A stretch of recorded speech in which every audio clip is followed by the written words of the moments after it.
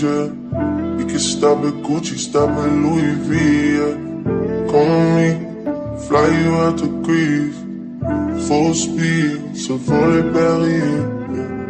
Come with me, leave all of your things, yeah. We can stop at Gucci, stop at Louis V, yeah. Come with me, fly you out to Greece. Full speed, Savoy Paris, yeah. Speed post, baby, in Nikki Beach. Waves in my ear, smoking weed. Been through the sand in the deep. All because of what I did on beats, baby. Life sweet, baby. I ain't stop, baby.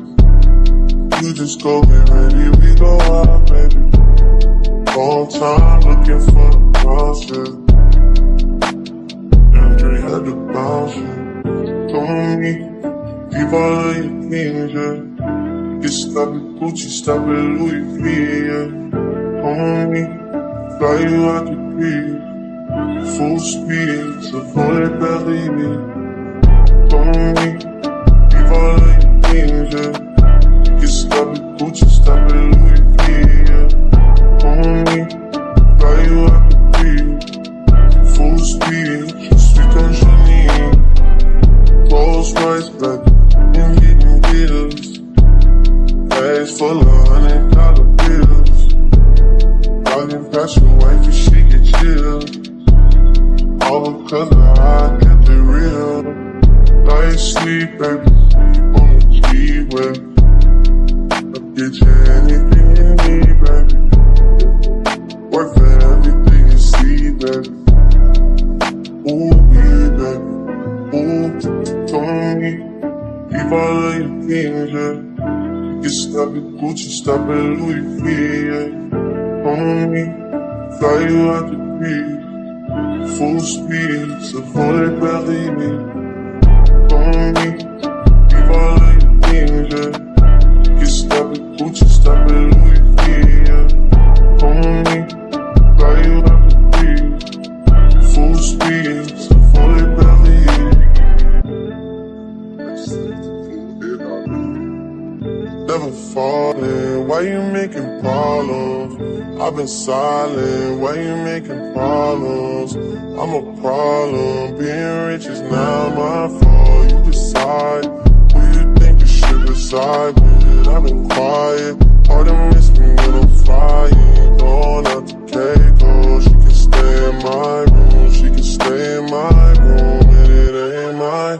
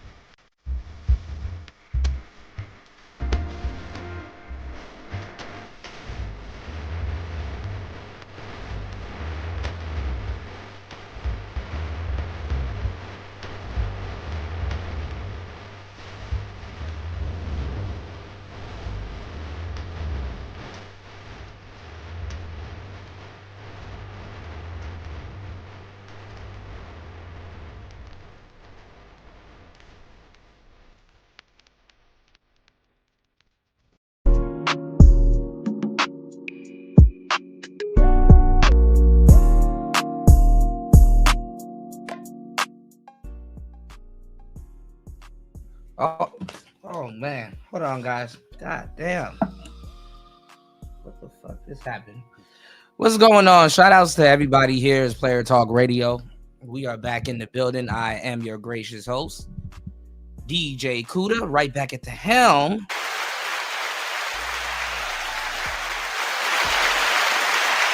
of today's show. Good to see you guys. All right. Shout outs to everybody that was kicking it with us on the last show, man. We talking about some funny stuff on the last show, man. I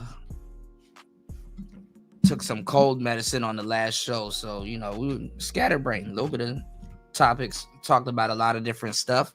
Shout outs to everybody in the building. Please hit the like button on the way in. Shout outs to Chris G in the place to be. Shout outs to UFO Kamikaze. Shout outs to Cope Approach. Good to see you, bro. As always. Shout outs to LT Man in the place to be. Shout outs to Shaka Nulu in the place to be. Yes, sir. Shout outs to Cynical in the building. Yes. Shout outs to everybody here.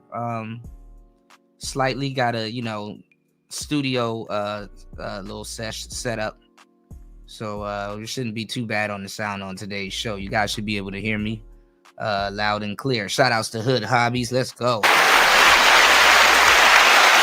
Shout outs to everybody here. Please hit the like button on the way in. You did. Chris G said, I wish I could stay up all night. Yeah, I kind of fired up a little bit later, today, but it is what it is, but we here. It's Player Talk Radio. We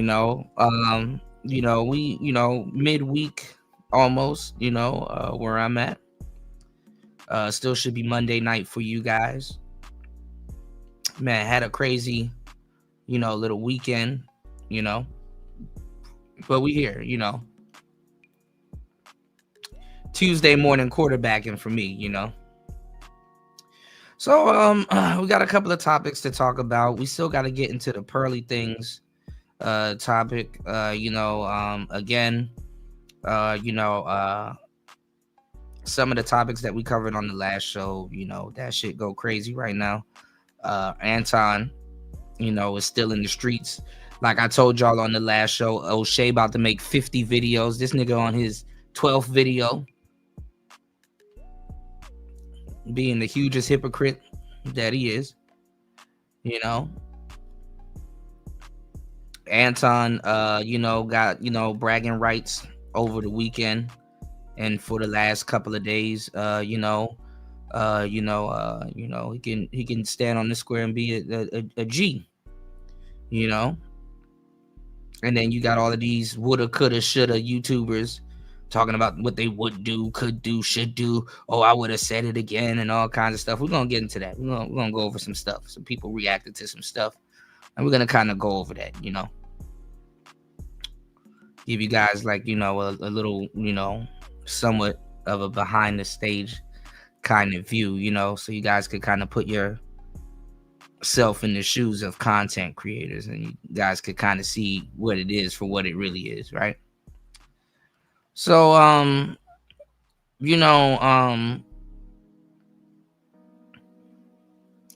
Tariq Nasheed actually came out and spoke on it. He's gonna be behind Corey.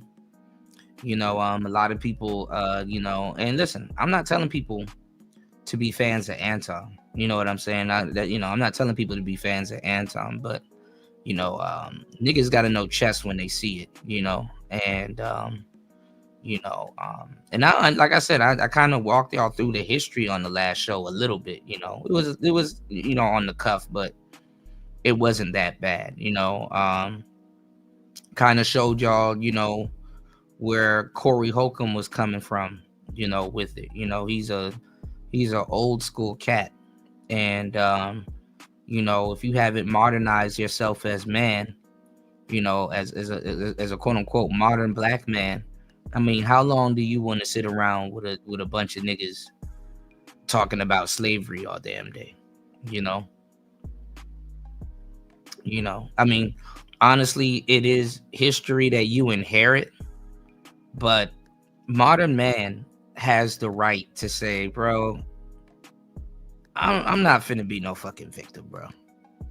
Of course we inherited this. This is something that I don't agree with. Yeah, the white man does this and the white man does that, but like, bro, the ship done sailed, bro. It's too much shit going on in the world now.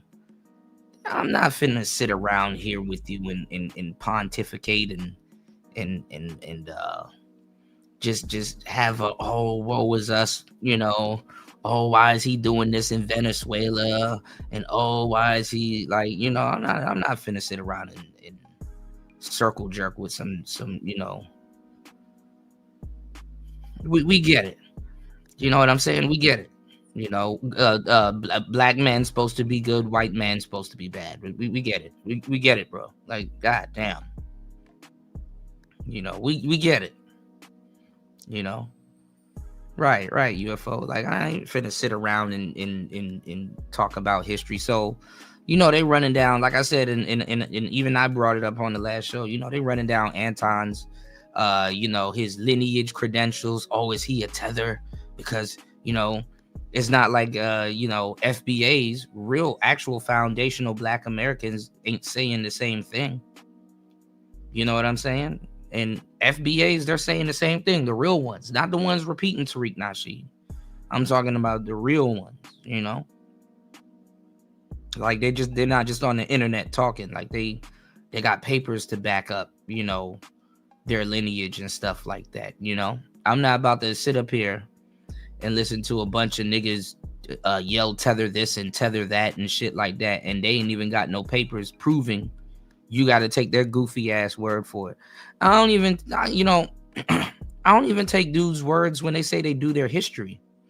If we want to sit around and quote unquote talk about Black history all day, we got to talk about that. This is the group and race of people that you obviously got to keep telling them over and over till you're blue in the face to do their damn history.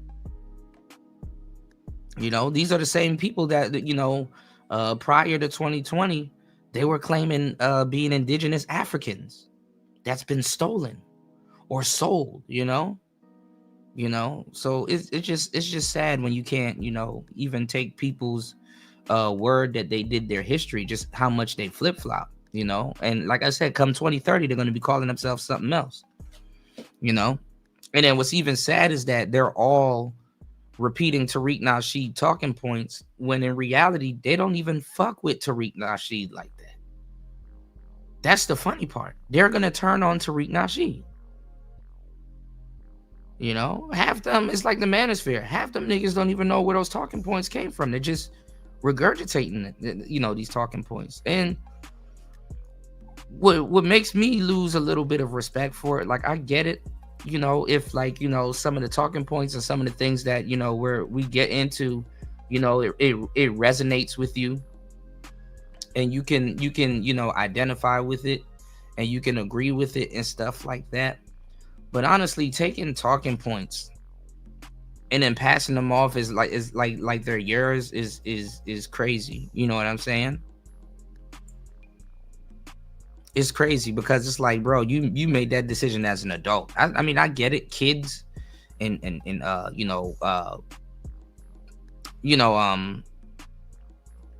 adults in general have what's called a herd mentality.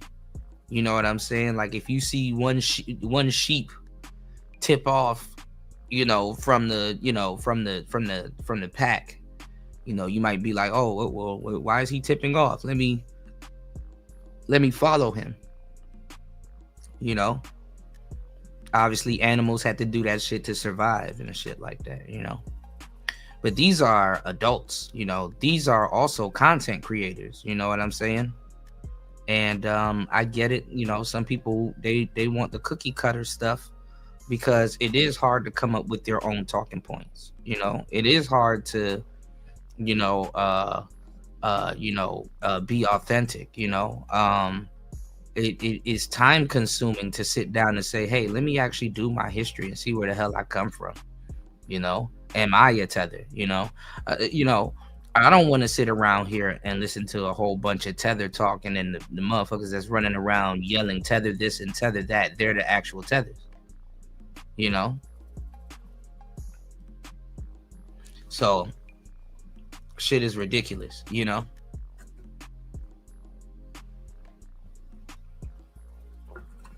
All right, y'all hit the like button. Please support the show if you agree.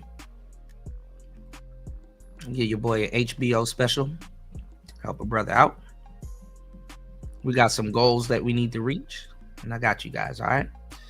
UFO Kamikaze said they're realizing that they're not getting reparations, so now they want to be Native American, hoping for tribal rights. Hilarious. Well, on the way to call themselves Aboriginal Americans, they backed off of the Native Americans and the tribal American thing.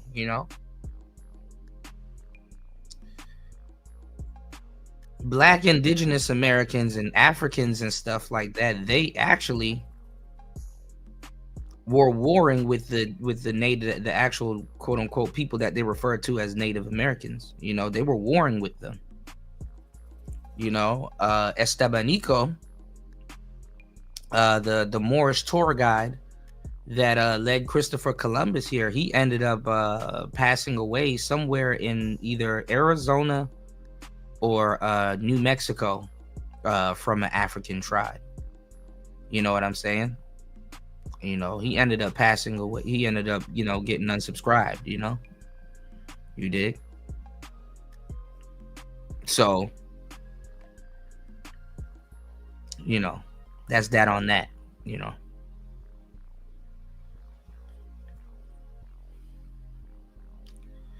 But I heard in California, there's some type of reparations being divvied out and stuff like that, And I have gone on to say,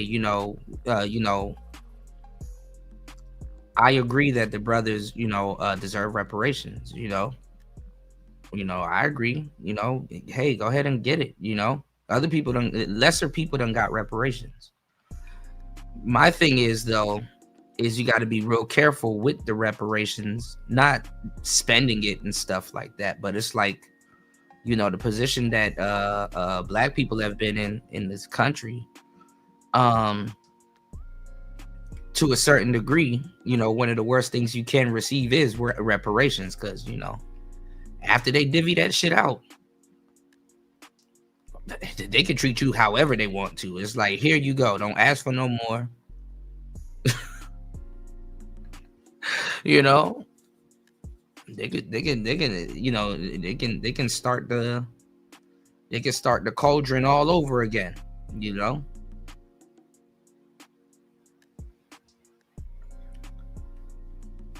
and it's a new group of people, you know what I'm saying? So, good luck on the sympathy side of the game,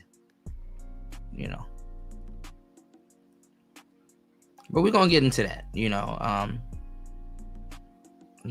Flex kind of went over the Corey Holcomb situation, and he's gonna agree with Corey Holcomb. Honestly, it's in his best interest to agree with Corey Holcomb. Only time, to a certain degree, and this happened during the last election season, where you're gonna get people that's gonna have to tell the truth. Tariq Nasheed and a lot of those cats, they were saying that, if Trump gets into office, you're gonna be back in slavery and all kinds of stuff. They really was, like Black history has been used as Santa Claus towards Black people so much. It's like, bro, niggas really thought niggas was gonna be out here picking cotton and all kinds of shit. Like, niggas successfully convinced y'all this shit. The Black manosphere, to a certain degree, this is why, like, we shouldn't really even be putting our political beliefs out there, was sitting up there trashing Black women. They were trashing Black women, and then those same people in the same breath that was trashing Black women told y'all to go vote for Kamala. Like, the shit made no goddamn sense. It made no damn sense. Shout outs to Curlin. Good to see you, bro. Yes, sir. Curlin said, bro, I saw a comment somewhere that said Somalis in Minnesota swiped our reparation. I about fell out of my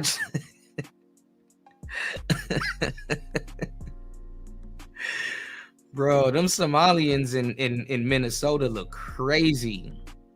Some of them look crazy. But you know they gotta, you know, there's a lot of them in Canada and stuff like that. So you know they can start importing, you know, their cousins and whatnot. You know, there's a lot of stuff going on in Minnesota when it comes to the Somalis. You know what I'm saying? And they've been getting into house and stuff like that. You know, I guess they're trying to corner the government, like politically and stuff like that, like get a lot of their people in office, and and also too, it seems like they're voting locally, you know, so it seems like they're participating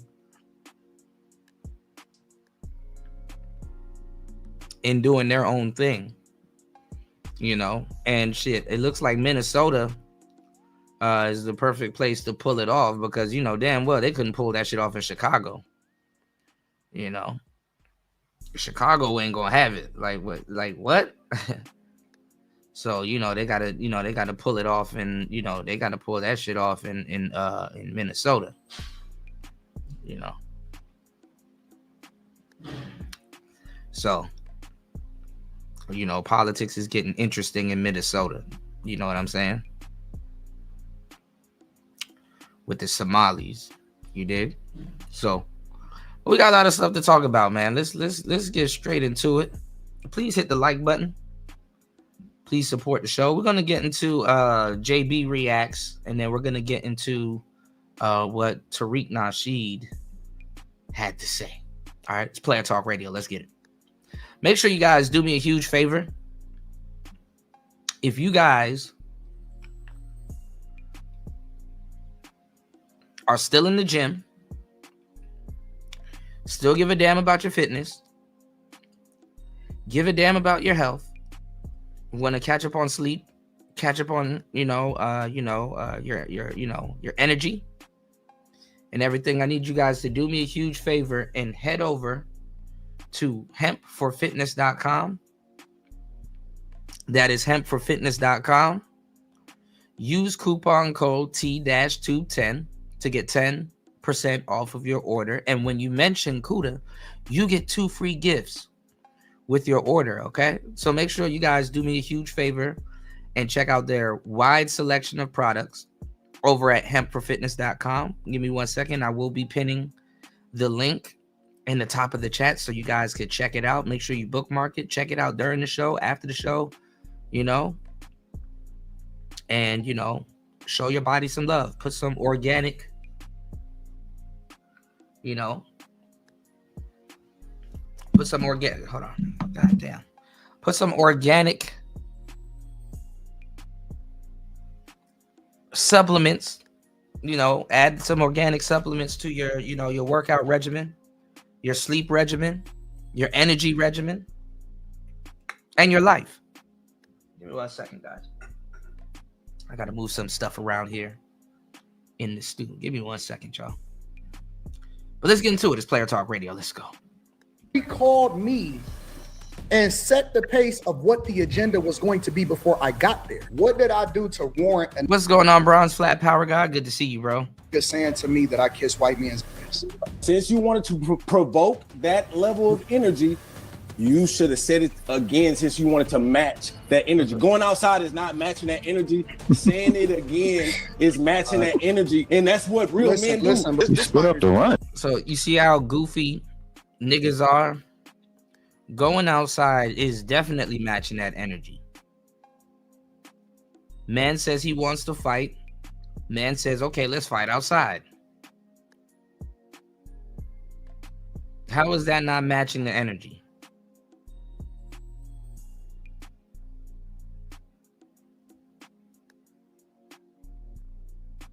Let's go.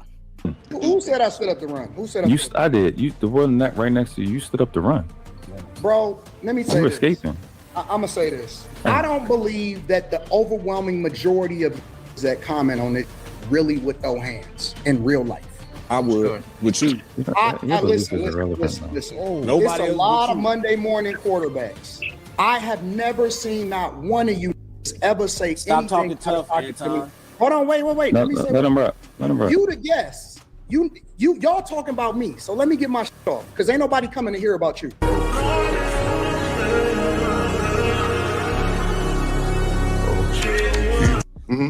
But first of all, let me say salute to the panel, salute to Philosophical. I know we had our differences in the past, but Yes, I we did. I And respect. I'm gonna say this before we get started. My issue with you, bro, is not success. It's not the fact that you have subscribers. Get your money. My issue is you come off as someone who's trying to talk to black men, but at the same time, or talk to black people or respond to black culture, but at the same time you shit on black culture, but you still try to carry the aesthetic that you know that's going to attract the same demographic that you're really trying to reprimand. If that's how it come off to me. Like I heard, like when we was on the panel, the thing that stood out to me the most, beside this, because you know I reached out to you after that, but you never responded. So No, you I know don't remember you reaching out to me after. I did. I sent you an email and you never responded. And I said, I get thousands of emails every. I bet I'm not putting you on the spot, but you responded to the first one, but you never responded to the second one. Because he was like, yo, we could talk, we could work it out. And I said, yo, but I want to have a conversation first. And I never got a response, but that's neither here nor there. But I'm saying this, when you get on these shows, the main thing that stood out to me that day when I called up on your show, you said Malcolm X, bro. And it wasn't even about, I was of course offended that you said that, but my issue is nobody else was. And I think that you saying stuff like that and people not responding and having no smoke, and all they could see is the fact that I cut this man off, but they had no smoke or no issue. Now you have a lot of people that says F Malcolm X. I've seen a lot of people saying, you know, oh, Martin Luther King was a tether and blah blah blah. You have a lot of people that speaking foul on the quote unquote black community. You know, so a lot of these people, they pick and choose who they want to, they pick and choose who they want to go at, or when they want to, play Mr. History Man, so hey. For you saying that to me was bothering me, and to me I'm seeing a trend of people just feeling like just on black people all together is something we need to do. Like we can call out the bad elements without throwing out the baby with the bathwater. Could you say maybe you don't agree with Malcolm X's message? Maybe he just don't agree. That's one of the biggest things I don't understand, is that because I'm black, I can't critique black problems or black issues that I might find as a problem. Like, what is wrong with that? White people do it all the time. Asian people do it all the time. Why can't you call out? You should be more qualified to call out your own culture's problems and have disagreements with outside of other cultures. I'm pretty sure you'll be really upset if a white guy was calling out black culture, or Asian or Mexican dude, because you would say that you don't even relate to what we actually experience, but you have someone who is black. It's a problem when you call out things. That's problematic to me. Black culture, you say that, but then when you go live, you got black culture aesthetics all around you, bro. Like you got Chronic behind you. That's a black street nigga album, for lack of a better term. You got this one, you got that one. So it's like you're trying to appeal to the aesthetic of black people, but then at the same time you want to smack them down. It's like I think you're sending mixed messages, and I feel like somebody that has your influence can do better than that. But that's my opinion, and that's what I want to talk about today. But the floor is yours. You can respond. Well, first of all, I wanted to say respect to the platform, and the reason that I'm coming up here is because I support all creators, regardless of whether I agree with them or not, right? So I could disagree with you, but it doesn't mean that I don't want you to win, right? So let me start there by saying respect to the platform, and that's why I'm here. The second thing is, to answer you directly, I do think that you need to throw the culture away, because what I define as the culture, because I think it's a difference between black people and black culture, right? What we push as black culture is the things that we celebrate the most. And definitively, most of the time, that is the worst things for us. We pedestalize, we celebrate it, we don't want to call it out, but then when somebody finally says something about it, then they become the big bad wolf. And so I don't celebrate the majority of what we as a culture like to champion is best for us. It has destroyed our households, it has destroyed our communities, and it's 10 times worse than it's ever been at any point in history. So I stand on that. I haven't changed up on that at all. I think I agree with that too. I believe that it needs to be a completely different culture, right? We celebrate jail culture, and then we down people that actually go to school every day, and we call them lames. Exactly. And I'm gonna be honest, I feel like I fit into that category because of the decisions that I made in my life or the path that I chose. People will look at me more like, hey, he might be corny, he might be lame because he, you know, talks a certain way, he acts a certain way. I grew up in the hood. I grew up in a project called Westlake Apartments, and I never resonated with hood type culture, like selling dope outside on the corner, trying to rob, trying to hit a lick, all this type of stuff. I never resonated with that. And it's not a social media thing. Look in your own backyard and see what your city, your hoods in your city, what do they look like? And then you can make that decision. But Anton, we push the worst things for ourselves, but then at the same time, you know how many people wanted to see me lose at Corey's platform? You know how many people wanted to see me lose? Well, why, Anton? Why they want to see you lose? Because I represent something that they are not used to seeing winning. But that's not true, Anton. That's It's not why very everybody wants. That's true. maybe why some of them do it. But No, everybody that's why didn't want to see you most lose people because do of that, bro. That's why most people do it. If I was up here talking about some of the worst stuff ever, like we always do in our culture, I would be cool. Anton, that's why I gotta disagree But with you. because I stand 10 toes I don't down think you on know what I what culture stand is. on, This is why because I'm of what I disagree with stand you, on, 10 Anton, toes down because on what I go through the stand same thing. I go through the same thing. Everybody in this space, I just got into it with Fatty because he was saying, you need to leave this space because you want to be righteous and all that. Because I be on panels talking about real shit. I be having interviews talking about stuff that's not messy. And I don't get that support when I do that. So I don't do that. Well, I that literally means was laughed at by people learn in how to this market space. yourself better. You need to learn I how to mean- market yourself better. That has nothing to do with No, I'm not even talking about, bro. I ain't even talking about numbers. I'm just talking about people rather see arguments than information. Now, if you want to say, hey, it's a better way to prevent your information, I'm always open to a suggestion. But what I'm saying is I've been on panels with just all men, bro, and they laughed at me because I said things like, they said, what's your solution, Illa? I said, I think the children is the solution. I think the children is a viable solution because we can't fix old dogs, but we can re-engineer and I agree with that. But this the thing. This Mhm. space laughed at me. I was on panels with dudes and I was bringing out. Maybe he might be in the wrong space. You ain't preaching nothing wrong if you saying that. I say the exact same thing. You might have to find a different way to gravitate or attach it to people, but you can't complain when the people around you are the ones that's clowning. You need to go to where it needs to be heard and where you can actually push your message at. You got other brothers like 19 Keys. I see him preach nothing but positivity, and he's very popular. You might have to move different. I think that's what Anton was getting at when he said you might have to market yourself better.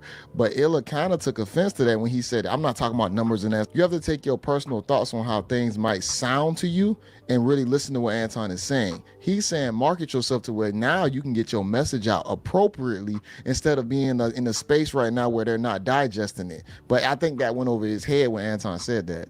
Books about history, about culture, The and difference niggas really between ask. you and me is I don't give a fuck about what people think about me. No, I'm just giving you an example of how the gripe that I don't give a fuck. That's why I do what I do. But No, I'm just giving you an example of that gripe that you have. I have that gripe as well. But that doesn't excuse, that doesn't mean I'm not going to still speak to these people with love. Like, it's still some love and empathy in me trying to relate to people because everybody is not what we see on the computer. Everybody's not what we see on the street. These people still got children, aunts and uncles and nieces and nephews. And So I don't just speak the message that this. Go ahead. Hold on, I just want to say this real philosophical. You cannot try and put that on Anton Daniels as a social media influencer to say that he needs to talk to people with love. Look for that. Yeah, like this whole shit is, oh, you need to do this and you need to do that. No, why don't you do it? Telling this man what he needs to do. You shouldn't have talked to Corey like that. I wouldn't have done that. Then again, you wouldn't have been up there talking to Corey in the first place. You ever thought about that?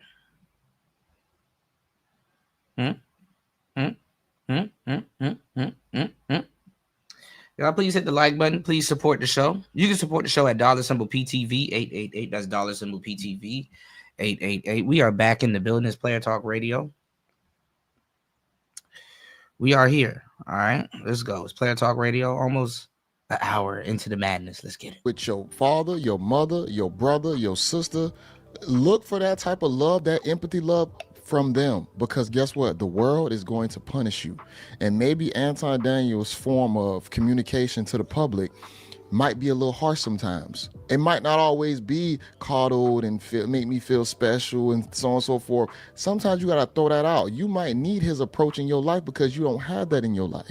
So to try and put that type of a standard on a content creator, somebody who don't know none of these people that listen to him, that is crazy as hell. You got to figure out in your life on what you need to listen to and what's digestible for yourself. But if you're looking for some type of coddle love, look for that in your personal family and the people around you that might reinforce your bad behavior.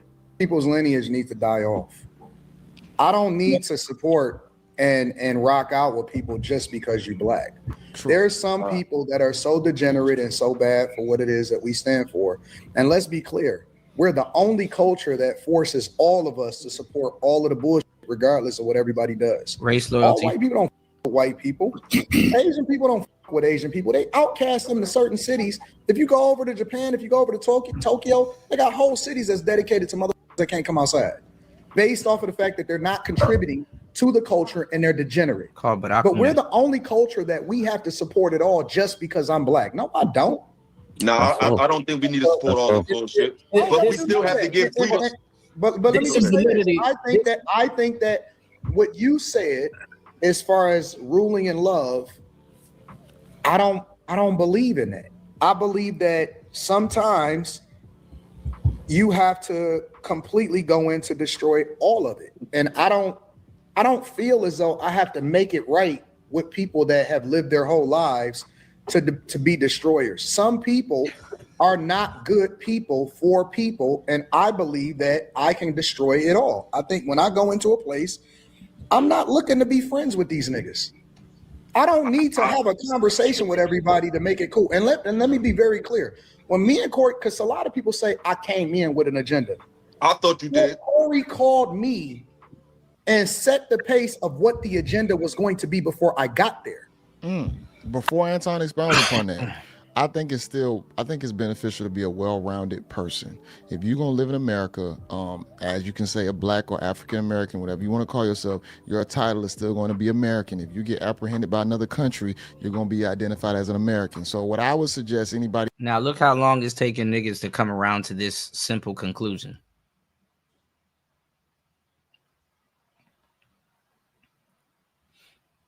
You know, I don't, you know, oh no, we're gonna build Wakanda in America. We gonna get rid of the white man, and then we're gonna inherit America. That's what we gonna do. Yeah, okay. Who lives in America to be well-rounded. I knew it was gonna be smoke because he already told me that it was gonna be smoke, and that he had smoke for me. I knew he was going to disrespect me before he disrespected me because he had already led on. He didn't say directly, I'm going to disrespect you. He said, I got smoke for you, and it's not going to, you know what I'm saying? It's not going to be one of them cool shows. So what do you think I'm going to do? You think I'm going to go in there like a deer in headlights? Oh, wow.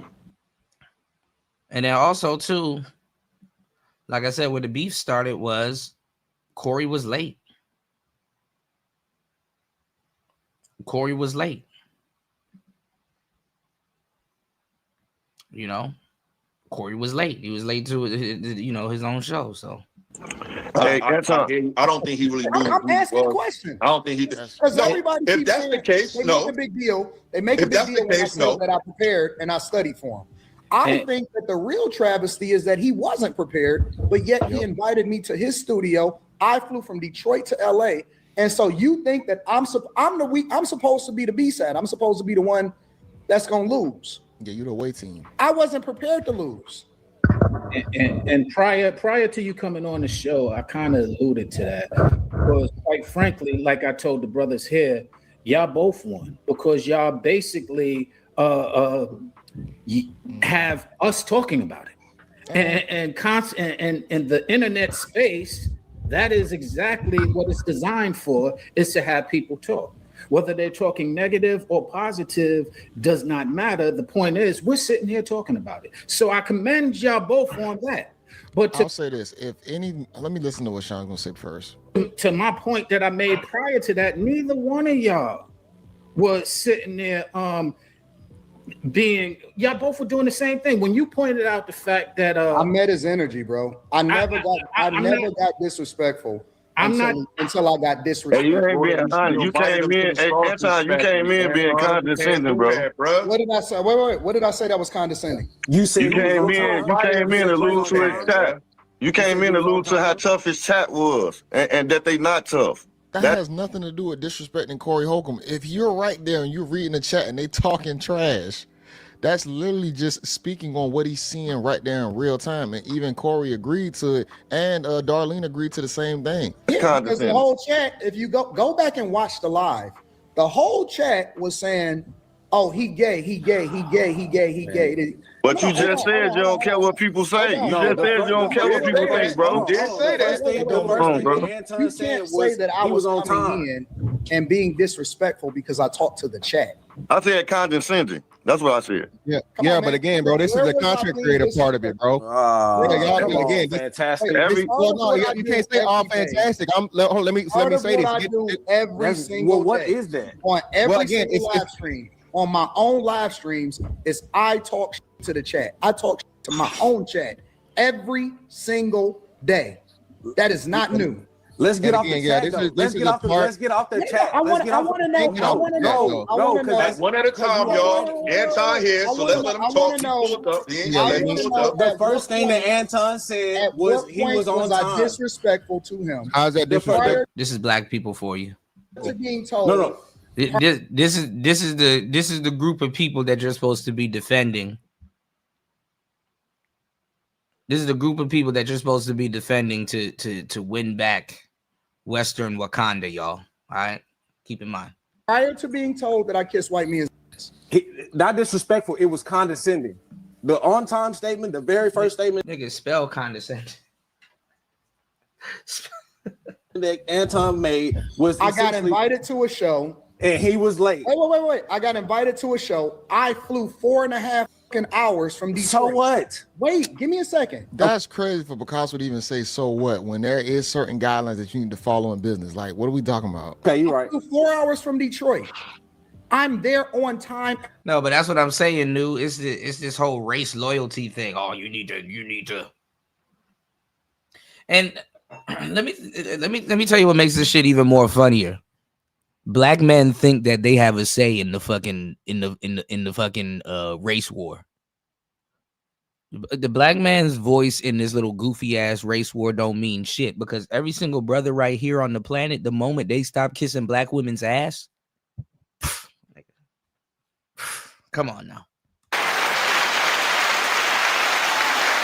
The moment they stop kissing sisters' ass, they getting excommunicated. They're like their voice don't even count. The people that need to be listening to them ain't listening to them, which is the sisters. Like, why are y'all even talking to Anton? And really what it is to attach themselves to a trending story. Honestly, there's nothing to say to Anton. Man goes on podcast, man gets disrespected, man matches energy. Other men try to turn up, it didn't work. Nothing happened because nothing was going to happen anyway. So you might as well make the best of it and you know what I'm saying, and go get your clout and get the fuck on. Like, basically.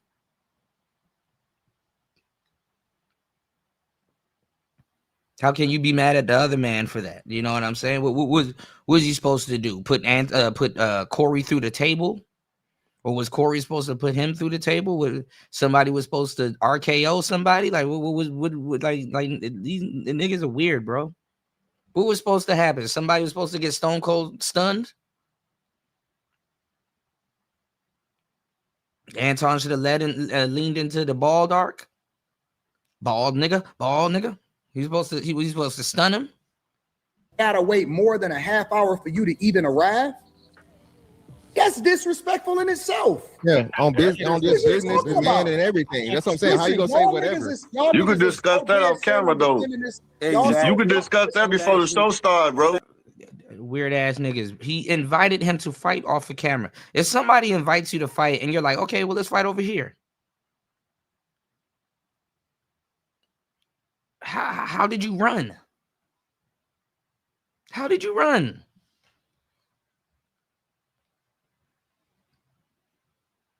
Hey, I want to fight you at Hell in a Cell. Oh no, we can do it over here in the Elimination Chamber. What's up? Nah, man. You could discuss that before the show started. If it's that big of a deal, bro, you could discuss that before the camera get rolling. In fairness, hold on. Hey, when Illa talking, man, y'all gotta shut the hell up. When Illa talking, y'all gotta shut the fuck up, bro. All right, fellas. Why do you think that he was complaining about the conversation that I had with Darlene for a long time before he? Shouts to everybody here. We're an hour into the madness. Please hit the links in the chat. Please support the show. Let's get it. It's player talk. And got there. You know why I was able to do that? Is because he wasn't there. Yeah, he was late. The reason why I was able to have so much conversation and get toured on the whole facility and find out who owned it and learn all about what it is that's going on and see how his production team worked and kick it with Darlene and get every single piece of information is because he wasn't there. That's not my fault. That's the you fault. So what are you trying to expose by doing that? No, I said, what did I do that was disrespectful prior to being told? Before we got to the disrespectful part, we asked about the condescending. The first thing that they said was the chat. But no, hold on, Anton. Well, I tell you, man, niggas learn one word and they spend the rest of the show saying that one word that they just learned. Bro, both of Darlene's old album covers were fire. You know, condescending thing you did, the very first thing you said was condescending, which was I was on time, which was something you could have, Ice-T's album covers, yo. Something you could have discussed afterwards, but you came there with the identity that you were gonna win something. That's unfair. What's going on, War Master? Oh my goodness, I'm trying to get a new one, man. You know, I'm not having the best of luck this month. You know, good to see you, my brother. Welcome back to the show, man. Lord have mercy. All right. Shout outs to War Master in the building. Yes, sir. All right. How are we sounding on the studio side of the game? You know, got a slight little studio set up where I'm at right now. I'm glad the Wi-Fi is not giving me too much trouble, but let me hurry up and work, for you guys and not jinx it. All right, let's get it. Listen. So, as grown men, he can't have a little add that to the conversation or whatnot, man. Happy Martin Luther King Day to everybody, y'all. We're gonna chop it up. In the workplace all the time, people start meetings off. If you late, they gonna call you out. They gonna say something about you. Talking about these are two grown adults, two fully functioning, high profile individuals, and you telling me that one can't say that to just spice the conversation up or lead into the conversation. There's nothing wrong with that. Like, now it's gonna boil down to how you as a person is receiving it, and if you might be emotional, possibly. He already explained what he was trying to do. He already on the phone. He wanted this to be an explosive, volatile, and he wanted this to be emotional. Oh wow! He told me, listen. Like, why don't dudes actually let the person that was there, that got invited there, talk and fill in the information before they just start jumping to conclusions, man? I think you were being condensation, Anton. I think you were being condensation. I know he said condescending. Shout outs to War Master. War Master had me laughing the other day when I said, nigga, spell Venezuela. But we done switched up on today's show, War Master. Now it's spell condescending. Listen, this is the honest to God truth. Can you prove that? Listen to Y'all let him talk. Let him talk. Okay. Y'all let him It's talk. You okay. don't Let have him to talk. prove it. No, You you're can right, ask right, him. Anton. Wait. Listen to what I'm about to say. Yeah. One of the things that he told me when I first got on the call is, I hope you don't record phone calls. I said, why? I said, what is that? I said, I don't record no phone calls. I said, you ain't never seen me drop no receipts on nobody phone calls. He said, because I want to set the stage of how things is gonna go. First thing he started to do is he started to talk about all of the niggas that he didn't like. I'm not gonna say that out loud because that ain't got nothing to do with it. That ain't important. The second thing that he said was what he wanted the show to be like. He knew it was gonna be volatile. He knew it was gonna be problems. He didn't want me to agree with him, and he wanted it to actually be some real fireworks in there. I think that right there closes the door for a lot of people's arguments who had the question of, was it staged? Of course it wasn't staged, but the fact that Corey actually asked Anton to make it spicy, to add a little bit more flair and fire to it, what you expect Anton to do? Hold back no punches. Like, if he's going to come in there, if Corey's going to start talking about certain topics that Anton is very prolific in, if he's going to do that, that means Anton is going. But most and I said this with the sisters, like and fuck the black man's word don't even fucking count. I'm not talking to no goofy niggas about no damn history. That shit gonna turn into a fucking history lesson. To a nigga, his words don't count. Yeah, man. The more we go forward, it's so true on that shit. Like, this man's word don't count. Because once that dude that's trying to hold you to this race loyalty bullshit stops worshiping black women, he's getting kicked out of the same black community he's trying to hold you race loyal to.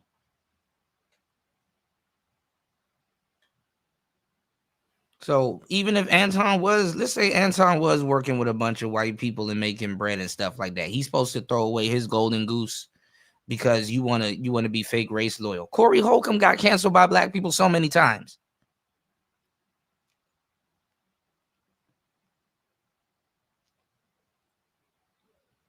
I don't give a damn if you new or old. You have the right to say, yo, F these people, let me do my own thing.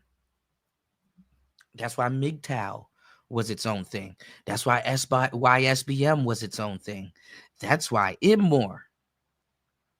You know, the black men that came from the Hotep sector, these people are going down the same rabbit hole we already set the stage for. IBMOR, introspective black men of reform, all them niggas came from the fucking pro-black sector. Even Sonetta was over here a couple of years ago when black women was chewing him out because they didn't think he was worshiping them as much as they thought he should have, was talking about coming over here. Young Pharaoh, what's he doing now? Where's Polite?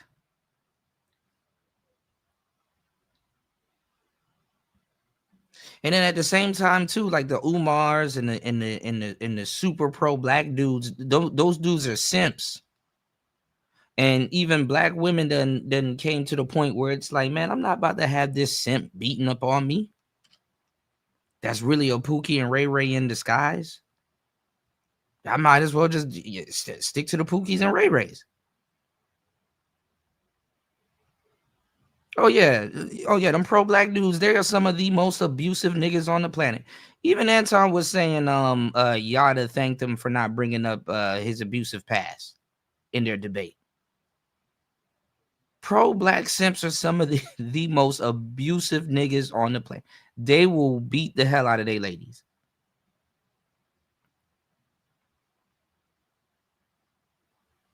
Come on now. To get them in line. Now, see, on the front end, when they're trying to charm and disarm those women, yeah, they're going to kind of disguise that. But once they're in a relationship with those women, or they have some type of, sister wife or any of that stuff set up, come on now. All right, what's going on, Mella? Good to see you, love. Happy New Year's. Shout outs to Mella in the building. Let's go. Bring his A game. That means that when the conversation is going a certain direction, Anton is going to make sure he recenter it and redirect it to make sure he controls the argument. See, that's how, and I mentioned this on a panel I was on, to where. And Corey was bouncing from topic to topic. I mean, I guess it happens, but come on now. What's going on, SD? Shout outs to everybody here. Please hit the like button on the way in. Wipe your feet off at the door. An hour and 11 minutes into the madness. Please support the show. You can support the show at $PTV 888. That's $PTV 888. We are in the building. This Player Talk Radio. Let's get it. It's a debate tactic when you can restructure how the conversation is going to flow, opposed to it's called reframing. Interviewer asking you all these questions, jumping around. Anton went straight to the meat and potatoes and went straight to some of the main talking points. Hold on. Are you saying? Hold on. Okay. If you set the stage for how you want it to go, it's your show, it's your studio, it's your production team. You say you want me to be there. I got the text messages from Phil of exactly the time that I had to be there. I'm sitting there waiting, all of this stuff. Why are y'all making so many excuses for a grown man not being able to meet the expectation? Exactly. Let me ask this question. Hold on, let me ask this question. Let me ask this question. Monster, let me jump in real quick. I'm gonna say this. Good at. Because I don't want to be petty. Because somebody said this one Anton good at, boy, it's crazy. That's we can get to the meat of the shit. If just a whole bunch of niggas clamoring, you give me a chance to say something stupid. Let me get a chance to say something stupid. If that's the case, out of fairness, I'm not, because I wasn't there. Nobody can say I'm unfair. We already know our history is well documented. If Corey was late and he told you that on the phone, you just saying I was on time is minor.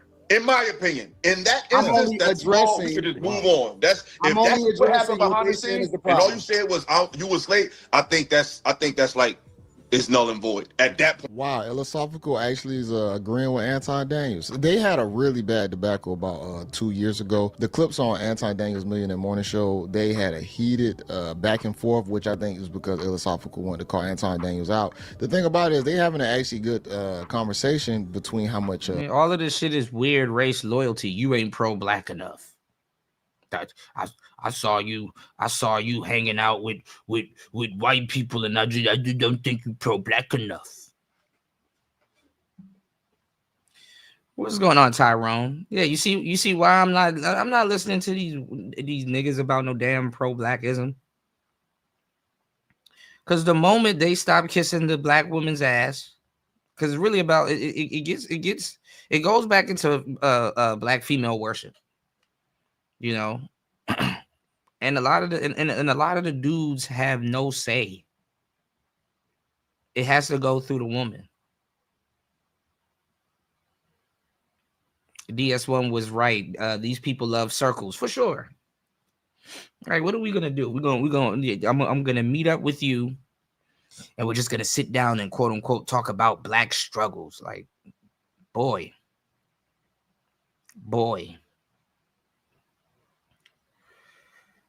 It is 2026, man. And the crazy part is that you're quote unquote working with people that will be so quick to put their hands on you over a disagreement. And it's not even a disagreement, because a disagreement would be like, you understand what I'm saying, I understand what you're saying, and we just disagree, or I believe in something completely different, or you believe in something completely different. They want to put their hands on you, not over necessarily a disagreement. They want to put their hands on you over confusion. So not only to talk some sense into a nigga, you got to knock his head between the washer and the dryer. You have to literally kick knowledge into his head. Oh, see, I didn't know that. I was too busy yelling like my mama used to yell. I thought you wasn't making no sense. I thought you didn't have no type of logic. But see, now that we done fought and both of us done drew blood, now I'm starting to begin to understand what you talking about. My fault. Fuck out of here. What Finesse 2 times say? If I get into a fight with you and you hit me hard enough, I'm gonna shoot you. Fuck the bullshit.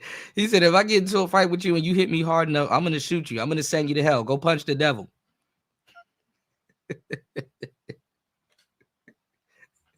plenty of people for you to fight in hell, you know? Shit. Fuck that.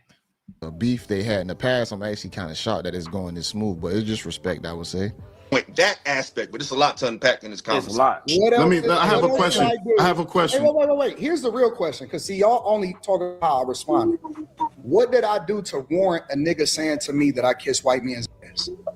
Well, And Anton needs to know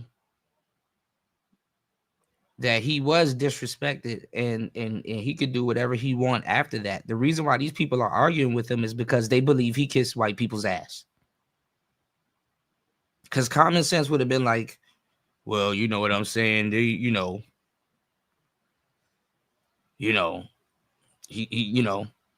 they believe that he kissed white people's ass. Oh shit. Shout outs to Chris G. Starting off the support. I appreciate you, brother. Dropping a huge $2.50 on the Cash App. I appreciate you. Let's go. It's Player Talk Radio. Let's get it. More. Wendy? Thanks, Chuck. We're standing here in front of the Olympic Liquor Store in Queens, where scores of African Americans have been lined up for hours. We spoke to a few of them earlier. Ladies, may we get a word? Hide the money, y'all. There's poor people around. With your broke ass. Yes, sir. Yes, sir. All right. Give me 1 second, guys. Let's get back into it. It's Player Talk Radio. Let's get it. Let's go. You kept avoiding the question. Hold on. Let me make this statement. Bonson, go ahead, Bonson. Go ahead. I got a statement to make because I gotta run in a little bit. But when I first got on, I specifically said you can't police someone's response to disrespect. I said that. So whatever someone says or does that triggers you in a way that's disrespectful, they don't have a right to determine how you respond to their disrespect. But I agree. But what I wanted to say, though, my question for you, Anton, is this. You spoke about how certain aspects of Black culture is toxic, how it needs to die, and I understand the majority of what it is yes. For sure. And you don't really care about, what people think, so on and so forth. However, I must say, do you think the display that you both had is a good image and positive and beneficial to the image of Black men based on what's already said about the levels of ignorance or toxicity that people say we display? Wouldn't that be a part of the negative elements of Black culture that you are against? No, absolutely not. Could you explain? Is because how about somebody trying to fight you on their show is a negative element? How about that? How about somebody trying to fight you being a negative element? Another Black man inciting violence on you. How about that be a negative element? Y'all ever thought about that? This is the problem with talking to knuckle dragging niggas.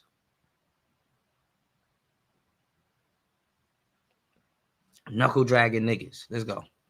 I believe that people need to understand that intellect, and the nerd, because I champion myself as being a nerd, that it's cooler to be the nerd than it is to be the guy that he is. Okay. I think it was a healthy back and forth. Don't get me wrong. Was it chaotic on camera or whatnot? Yes, but it never went to actually fighting.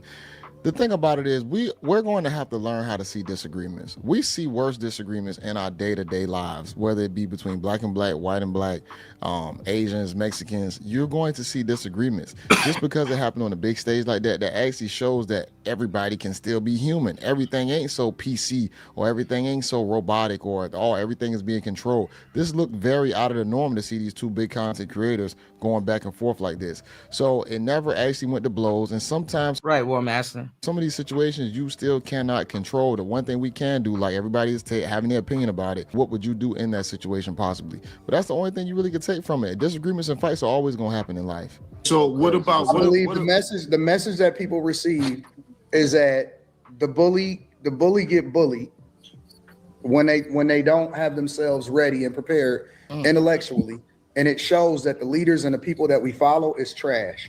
And so I don't give a fuck about what other people think about me. As far as like outsiders, what people will say is the image of Black people. The only thing I care about is how am I affecting other people as far as changing the narrative of what we should be and how we should be as far as what we champion is the best thing for the culture. Yeah. That's the only thing I Understood. care Now, about. I don't care about what nobody else thinks. So, do you think that's that not was a a nerd good concept. display?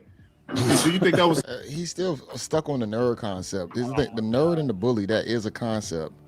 The bully usually bullies the nerd. The nerd sometimes doesn't fight back, but I think what Anton's analogy is that the nerd fights back against the bully, the person. Yeah, I got 4. I sparked up my second channel because I haven't gone live over there in a minute, so I want to put that channel back in the algorithm. But I got 4 lives going on YouTube, and we're live over on Rumble. All right, so if you guys want to catch the replay, make sure y'all follow the Rumble. If y'all need the link for that, I'll put that in the chat too. All right, let's get it. Who's possibly perceived as more cooler in the culture, and So I need you guys to share the show, because we're not getting the reach that we need. But let's go. I think Anton is kind of more the underdog based on the conversation because Corey already put him in a category to say he like white people. So that's already going to put you in a place with Black people as the black sheep. What the hell? Why you think like that? So it does show a bigger image behind the scenes on you can see what 2 parties are fighting against each other. A good display of what Black culture should be. 2 Black men, Mandingo fighting, using profanity against each other, cursing each other out. Do you think that was a good display of what Black masculinity should be, as opposed to, because to me it seemed like that's the same thing. That's already. Yeah, I missed everything, man. I missed it, New. I was gonna ask you about it. Hold on. Let me finish. Let me just. Let me know if you want us to go over some of it too. What was intellectual about that? Because to me, the display was very similar to what we see on Zeus Network or any other Black. But this is the funny part. And this is how contradictory Black people are. Corey Holcomb was the aggressor on that show. What was the first thing I said to y'all? Corey Holcomb took on the bully aspect. Corey Holcomb was the one that took on the bully aspect. So if you're for the intellectual, successful Black man, I'm going to tell you the truth, whether you like him or not, by default, you should have been on Anton's side. Corey turned it up. Hey, I'm about to fight you behind this. Hey, don't call me that. And respectfully, nobody wants to be called, gay or anything like that. But definitely nobody wants to say, oh, man, you kissing white people's ass. Like, what do you mean? In what context? Were you talking about my appearance on Fox? Like, be specific.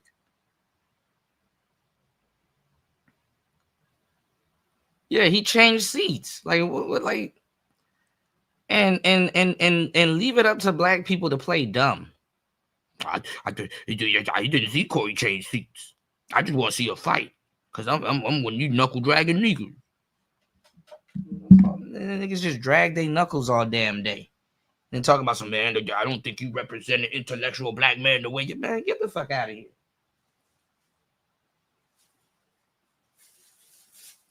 Like, when the fuck these niggas cared about the intellectual Black man? You fooling, man. And I can speak on that because I've been doing it longer than half the people on this damn panel. Intellectual Black man. Okay. Media-based show in terms of the dialogue being toxic, disrespectful to one another. Because my position is that you both took L's in that regard. I understand you had an agenda, he had an agenda, but to me, it just wasn't a good look. I understand you don't care, but not caring still doesn't speak to the fact of what needs to change in Black culture as far as the nonsense and the toxicity. And I think that was a further display of that. I think you need to go back and study the tape. But even more importantly, what I took from it is it was intellectual until it wasn't.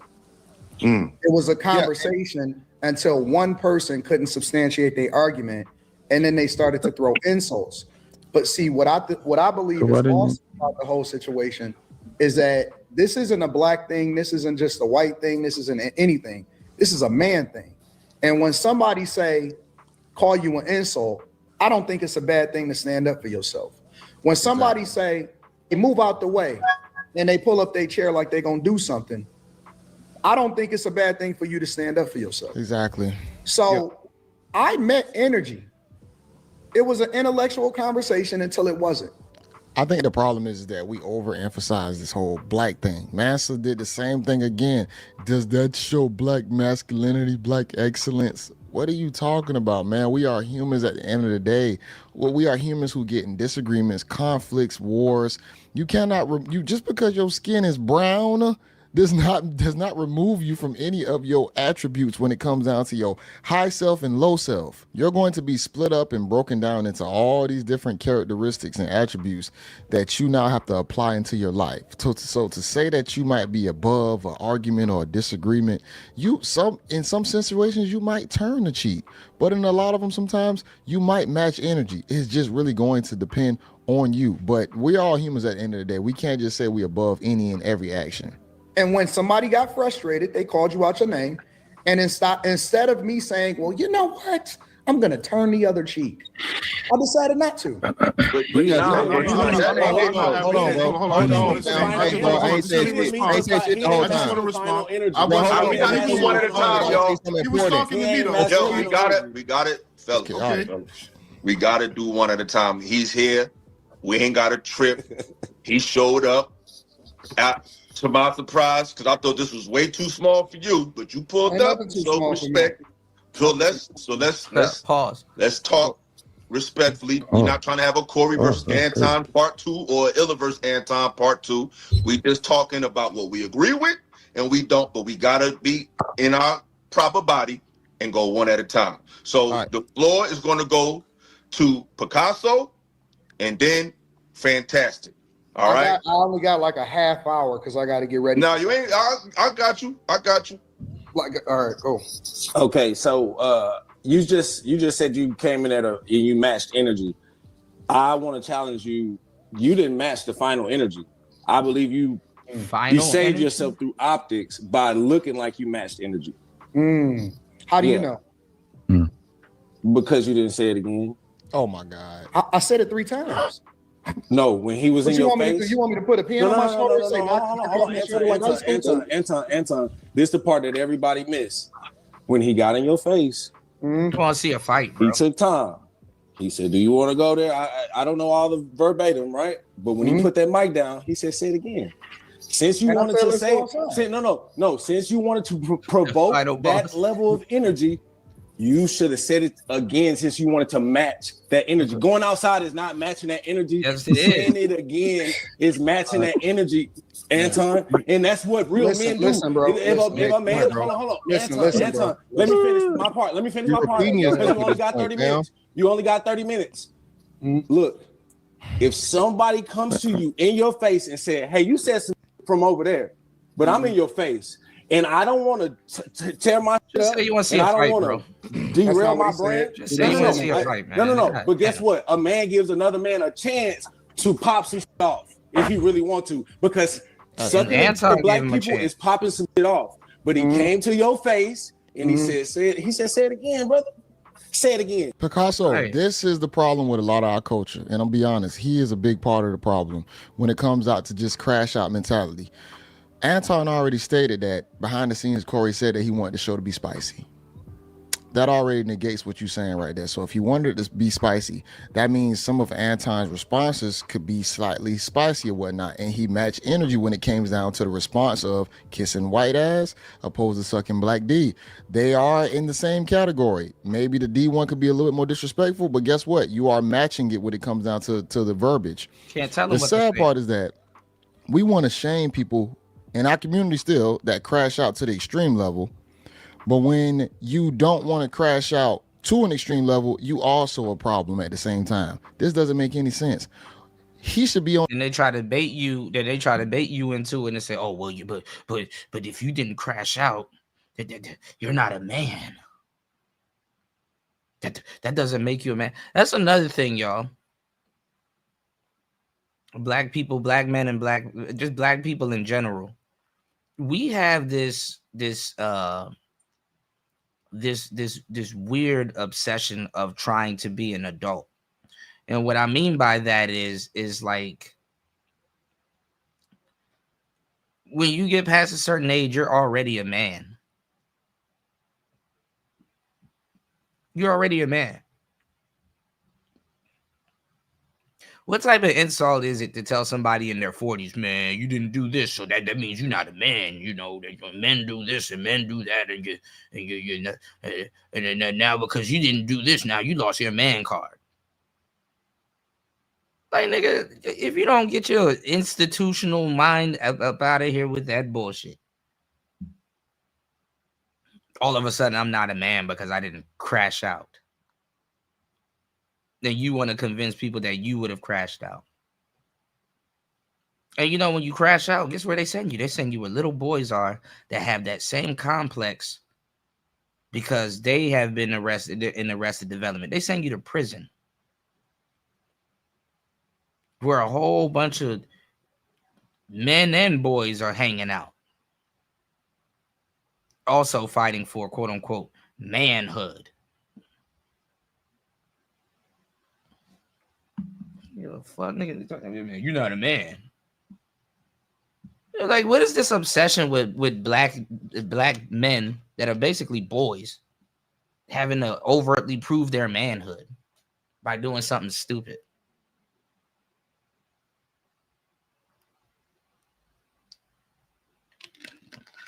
Try to explain chess to niggas, man. Try to explain chess to niggas, man. You're going to have a hard fucking time trying to explain chess to niggas.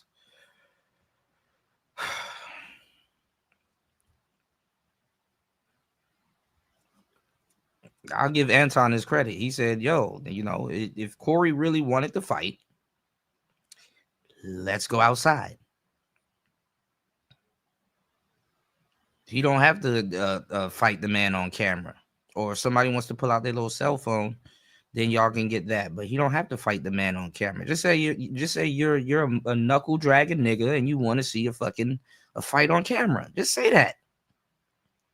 Don't sit up here, man. You ain't a man because you know that man got in your face and stuff like that. Yeah, and I got up and invited him outside to get in my face one more time.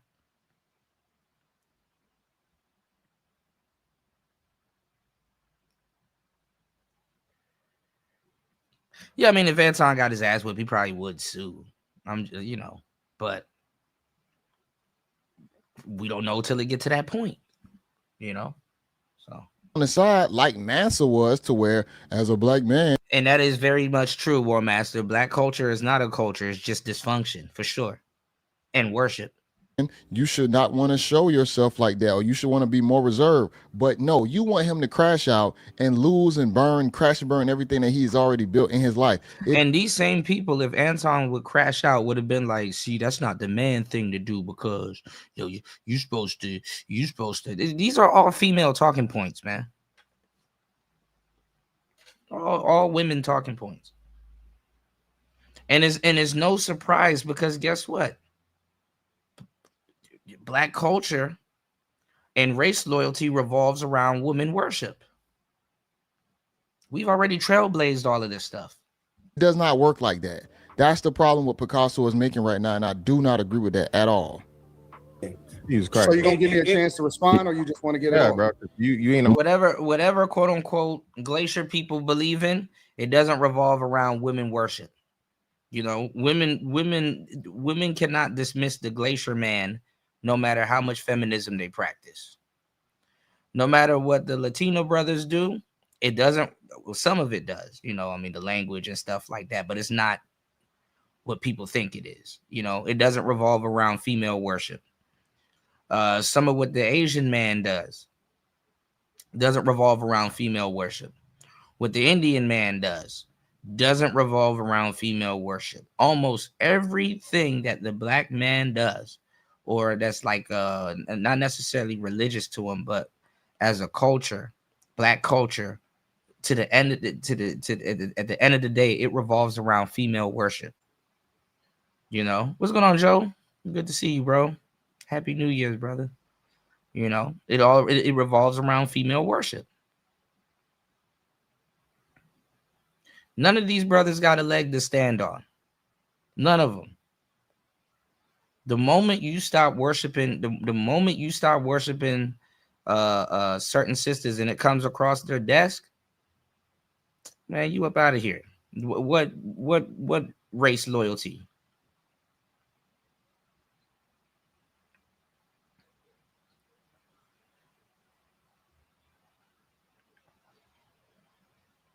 And like I said, Corey Holcomb, and I showed it to you guys by going down the history ladder. Corey Holcomb, you know, felt that he, you know, he quote unquote didn't sell out to Hollywood. He didn't sell out to the white man because he didn't, you know, he didn't compromise, you know, his you know, his comedy career for that. You know, I guess he feels he didn't compromise his comedy career for that. But that excluded him from a lot of movies. That left him kind of with the, you know, the Chitlin Circuit black people, you know. So I mean, but see, at a point in time when he did what he did, he probably think that he was, you know, noble and race loyal. But Corey has said and will say more things that's gonna piss sisters off. And in the same race that the same race loyalty that he believes that he's practiced, he'd be squared away also just as quick. Look at Dr. Umar. What happened to Dr. Umar during the elections? Dr. Umar talks all of the female worship talking points. You know, black women is Dr. Umar's base. You understand what I'm saying? And the moment that he expressed that he did not agree with Kamala, they canceled Dr. Umar. Because a lot of women looked at it like, okay, Mr. Simp Man, we have you up here simping your ass off. And now, you know, even though they didn't give a damn, it just happened to be a black woman that could potentially run for president or be voted for. They're like, okay, now all the simp troops that we done gathered up, this is the moment of truth. You're supposed to be riding with us.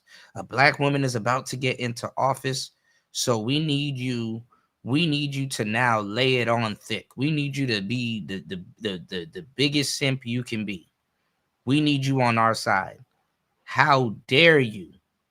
How dare you openly say that Kamala's not qualified? It was to the point that the FBAs, Tariq and them, had to tell you the next time around. I hate to say it, but we gotta choose the you know the snake with the least amount of, you know. We gotta use our brains now. Tariq Nasheed was telling y'all to go vote for Trump this time around. And he and respectfully, Flex had to downplay it. Because even some of these pro-blacks had to wake up and be like, yeah, this is kind of not feasible. You know, Kamala's not even coming out. She's not even saying nothing. She not even making no. Nigga, Donald Trump was scooping fries at McDonald's. Y'all are so quick to forget. This nigga was scooping fries at McDonald's.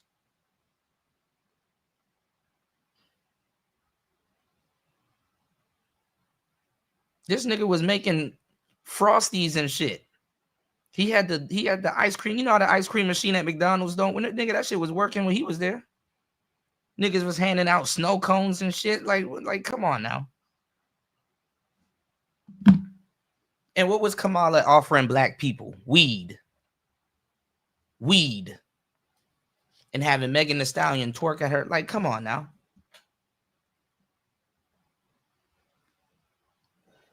Oh, you Negroes like that. You like weed and twerking, huh? Oh, yeah. weed and twerking. Black spirituals. Yeah, I like Corey. Corey is the fucking man, but definitely he had definitely Anton, you know, he kind of wasn't ready for it. Whereas a lot of black people that's trying to have that, you know what I'm saying? Those, you know, a lot of black people that want you to, you know, be race loyal and stuff like that. They're not ready for no real quote unquote black conversation. And honestly, I'm going to tell you the truth. The only thing that kind of reminds a lot of black people of who they are and shit like that is when the elections come around. You know what I'm saying? You had a lot of brothers that were sitting up here, F black women and blah, blah, blah, this, and the sisters ain't shit, and blah, blah, blah, and the sisters ain't shit, and don't trust black women. And they repeated every single red pill talking point. And then when it was time to come vote, hey, man, you gotta vote for Kamala, man. You know, I did call her a tether. I did say she not like us. I sat up there and I was singing and all kinds of stuff. But when it comes down to it, man, Donald Trump trying to get us back in slavery. You gotta vote for Kamala. I got daughters. That was the big excuse. I got daughters. Like Kamala was supposed to save their black daughter. Oh man, Kamala, she gonna look out for the women. She gonna, you know what I'm saying? She gonna, you know, she gonna save our daughters, bro.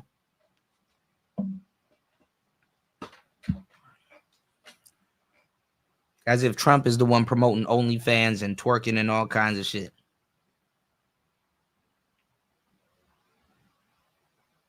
Let's go, man. Was matching energy until he wasn't. Hey, fantastic. Chill out. Go ahead, Anton. You telling me to chill out, nigga? I'm the only one that's Hold on. We ain't gotta argue. Here's the thing. Here's where I'm from. It may be a little bit different than where you from. Where I'm from, we don't have to go up to a person and say, we don't need nobody to put a battery in our back to do whatever it is that we feel. If we feel disrespected, we disrespect it. So it's either you're gonna do something or you don't. Here's the key. I'm not there to fight. I'm not there to be a tough guy. Exactly. But you were. You provoked something. You gonna let me finish? Yeah, let him talk. Please let him talk. You gonna let me finish? I'm not there to be the tough guy. I'm also not there to fuck up your platform. Because the one thing that we know for sure, and the two things is for certain, is YouTube do not fuck around when people fight. Okay. They don't fuck around with porn and they don't fuck around with fighting. That is true. They will demonetize you, they will remove you, and your platform will be completely gone. That's just the facts. So what I told him is that, listen, I'm gonna respect your platform. That's what I said, word for word. I said, I'm gonna respect your platform. Let's go out back. In the midst of all, when he said it again, I said, nah, listen, I said, man, I don't give a fuck about none of that shit. You ain't tough. I don't think you're gonna do nothing, but I'm gonna respect your platform. That's no, Anton. Picasso wants you to be a crash out. He wants you to crash and burn both of y'all platforms and not care about the situation. I said out of my mouth verbatim. And he'll be the same one turning around, man. Anton, why you do that? We supposed to be brothers. Why you do that? Why you do that, Anton? Why you do that? Okay. And I said, all right, listen. The minute you let Fantastic get in it, he ain't gonna be here that long. The minute that he put the microphone down, I said, because apparently to me that means it ain't no more talking. All right, well we can go outside with. Oh man, come on. Like what was Corey supposed to do? He was supposed to throw the mic at Anton, yell Valhalla, and just do like a fucking Superman punch. Like would that satisfy you knuckle dragging niggas? Like what are you supposed to Valhalla? Because you know when you about to fight somebody, you gotta say something to throw them off and shit. Like Valhalla, and then you know next minute, you know, Superman punch.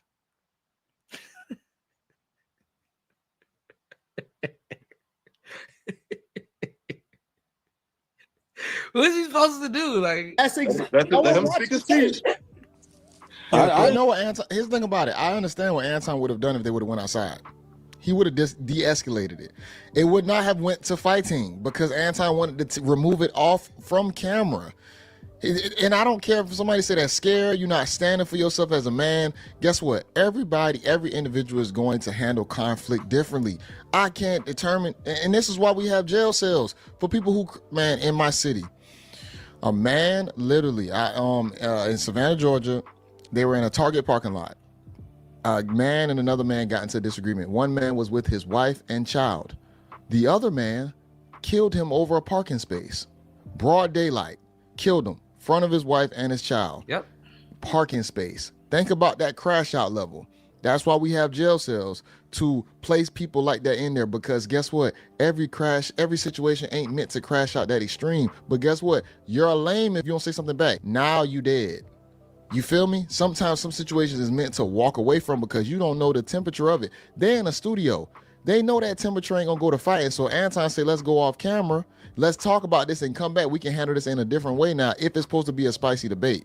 You have to take Fantastic, jump in there, and then I want to talk to you before you leave. Let me go out to Fantastic. Yeah, bro. Come on, bro. You're right. So again, Fantastic, go ahead. yeah, so first and foremost, y'all are only assessing this in the moment. This is Corey's brand, okay? Corey disrespects black people all the time, specifically black people 99% of the time, okay? Boom. So if and when he goes there and Anton's giving you some behind the scenes shit where he said, hey, bro, hey, it's going to be smoke, it's going to be whatever. And again, he's going there with content. It's not Anton. We already said this. Anton is away. He don't have no home court advantage. He's in the belly of the beast. He's in the fucking lion's den. And then you start saying some wild shit. The whole point of Corey, y'all saying Corey won or he and what? No, Corey didn't win anything. Corey's whole point was to punk Anton from jump. All right, he's the pudgy internet nigga. It's not tough, so he gonna say some shit. I'm gonna take it there because I know it can't defeat him intellectually. Y'all keep talking about the intellect or lack the intellect. He missed what Anton said several times just from the political thing. Right. He said, "Hey man, local elections." He kept talking about national. Corey doesn't even have a fundamental understanding of politics, bro. So again, this is where Anton is right. I agree with Fantastic. What's going on, Beachy? Good to see you, love. Shout outs to Beach and the Beach. Hey, man, y'all better subscribe to Beach. Beach taking some awesome pictures, you know. And shout outs to Beachy. I'm loving the photos. Yeah. You know, head over to her channel, show some love, y'all. You know, it's good to see some some unity amongst the sisters for a change of pace. You know, high caliber women. But let's go. Right, in the point of where the comedians and the athletes and the people that don't know shit about the shit niggas need to care about are the people that speak for and represent everybody, bro. Okay. No, I mean, but Fantastic is you know, say it's some common sense shit. This is common sense. This is stuff that we've said days before, you know. But you know, as he said that beautifully, he is 100% right. That group of people who specialize in a certain type of entertainment speak for the whole. Because that shit is a piss offable offense. Don't try to question any type of race loyalty when you kind of really don't know what you're talking about. You know what I'm saying? And a lot of black people do that. They try to, like, you know, pull this race loyalty shit, and they don't know what they're talking about. And it's like, it's really a cheap form of them looking to be educated. You know. And listen, it's up to you that know what's going on. Some of them don't mean no harm by it. You know, some of them don't mean no harm by it, but it's like, bro, having this conversation, you know, I came here to have a podcast, definitely, you know, talk, have a conversation and stuff like that. But now I got to stop and teach. And then you ain't even open to the information because you're going to argue with me at every point, you know, about what I'm going to say. You know what I'm saying? Instead of sitting down and say, okay, let me kind of see where he's coming from, you know, about quote unquote, you know, the Democratic Party for the most part being pro-slavery, you know, and you know, a lot of black people historically are literally conservatives, you know, especially quote unquote, black Americans in particular.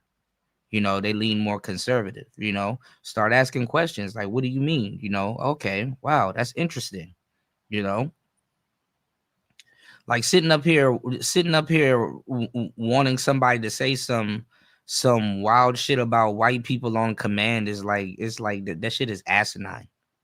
Hey, say something bad about white people. Why? You know, I like I talk about that shit all the time. Like I like what do you want to say? And then the funny part is that he just got done talking crazy about that lady that got hit in Minnesota.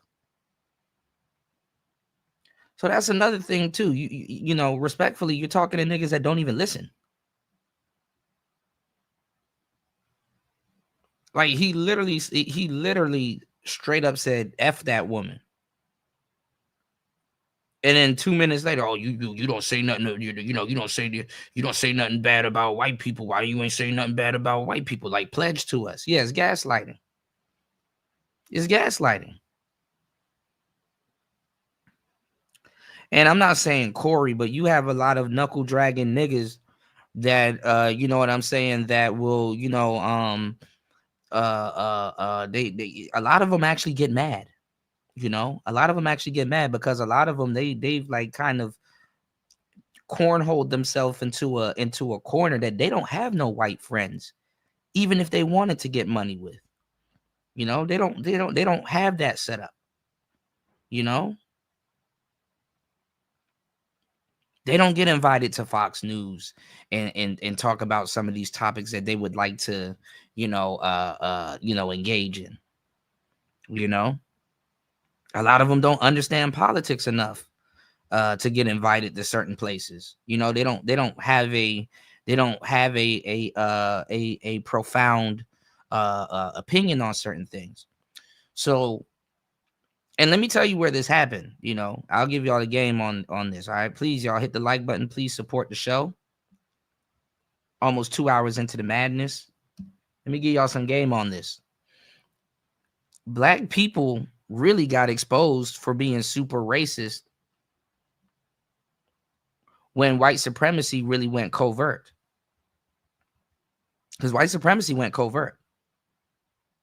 You know, most black people ain't even experiencing this overt white supremacy. They never had. It's foreign to them. You know, so white supremacy is covert because it being overt, it doesn't make no money. So when they went covert, a lot of black people didn't get the memo. And guess what?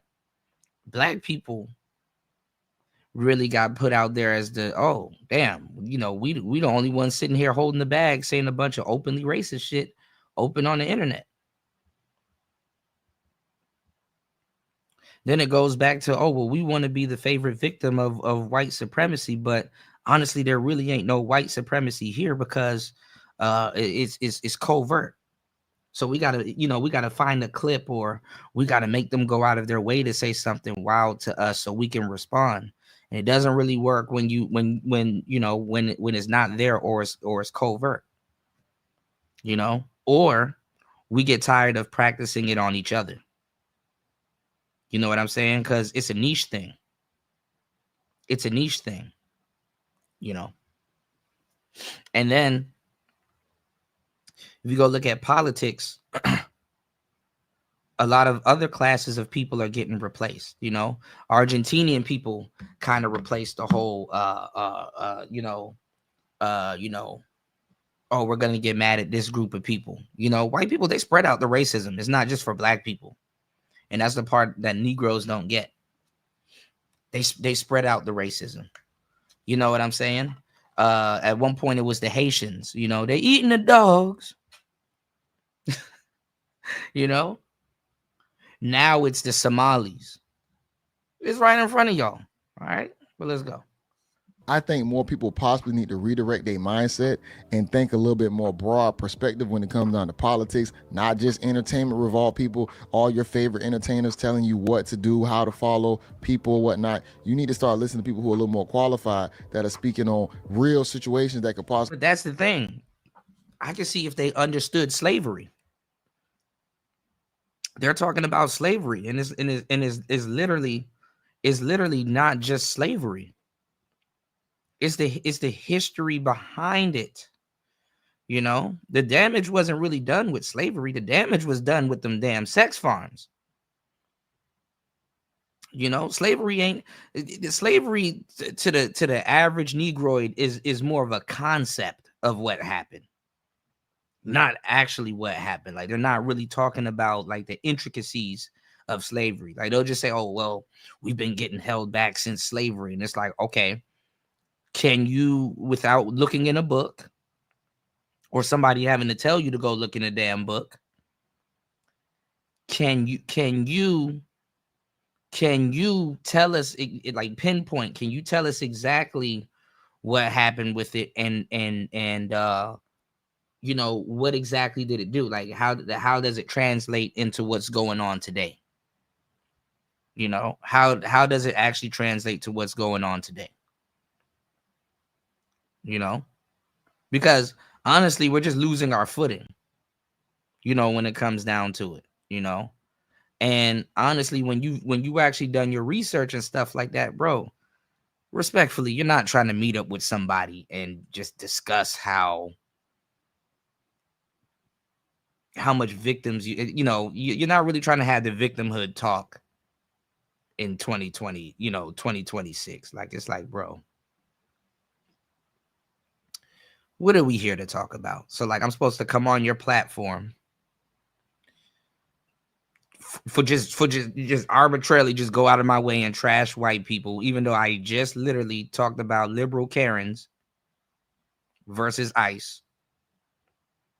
You didn't even care to even acknowledge what the hell I said. And this is the crazy part. The line of questioning that Corey Holcomb was going down, he trying to make it seem like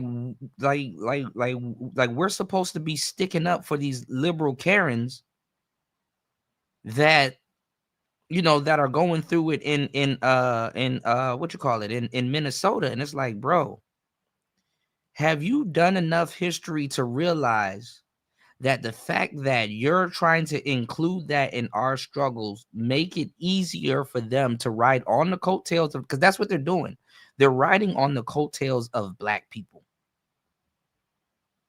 And this is the perfect pivot for, quote unquote, whatever lives matter. Bad enough. Shout outs to Beachy. Bad enough, the Lesbitarians and the El Gibbet, they ride off the coattails of quote unquote black people. And when one of us die, we don't get one of them fancy checks sent our way. We don't get one of them fancy checks sent our way. And you know they got fuck you money. You know they got fuck you money.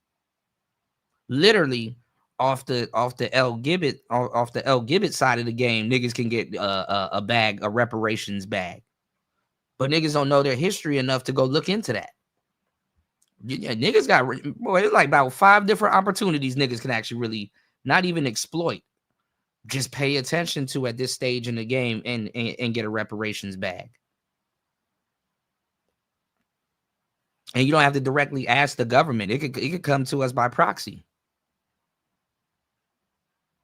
But linking up together linking up together to make that happen, good luck.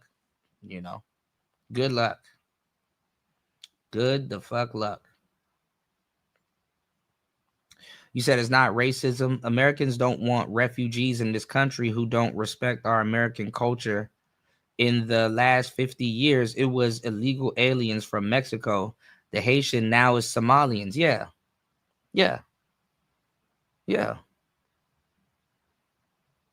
I mean, at this point, like, niggas just want to be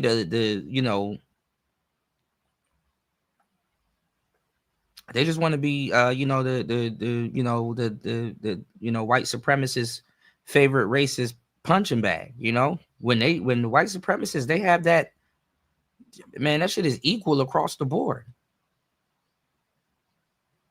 You know, there he goes. Shout outs to Party in the building. Party says individual niggas get hush money at best while the bag while the bag is dispersed by anyone else and their constituents, for sure.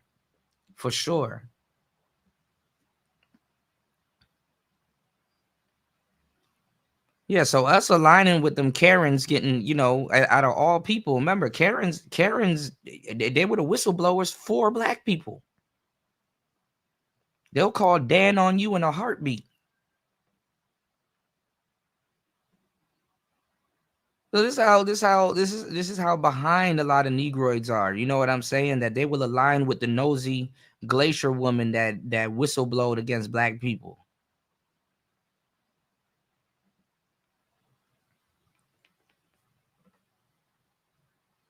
Them incel white women didn't want you to have shit.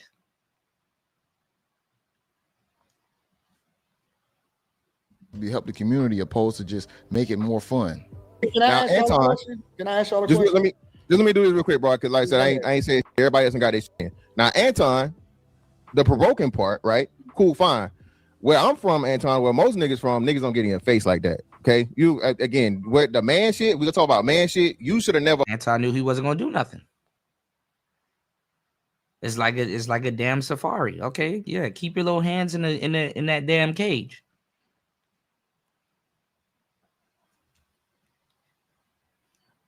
Let's go. Allowed yourself to be in a position where a man is standing over you, domineering over you, sit down in front of you, and then wave his hands and do all this Tony Yayo shit or whatever. Now, I think you did and do the best thing once the opportunity presented itself to create space and distance and get up and whatnot, what have you.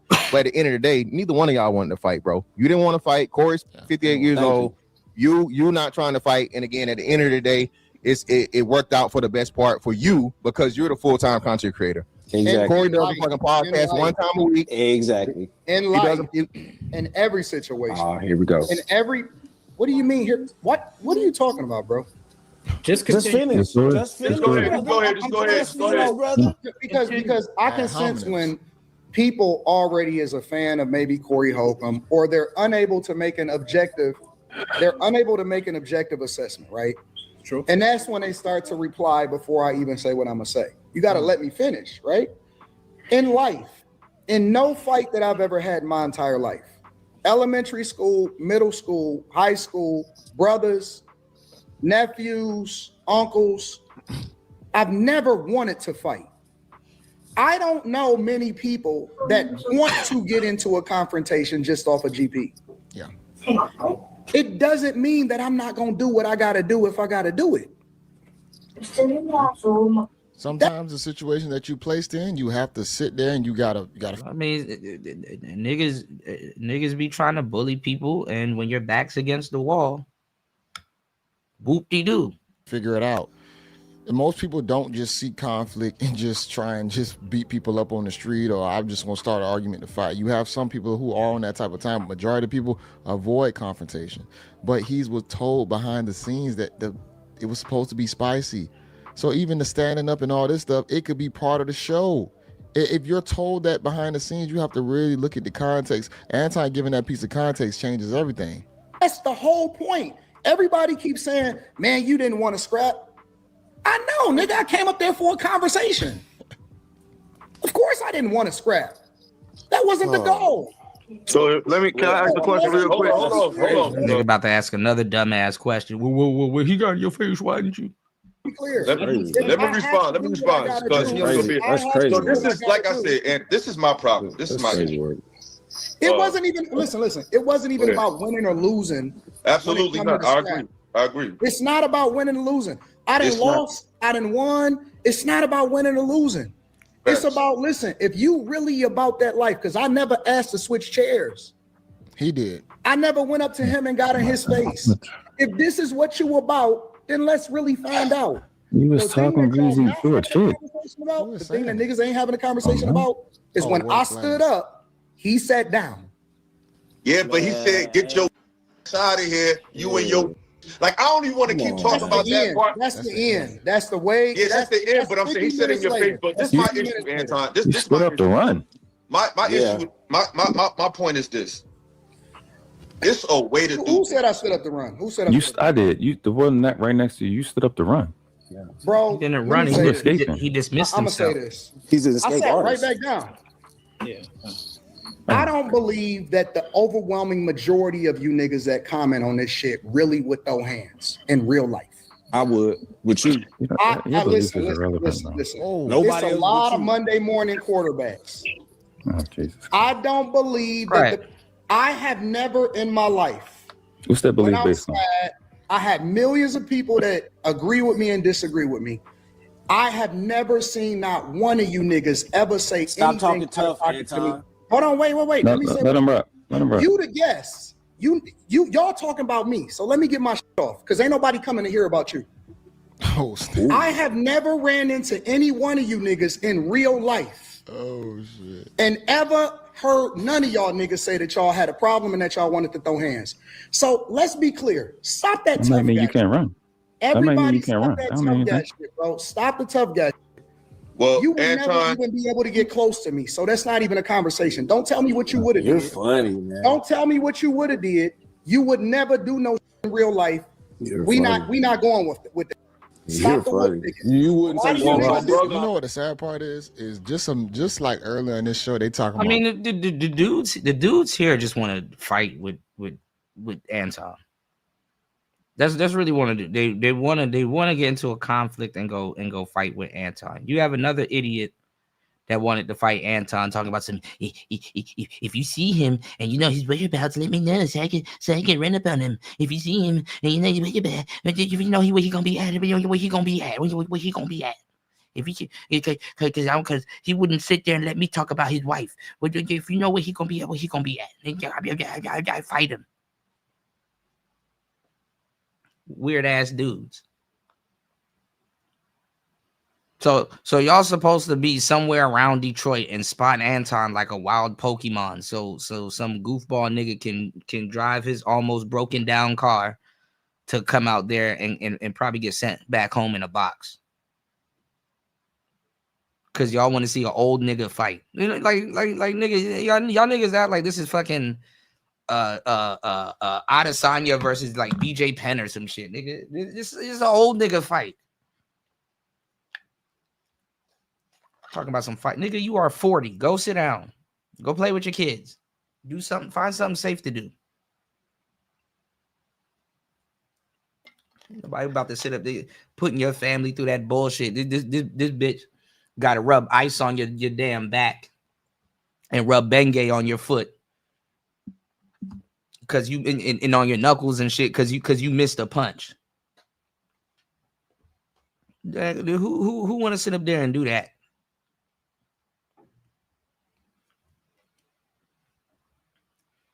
Smelling like ass, sweat, and Bengay. Like, bro, fighting after fighting in your late 30s and 40s. That shit is not the move. If you ain't going to the hospital, bro, you need a bathtub right away so you can go soak. Cause you're gonna feel that shit in the morning. Yeah. Play Xbox or ride the one wheel. Shit. Even when I fall off the damn one wheel, that shit is just. I'm like, oh, this is just bad. Now I gotta nurse this wound. Nigga gotta sit in the house smelling like Vicks and Bengay all day. Nigga, you ever get into a fight after your 30s and shit? You start coughing. Now you got a cold and shit. Like, where the hell did this cold come from? Feel like you was fighting with COVID the whole time because you out of breath. Like, the niggas ain't training. They not doing none of that shit. Like, you know, I mean, if you in the gym, cool. You might your reaction time might be a little quicker. But just like hang that shit up. Hang that shit. Yeah, you need a jacuzzi. You need a damn thermospa. Talking about some damn fight. Fuck out of here.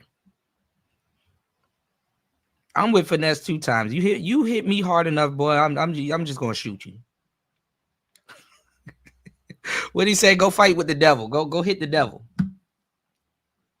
Send your ass to the upper room. Let's go. Black love, black unity, black people supposed to be caring about each other, but y'all willing to beat up a guy who's a content creator online. That is crazy that they willing to say, oh, yeah, I'm gonna fight you. I'll beat you down. Right, like y'all willing to beat up the educated name. I mean, the educated lame, right? Y'all willing to beat up the educated lame that literally says he doesn't want to fight, but y'all like, oh, well, you trying to be a tough guy if you pop your shit. Even though he sounds like a goofy, let Anton pop his shit. He wasn't tucking his tail in front of Corey. Let him pop his shit. The fuck? Oh, we're gonna look up the girl that he went up there with too. Her name is Mika. Little caramel thing. All right, let's go. Let's player talk. Forgot about that. Now, this is what you call not controlling your emotions. Because how can you say this man, at the end of the day, the things that Yeah, nigga better go read the word. Like, go to church and shit. Fuck that. he talk about or preach still ain't damaging to a large majority of people. I mean, All right, shout outs to everybody here. The jokes ain't free. Hit the like button, y'all. Please hit the like button, y'all. Please support the show. You can support the show at $PTV 888, or you can hit the PayPal. Link is in the chat. And if you want to fight and be out here in these streets wilding, take your ass over to hempforfitness.com. That's the only fucking, you know, the link pinned to the top. That's your only fucking chance of recovery.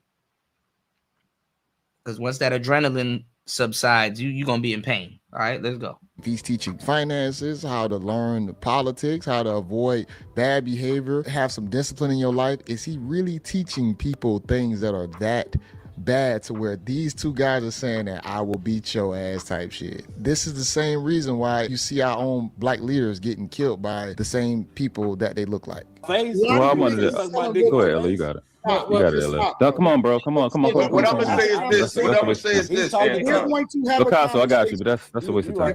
It's only a couple niggas on here that I believe would throw hands. If we gonna have a conversation and y'all want to talk about what's fruitful for the community, why are we? Because I don't even believe that people want to hear that. Right. Yeah. We are talking 95% of the time on what I would do if I wanted to. Y'all had an opportunity to ask me any question that y'all want to. And y'all worried about fighting.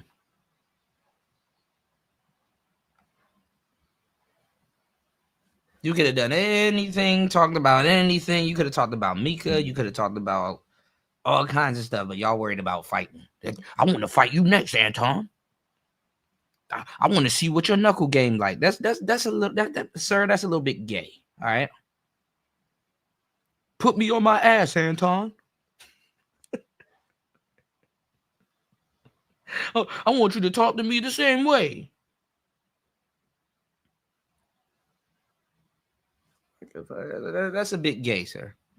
And that's how I know that the community is degenerate. That y'all don't really want a solution. Anton, hold on, y'all. But Anton, what did I say? Philosophical and the other guy is the only ones that brought up anything that was relevant as far as how it is that we can progress the community.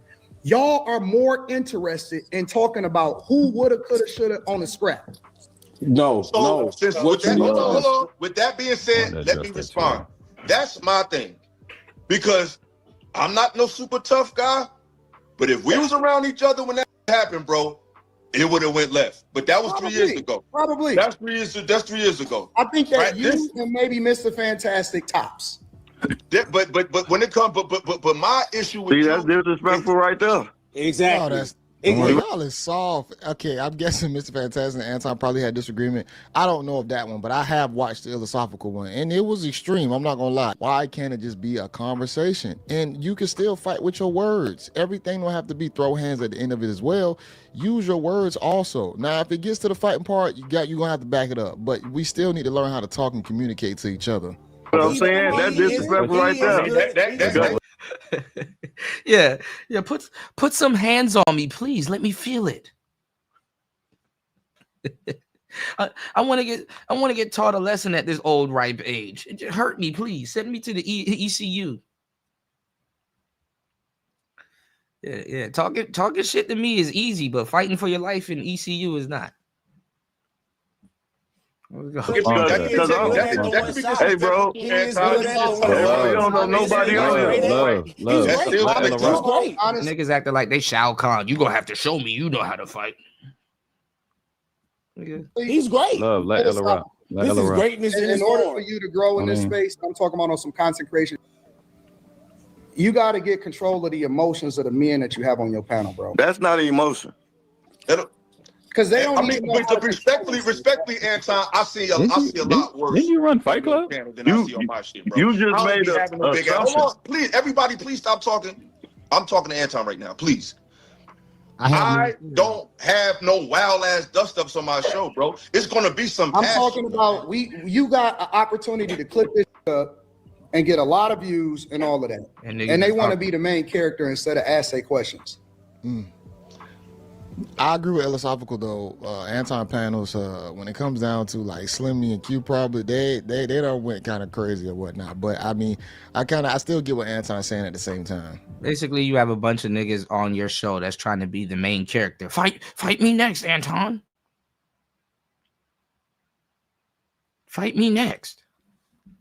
I'm talking purely on content, purely on some content. Yeah, and that's my problem, Anton. I'm not all the way into that mindset because my thing is, not saying you wrong, but my thing is, I try to have organic conversations. You say Anton's still thinking about fleece. Conversations, not just online conversations. And in real life, things get testy. In real life, sometimes I just don't let nobody get disrespected. I'm not letting nobody get called a bitch or a hoe. If you watch, I'm sure you don't watch my channel, but I don't have none of that type of shit. I watch everything, bro. Well, you should know I don't do that. I don't have no type of right here, right now. You said what? I'm talking about in this conversation right now. If it's when people come on my platform, let's say Myron. Some people don't like him, some people do like him. You know what we do? We shut up and we let him talk. We extend the grace because he's the person that is going to bring all of the views because of his he's the guest on a platform that people are not willing to that haven't been used to seeing on the platform. So you a clout chaser. We had no idea you was going. I feel you. Right. I had no idea. Philosophical, I'm out. I'm gonna holler at you, bro. Listen, philosophical. Hit me up. Email me philosophical. Let him talk, Sean. Let him talk. Philosophical. Email me. We'll do a one-on-one live stream together, and I'll answer any question that you got that you want to answer. That way you can get the clips. That way you can get all of the anything that you want to get off. And we can have a conversation individually. I respect that, and that's a bet. Don't. You gotta unblock me though. What are you talking about? I ain't about you. I'll leave it right there.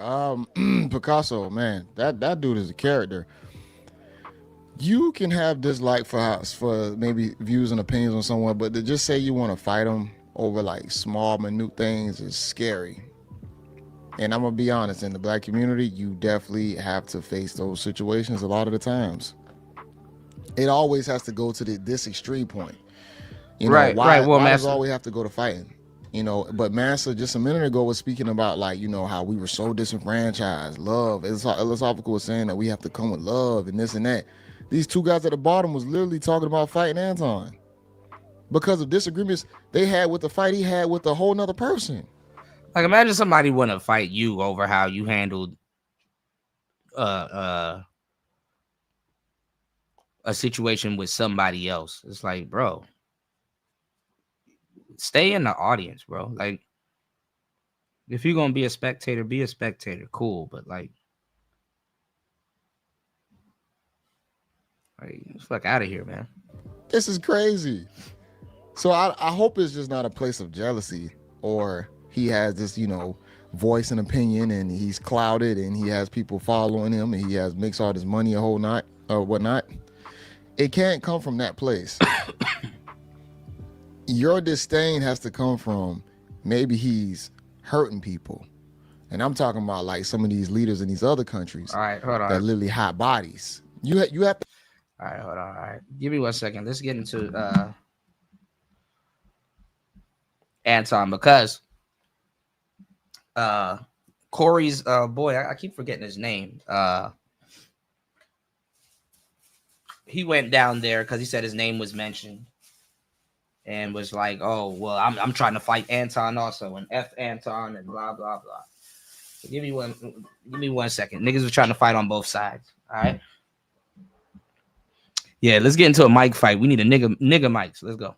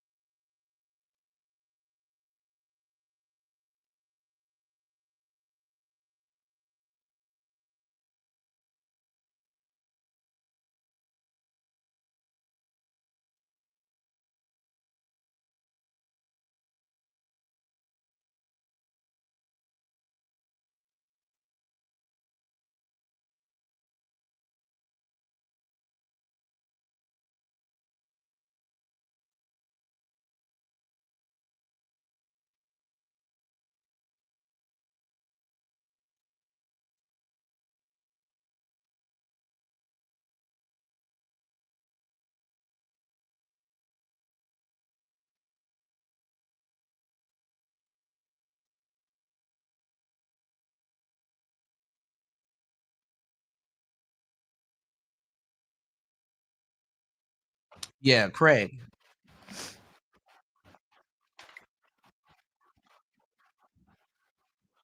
Oh, hold on.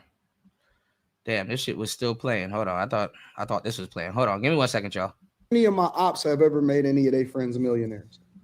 Or are they all still dependent on them? If they please hit the like button, y'all. Please support the show. Let's go. Let's get it. Keep the faucet on, just give them a little bit of a sip so that they can make them dependent on them.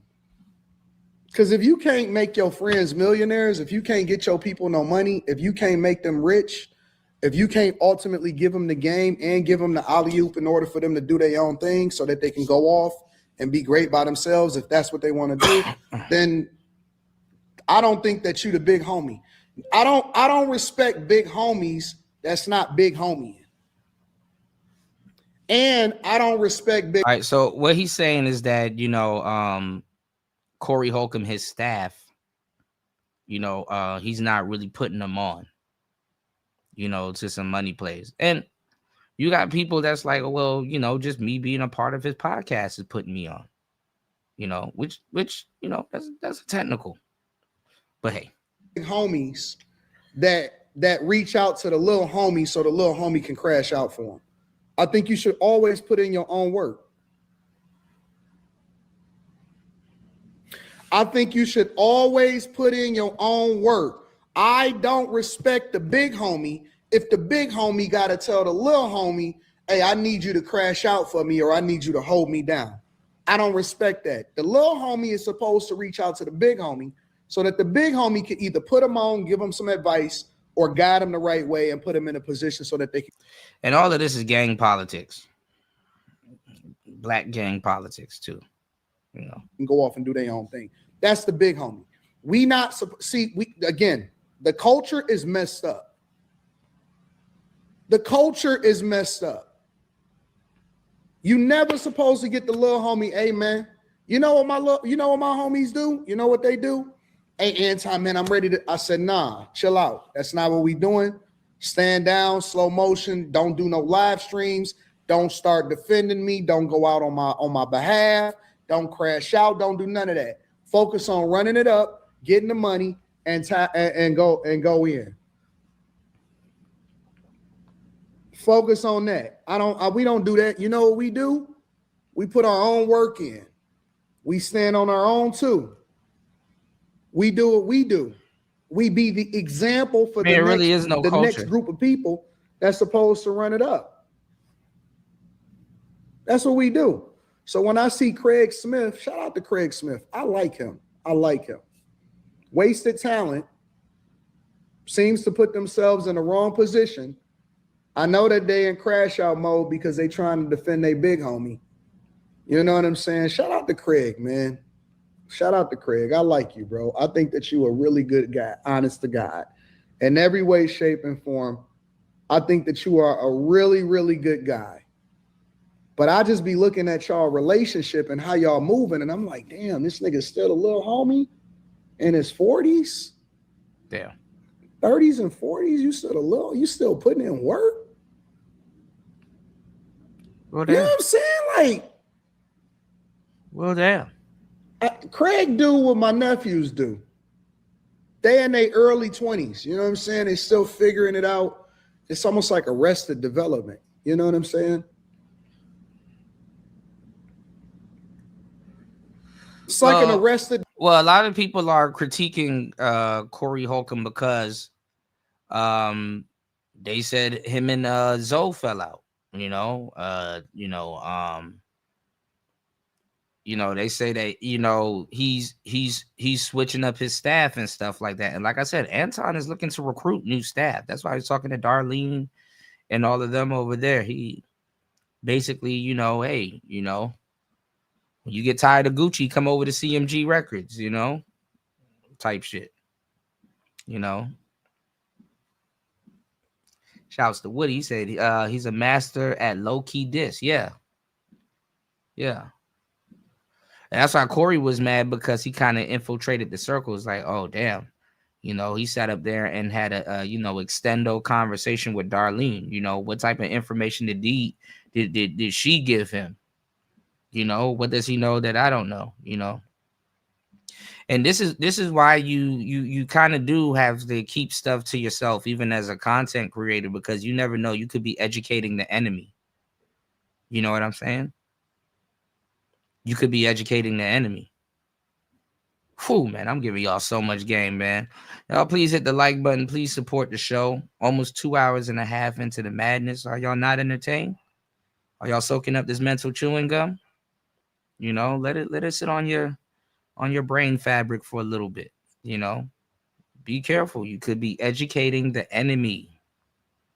You know, you could be educating the enemy. All right.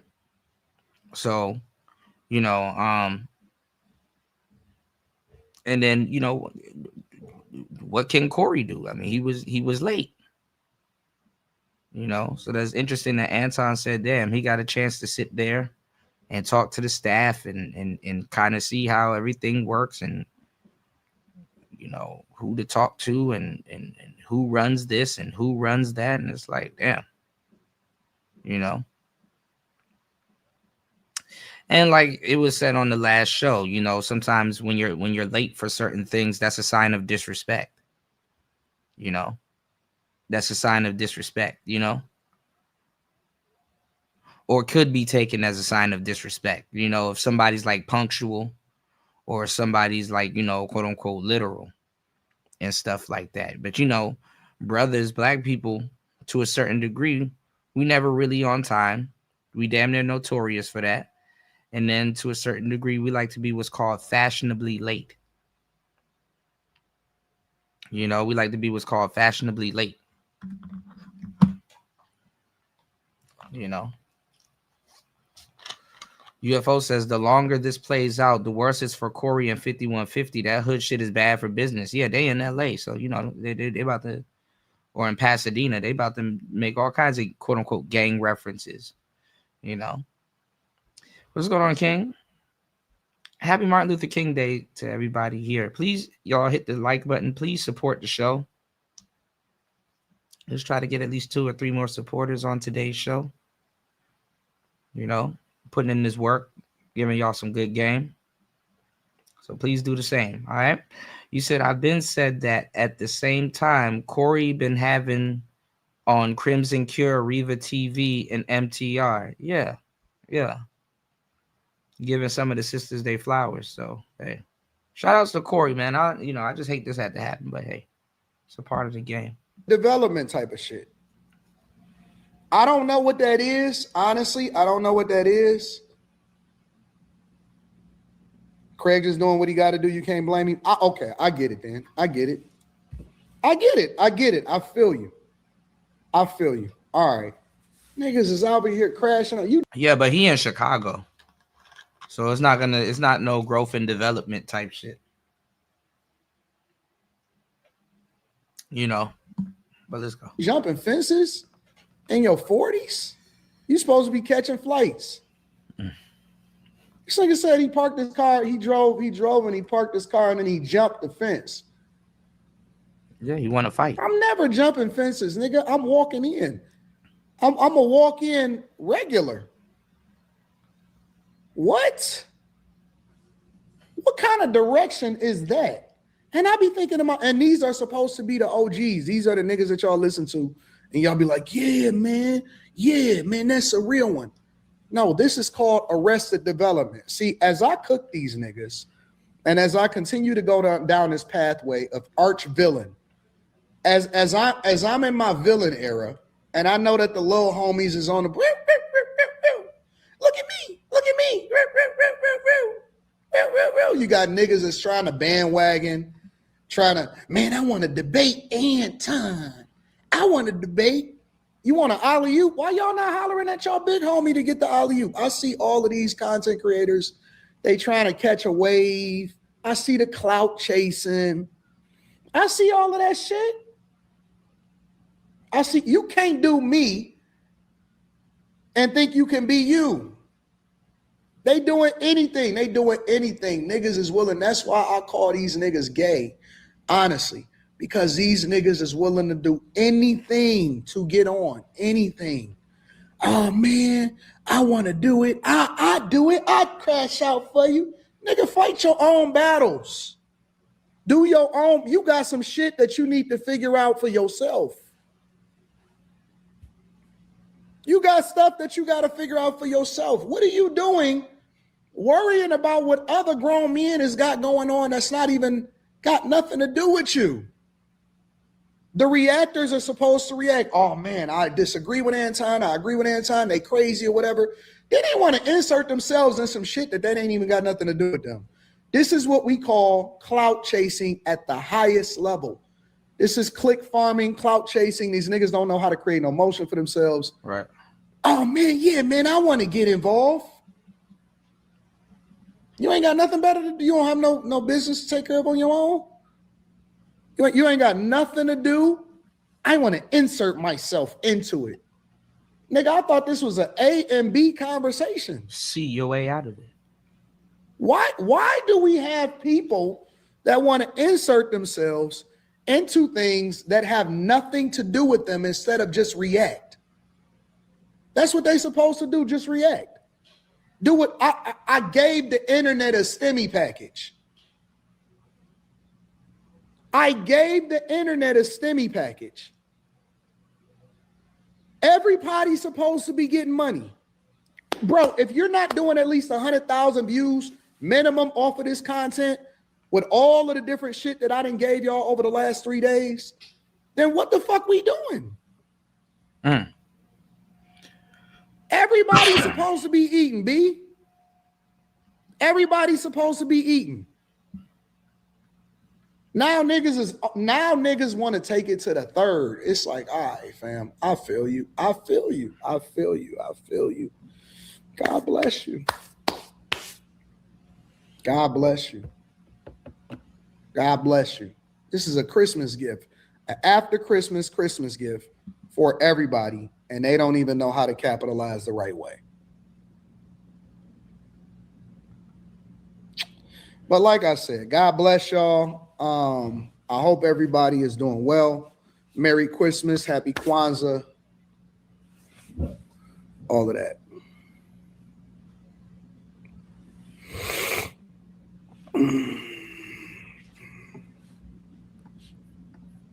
Wesley Turner says 2026 is the year that God's darkest. Talk about it. Talk about it. I'm in my villain era. This is the year of the bag chasers conquest. King says God always big dog bag chasers. We going up. If y'all not a part of the Patreon, link is in the description as well as pinned to the top of the chat. You know what the funniest part about this is, about this whole situation? I see niggas reacting to it that say that they would never fuck with me, or that they would never now like they watch agree my with you. content. They know who I am, but I would never fuck. And it's like, but you taking the STEMI pack too. Yeah, now they gotta agree with you. Because look, when it's people that I really don't fuck with, I never mention them. You've never seen me do a reaction to Nick Fuentes just because it was the thing that was trending at the time.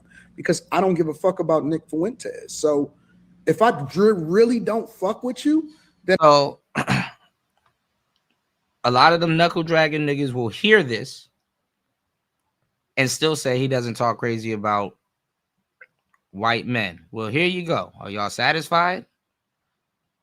He pointed out a young white man and said he don't give a fuck about him. There you go. Now what? Now what? He's on tape saying, no, I don't give a damn about Nick Fuentes. Oh, but he's still like Pearl. See? Can't win. And I don't even react. I don't even mention. I don't even have a conversation about. I don't put your name in the thumbnail and the title because I know that that gives you more visibility. These niggas is liars. They're liars. They fuck with me. Let me tell you about the black community. They fuck with me, and they mad that a lot of y'all fuck with me. And you got O'Shea making about 12 videos stalking Anton because, and I know why O'Shea is doing it, because he knows that Anton got a bit of an influence. Crazy as kept, Anton got a little bit of influence and can scoop up whatever is left of the quote unquote manosphere that he keeps on abandoning. which he's super late. Super late. And fake as hell. Listen. Can I talk my shit for the rest of the week? Can y'all give me grace? Let me tell y'all about the black community. This is what is so fearful about people that have this negative disposition and want to keep y'all on a Democratic plantation. The majority of people, black people don't know that the majority of the people that actually subscribe to me are black people. Of my 1.8 million plus subscribers, the majority of people actually are black. But here's the thing that they don't want you to know. Because I actually have the majority of black people fucking with me, why do you think that all of them hit a ceiling? Black people been waiting on somebody that actually came through that could substantiate their argument as a reflection. Right. Corey took the Pookie route. So, you know. Reflection of the thing that they advocate for, that stand on business and is not promoting this bullshit. So they fuck with me. And because they mess with me, these niggas is like Power Rangers, right? They're with all of our powers combined, we can try to take him down. You can't fuck with the people's champ. You can't mess with the people's champ. Why do you think I do 100? That's the thing. The space is so goofy. They need a quote unquote manosphere mascot, you know? And as much as these guys like O'Shea and a lot of these cats like think that they controlled Kevin Samuels, they didn't.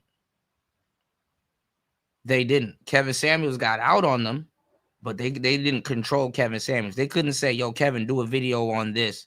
And Kevin will be like, oh, you know, off the strength or off the loyalty, I'm going to do a video on this because O'Shea told me to. No, they couldn't do that with Kevin Samuels. Kevin did his own thing and got out on them. You know, he was cool, you know, with them. He maybe on the back end, he like promote a book or two or whatever. But aside from that, he was doing his own thing. If Anton becomes the mascot or a fill-in, you know, for like a Kevin Samuel-esque quote unquote manosphere mascot, man, they definitely can't do nothing with him. And they don't like that. And you know, the people here, their memory and attention span go but so far. Their memory and their attention span go but so far. So it's in O'Shea's best interest to try to, you know, defend his quote unquote conglomerates or whatever, or the people that's beside him, because he can't control no damn Anton Daniels. Anton Daniels is coming into the space using nothing but manosphere talking points. He got red pilled by a lot of the guys that hang around here and stuff like that. He you know, and then, you know, he a little bit out of here. You know, he out of here. When it comes down to it, he gonna, you know, he you know, respectfully, he gonna get the credit for stuff that we've been saying for years, and nobody's gonna remember. You know, so the next wave of people that already, you know, was listening to Kevin Samuels and stuff like that, and you got like a damn stepping stone here, is, you know, the audience is already tilled. So it's like, you know, they just gonna adapt, and so, you know, and you know, soak up what he's talking about. Now, there's a couple of things that's missing. You know, number one, Kevin Samuels would have been, you know, riding the passport bro wave. Anton is not, you know. So to a certain degree, it's like kind of easier to teach black men to abandon ship than to, you know, pull yourself together politically and say, oh, well, you know what, I want to be a proud American and stuff like that, you know. you know, it's not necessarily fight or flight, but people would rather run away from quote unquote lineage, whether, you know, we're going to say is black lineage or American lineage. People would rather run away from that than to say, hey, you know what? Let me lace my boots up. Let me actually pay attention to politics. And, you know, let me, you know, be a proud whatever the hell I'm finna be, Republican, Democrat, or whatever. You know what I'm saying? You know. So it's not necessarily the least path of resistance. All right. Shout outs to Party in the building. Party got a message for me. Party said, I don't think it's none of that. Maybe a watershed moment that dormant niggas or niggas living their life and staying silent, that's on a positive or alternative time, will start showing face. Yeah, I mean, maybe some, you know, maybe another mascot might come out of it, you know.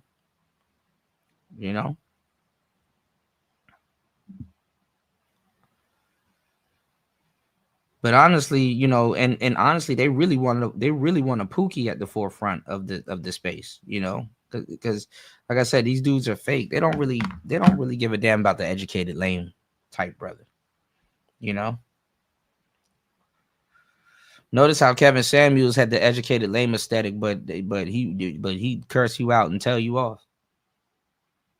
So that's what niggas like, you know. O'Shea's a total goof.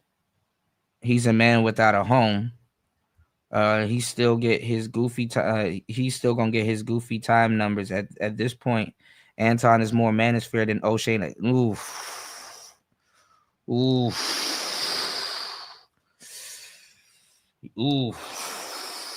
That part.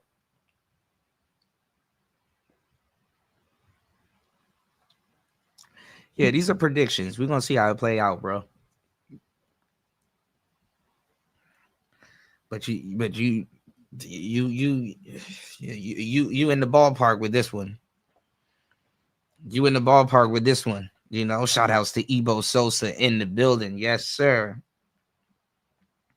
Shout outs to Ebo Sosa. Make sure you guys subscribe to Ebo Sosa's channel, man. Shout outs to my real truckers in the building. Let's go. All right. Ebo Sosa said raw truth. And you know, Ebo Sosa been around for the crux of everything. You did? Old school alumni. That's crazy that Anton is more manosphere than O'Shea and Obsidian at this point in time. You know? And like I said, the manosphere been looking for a damn mascot. So let's go. 1 million plus views a month. And O'Shea is not gonna like the type of influence that Anton can have, you know. And yeah, O'Shea is tired of people passing him up, honestly, for a space he abandoned. Majority of black people are on my side. If you look at all of the reaction videos, you go on Twitter and all of that, TikTok.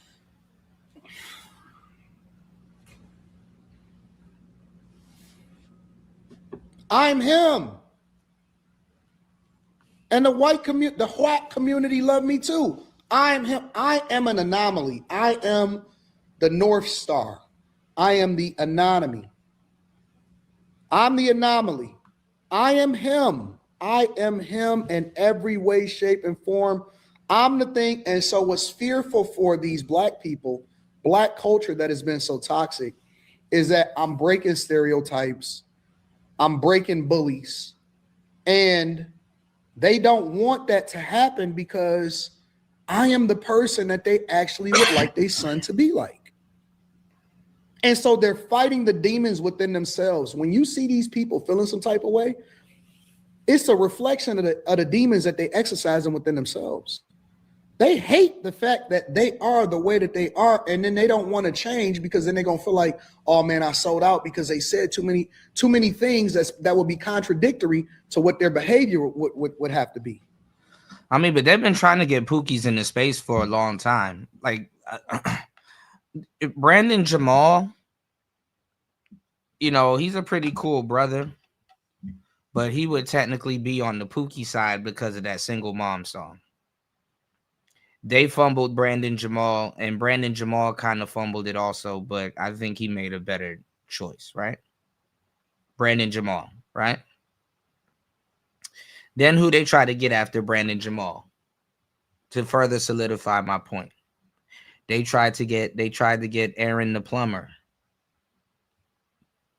They tried to get Aaron the plumber. See, they're trying to get a guy to say that, hey, we brought you into this, so hey, you need to collab with us so we can get on. So y'all can listen to you know, to us. Okay? MTR. Look at how MTR is a nice guy. He's a decent dude. Why don't they make MTR the face? You know, I mean, even when Kevin Samuels was alive, he threw MTR up there. He threw lead attorney up there. Dennis Sperling, you know, some notable faces. And they're still big names in the space, but the space hasn't taken to them and say, hey, man, you know, y'all are a representation of the manosphere. Then the space grifted over to Passport Bros. The Black Manosphere wasn't pro Passport Bro. Anybody that's in the know. But guess what? The face of that is fucked up. They playing with Austin Holloman. Yeah, this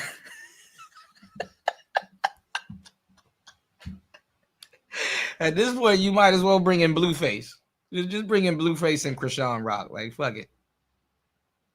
Blueface, baby.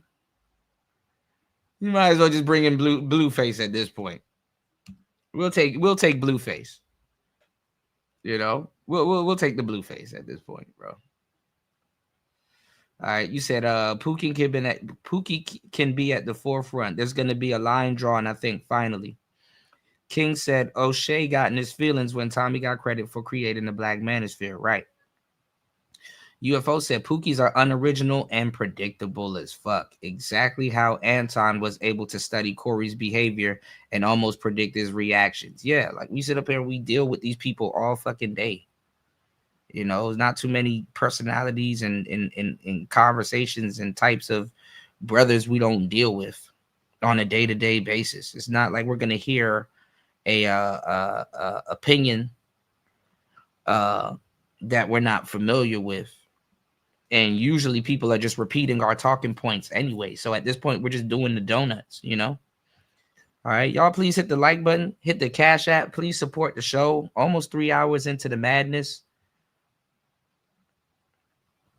HBO special, help a brother out, giving y'all some great content.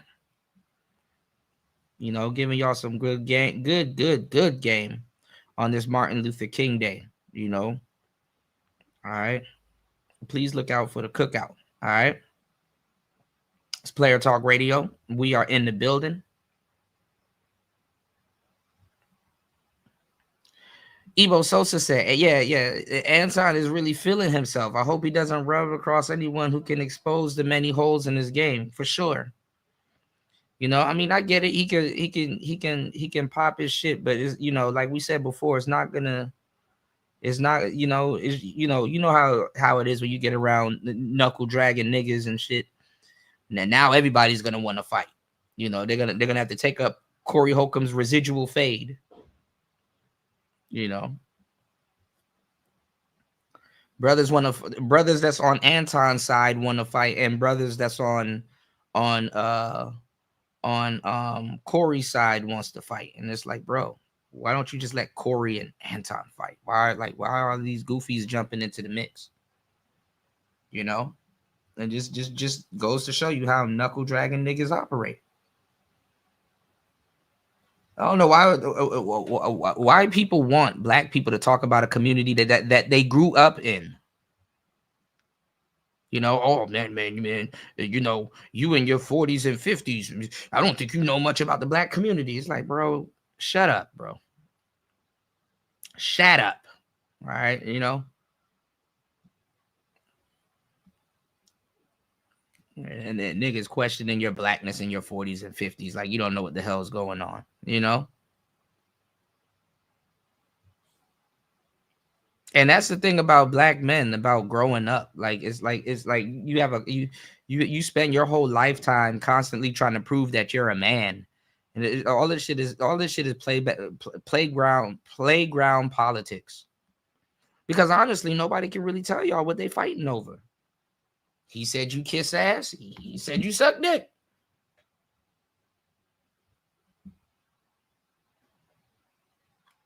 Playground politics.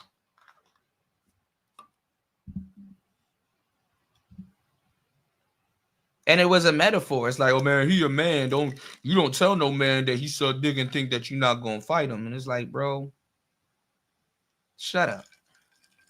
You know, he didn't even mean it like that. You know, but niggas are so irrelevant. They let black women call them gay all day. And the moment you insult somebody and can't take the return fire, now all of a sudden, it's a gang war that has to happen. Like, fuck out of here. Like, nigga, you are 40. Go sit down. You said it's almost gonna be retards over there, and everybody of all race and color and creed knows exactly who they are, what the avatars or caricatures is, and maybe we can finally move on. I say that because thing is unironically everywhere. What do you mean, party? You said Brandon Jamal fumbled himself thinking he could go platinum off a Doja Cat song. He kind of did for a minute, but yeah, he did, you know. But he's very talented, you know. A motherfucker got to be a Boule D9 nigga to be the face of the Manosphere face, yeah, or some type of fraternity for sure, you know. Kevin would throw up a downward triangle, purple Teletubby shit. You said this week is going to be interesting, very interesting, Ebo. I know Corey on his regular schedule. Yeah, he's supposed to go live on Tuesday, you know. So, you know, we're going to be on top of that, all right? Y'all hit the like button, support the show, please. All right? Almost 3 hours into the madness. You know, Craig going to be up there saying some wild shit, too. Yeah. They already been doing it. Yeah. You said they're not content creators. Same as the greater politic. Yeah. This thing meaning Corey and okay, yeah, I got you. Yeah. What's going on? Perfect timing. Good to see you, man. Welcome to the show. Let's get it. Because then that would mean that Anton been studying this space the same way KS did. None of these dudes can stop him at this point. They're just gonna crash out. Right. You actually had to take care of your kids. Then that would mean that you would have to stop creating so many broken homes. Then that would mean that you would have to actually be responsible for creating jobs. Then that would mean that you would have to stop actually doing degenerate shit inside of your community. You would have to stop promoting that, but you cater to it because that is the thing that keeps you up financially. And so instead of them doing the right thing, the real sellouts is the niggas. The real sellouts are the niggas. It's the people that do the degenerate shit. And so because I'm holding up a mirror to the community and saying, fuck you, unapologetically, and that we need to do better, we need to take care of our kids, we need to be better for our community, we need to stay in the cities that are majority black and then build it up instead of running away from it and saying, but I'm from there, because we not doing that and we running, and then you let somebody else come into your community, push you out of your property, sell your grandmama home when she died, and then act like the system is against you. We got majority black cities that we were born and raised in, and we run from it instead of running into it and pouring into it. And we give all of our money to these fucking universities. You don't even know where your money going. The majority of your life force, your money, your resources, everything that you've ever stood for goes into the hands and the pockets of somebody else. And you say that you're for your people. None of these people are for their people. None of these people actually put no money in other people's pockets to the extent that it will actually be meaningful change. You said that's what it would take, a rich Midwest nigga. Well, this is the thing. Because one thing I was gonna point out is that you know, we talk shit about our millionaires. I'm about to put y'all onto some game. All right, y'all, please hit the Cash App. Please hit the PayPal support show. I'm gonna throw this out there, right? If you haven't noticed, right? A lot of people hate that Anton is actually rich. You know what I'm saying? Because honestly, aside from whatever he's saying, it gives him a leg to stand on somewhat. You know, because when black people make up their mind that they're not going to care about some shit they should care about, they just won't, you know? Let me tell you how it works in the black community. Black people would love to, like, when you're en route to being rich, black people love to sabotage you on the way up. The first thing they want to do is sabotage you on the way up. You will get the most fucked up, you know, behavior and responses from black people on the way up. That's their dream, to sabotage you on the way up. In the white community, they make sure you already get rich and established before you know they come at you, because black people are used to niggas not having money to go to war. You understand what I'm saying? They don't want you to get rich. And then when you start to get a little bit of bread, that's prime time when they start to get you. You know what I'm saying? Or want to sabotage what you got going on. You know, the crab in the barrel mentality, you know, the crab makes sure you're almost about to get about that barrel, and then they get you. You know what I'm saying? And then also too, if they've been beefing with you for, and then also true, also what's also true is that if they've been beefing with you for a while and they know what you're, and if they know that you know what to do once you get that paper, they fear that revenge. So they get you up out of here. Look, for example, if we're going to talk about Chicago, look at FBG Duck. FBG Duck been blackballed the whole time. As soon as he got that record deal, got him up out of here. Got him up out of here. What did King Von do when he got his deal? He started ending off all of the enemies in his neighborhood because now he got some money. You know, a lot of people, when they get the paper, they get revenge. Black people would like to sabotage you on the way up. White people, it's a little bit different. They will ensure that you become successful. And then guess what? If you know how to move and use your money, then they will, then, you know, if they get into it with you, then, you know, at least you have paper on your side to defend what you're talking about. People wasn't trying to sabotage Jordan Peterson on the way up. People wasn't trying to sabotage like a lot of these, even these dating coaches. Look at these dating coaches. They don't go after the broke dating coaches. They go after the ones with paper. But the thing that the thing that gives those people a leg to stand on is that they have money to kind of defend themselves. You know, because even if you're dead wrong, the money will help you look a little bit more right. They didn't wait till Andrew Tate was you know, was fucked up in the game before they said anything about Andrew. No, Andrew Tate was already rich. He was riding around in Bugattis and stuff like that. So he had money. He had money to go to war. He had money for leverage. Black people's favorite thing is to get on you before you on your way up. Kevin Samuels had to quietly make money before he can really start popping his shit and talking shit. He had to quietly make money and travel around and get his bread. But you know, by the time he went, yeah, he had a little bit of paper. You did what I'm saying? So the thing is that they don't like that Anton is already making money and is already established. You know, that chaps a lot of niggas' ass right there and then, you know, because one of niggas' favorite pastimes to do is count people's pockets. So black people will try to get you on your come up story. They're not, you know, once you make some bread, you know, they like the majority of niggas that you talk to really don't have a leg to stand on.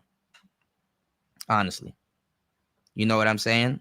And that's like a you know, a black man's greatest asset, you know, if he wants his voice to somewhat matter. But see, white people, when you know, when they're on the, you know, they don't get attacked on the way up. They get supported on the way up. Black people, That's prime time for somebody to attack you on the way up, or when you literally just get rich, or a little bit of notoriety, or paper and stuff like that. So, the black man's success story is a little bit different. You know what I'm saying? Because usually you don't get the bread to really defend yourself. You don't necessarily get the bread to defend yourself. All right. Shout outs to everybody here. Please hit the like button. Please support the show. Please hit the Cash App. Please hit the PayPal. Giving y'all some really, really, really great game on today's show. All right. Some news you can use, not the twos and fews. All right. Look out for the cookout. Help a brother out. I got you. All right. It's Player Talk Radio. Party says that's what it would take. A Midwest rich nigga for sure. Ebo says, very true, very, very true, Kuda. They leech onto you when you're up, for sure. And honestly, the crazy part about that, right? The crazy part about that, Ebo Sosa, and everybody here and the brothers listening and stuff like that. The crazy part about that is,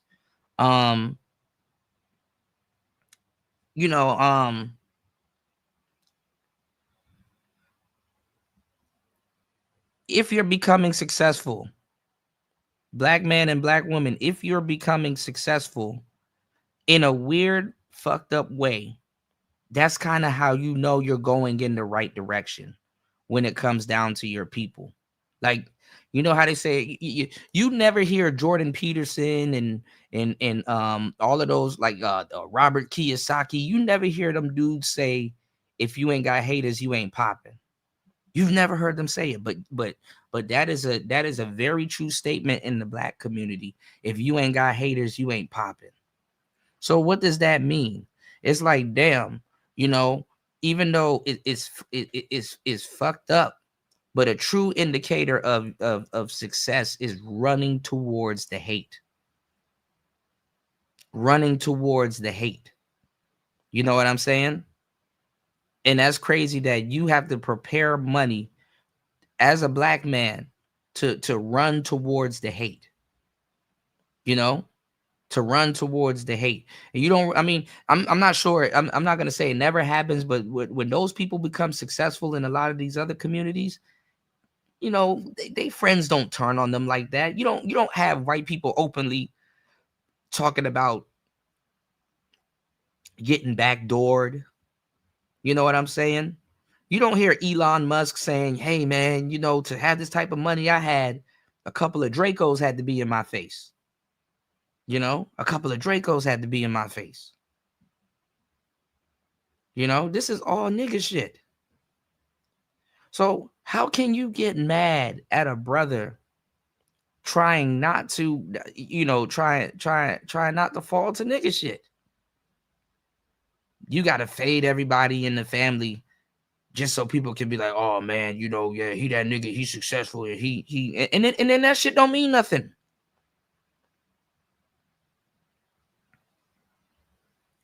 So in this case and stuff like that, it chaps a lot of niggas' ass that this nigga already got money. And then this is the thing with this is the thing with black people. If your ducks are in a row, these niggas can't make it to you. You got to put yourself in a position where these niggas cannot make it to you. But on your way up, like a FBG duck or somebody like that, bro, you got to stay indoors. You can't go to the mall. You better not show your background. Niggas would turn into Inspector Gadget and come find you. Look at Honeycomb Brazy. He got to go back to jail to be safe. He got to self lock himself up to be safe because niggas want to kill him. They already burnt up the house with his grandparents in it.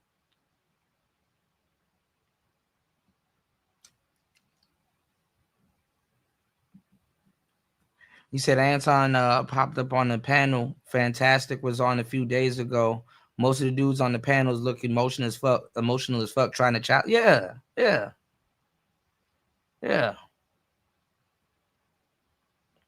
Perfect Timing said that's the Hollywood shuffle for sure. Party said it's odd. You can't trust niggas on either side of the coin for sure. For sure. You moving like a white man. Right. God forbid you want to be alive to enjoy whatever you're going to enjoy. Niggas don't even get to live long enough to enjoy their millions. Because guess what? You go buy you a Rolls Royce. Now you got to worry about niggas taking that shit away from you. You know? You gotta buy you go buy you a Rolls Royce. Now you gotta worry about niggas taking your Rolls Royce from you. You can't even enjoy your damn Wraith or your Phantom, much less where to park it. You know, you go buy a Lamborghini, guess what? You better make sure it's bulletproof, which defeats the whole purpose of buying a fucking Lamborghini. You turn into Gucci Man. You put out a schizophrenic book and try to help niggas and stuff like that. Now you're getting robbed for a wedding ring because you won't let some other rapper that's gonna crash out get out of a deal. Nigga shit. Oh my goodness. Shout outs. Shout outs to War Master as always. Thank you for the support. War Master says, hold on. Damn, 849 days without Xbox is a new record. Yeah, if you guys can definitely please hit the like button and support the show. We trying to end this streak. We're trying to end this streak. I would love to go pick up an Xbox and do some gaming streams for you guys once again, you know, going in a whole new direction. Shout outs to War Master dropping the huge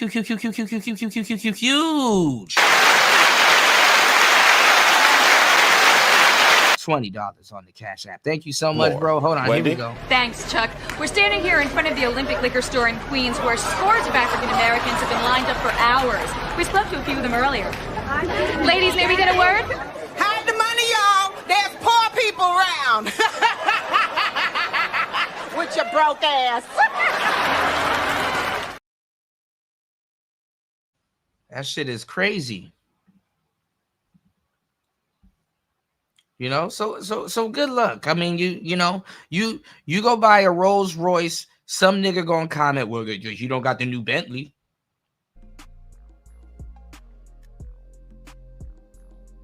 You go buy a new Rolls Royce, man. He don't got the Bugatti Chiron. It's like, nigga, spell Chiron.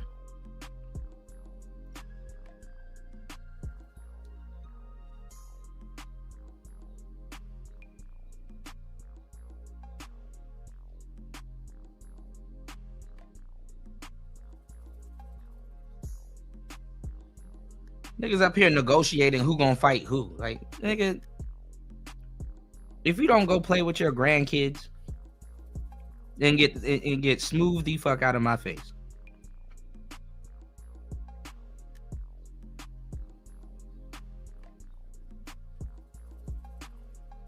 And that's because niggas don't really get the quality of life that they should. Like nigga, if you live in a good quality of life, you ain't finna just throw it away for some goofy ass fight.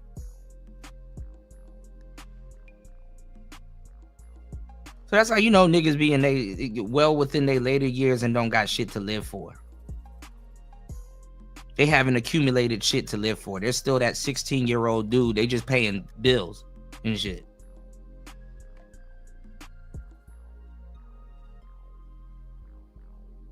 Man, I just won't fight you. I just won't fight you about nothing.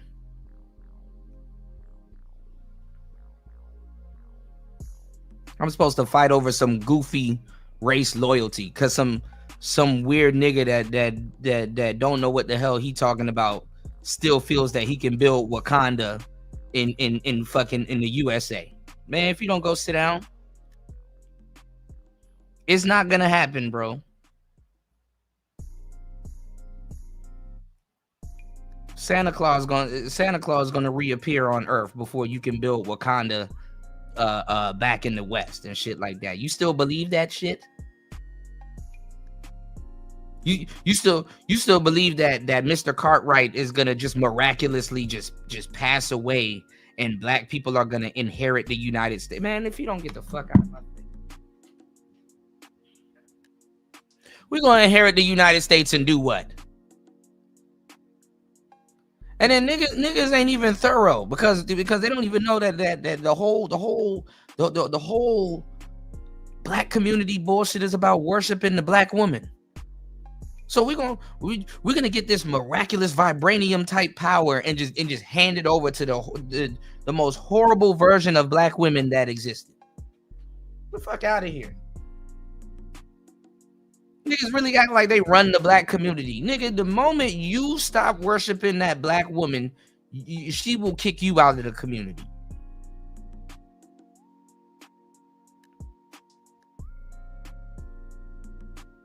Like you literally just listen to these niggas and be like, wait for it, wait for it, wait for it, wait for it.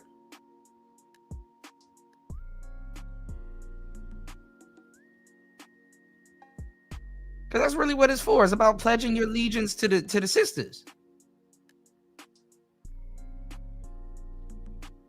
Talking about some rebuild the kingdom. Nigga, no. No. It never crosses a bunch of niggas' minds that, bro, you're living the freedom right now that your quote unquote ancestors. Niggas don't even talk to their grandma talking about some ancestors. Don't even know the name of these mythical ancestors. What ancestor? If you don't go enjoy your Galaxy or your iPhone and Al Gore's internet and your freedom and get the fuck out of these people's face.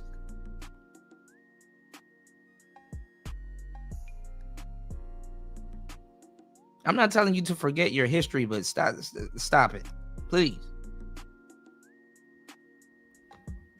Niggas don't even take this bullshit as serious as they claim to. You still got to tell niggas to go read a damn book. Gucci Man done dropped the book. Niggas won't even read that because they might be schizophrenic too. Reading that book would have stopped him from getting robbed.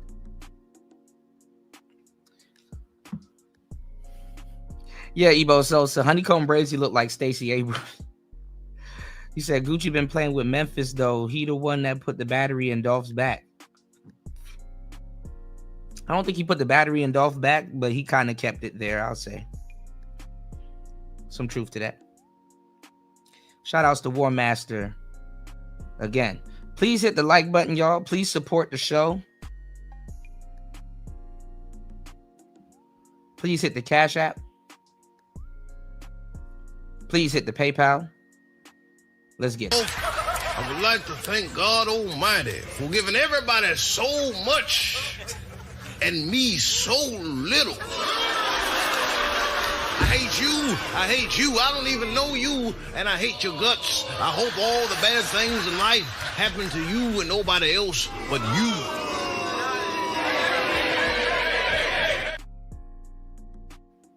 Welcome to the Player Haters Ball. Let me stop. All right, let's catch up. All right. Hold on real quick. I'm so behind on the comments, y'all. Shout outs to everybody for hitting the like button and commenting. Please support the show. Yeah, what goes around comes around. Then comes all the way back around.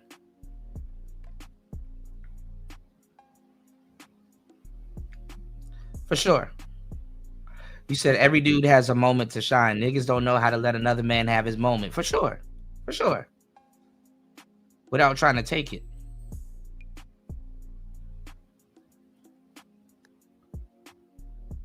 It does go back to these dudes being raised by their mother. It's like just follow what they're talking about, and at some point you're gonna see the women worshiping. Because the only people that can really exclude you from participating in quote unquote in this race loyalty and black politics is black women. You don't have no fucking say. That white man that you're more, that white man that niche wise that you're more closely related to, he put black women in charge of y'all. You want to move up in corporate America? And bet you there's a sister that is used as a guard dog there. It got to go through her. Hey, Keisha, do you like Kevin in sales? I might let him start doing the bookkeeping or filing some of the papers.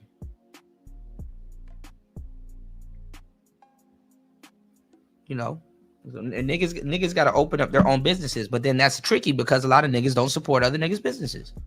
You know, Hardy said, "I'm not bullshitting you. In the streets of Chicago, it's very interesting to me that the people who became my best friends were niggas who had their fathers. Yeah, for sure, yeah." There is a difference, you know. They notice it before you notice it, and if you notice it too late, you might die, for sure. The next talking point is fatherhood. The next talking point is fatherhood is white supremacy, for sure. Shout outs to Degenerate. He said it's spelled Chiron or Chiron. Cool. Shout outs to Degenerate in the building. Yes, sir. All right, let's get back into it, y'all. They don't donate to their universities. They don't go back and then actually give scholarships back to the people in their community. And then, like I said, and he said what I've been saying for years, those HBCUs, black people don't own those HBCUs. Those are built for the mulatto kids and the quadroons and the octoroons. You know? But, you know, with niggas, you got to tell them to do their research. Also, too, you listening to people trying to tell you about race loyalty, and they don't even bank with black banks. They don't even know black people have banks.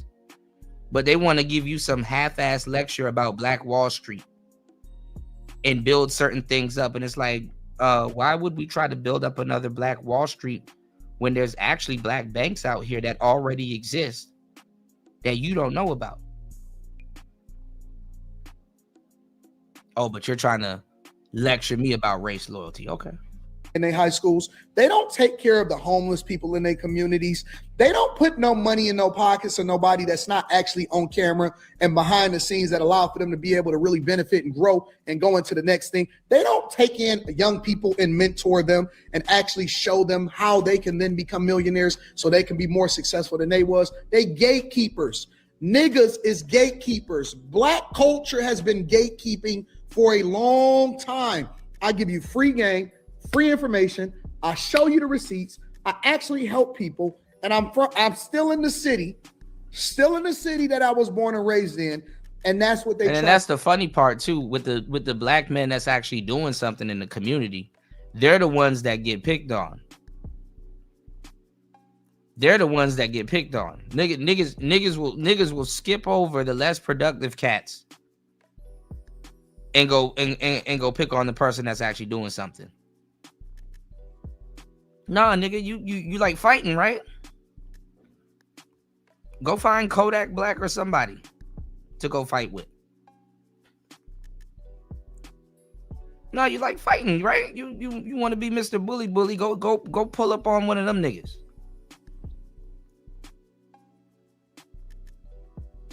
Lecture them. Tell them that they're making the community look bad.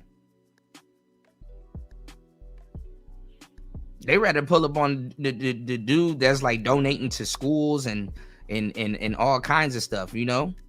I mean, even though a lot of people don't like him, you can say something about like Charleston White. Charleston White out here antagonizing niggas and having niggas want to fight him, but on the back end, he actually donates and look out for students and schools and stuff like that on the back end. But dudes want to have some weird conversation about history and all this other stuff.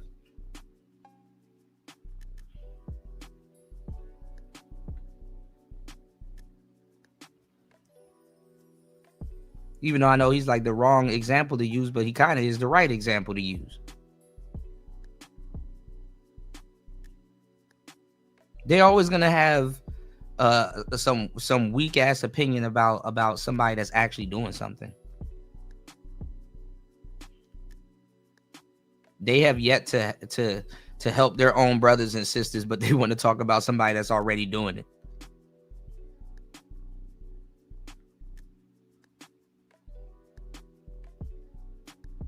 And speaking of like O'Shea and stuff like that, how dare can somebody like him say, man, Anton Daniel said some fucked up shit about black people? It's like, boy, you say and done shit to actual black people in this space directly that you want credit for, but you can't get credit for it, because the thing is that the people that you want to give you and the people that would give you the credit, they seen the fuck shit you did.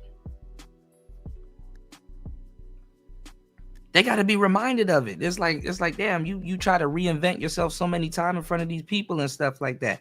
Anton reinvented himself also, but guess what? People are gonna find the reinvention for the most part. They're not gonna really go look at this his old paper trail.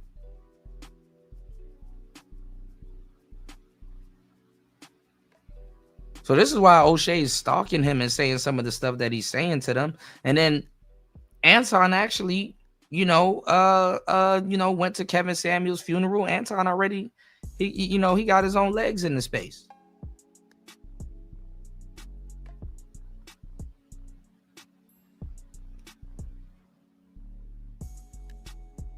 And listen, I've criticized Anton, so don't think that I'm just man, cool to man. You an Anton fan? No, I'm not. I'm actually not. But I do fucks with brothers that actually that got some level of integrity to them.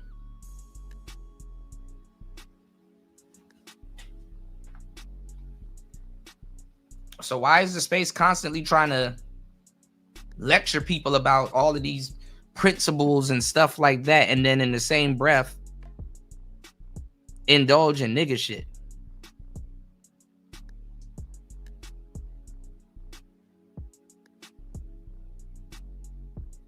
And there's another thing. It's not every day you run into a black millionaire. You don't have to agree with everything he said because he's a millionaire, but you can soak up some game.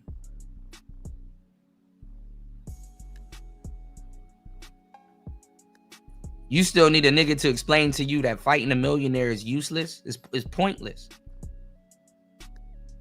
What title belt are you gonna get for fighting Anton? And you really think you cleaning up the community and stuff like that? Go skip over all of the fucked up niggas and go fight the millionaire. Cool. That's your conclusion.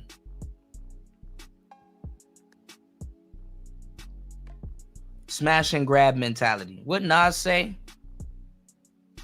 Hold on. What Nas say on that song?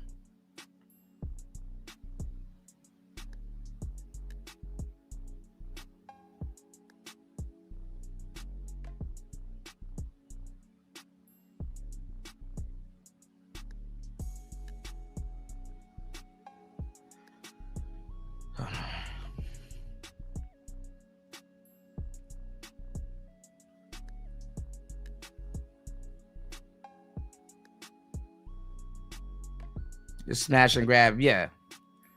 Nas said on Still Dreaming, how you waiting for the next man to get rich? Your plan is to stick out your hand real quick. So if he feed your family and serve you shit, then he need that head you get. He deserve your bitch. Some real talk. That's your plan, is to stick out your hand real quick. Find you some random rich dude to undercut while preaching that you're for the black community. They try to tear you down.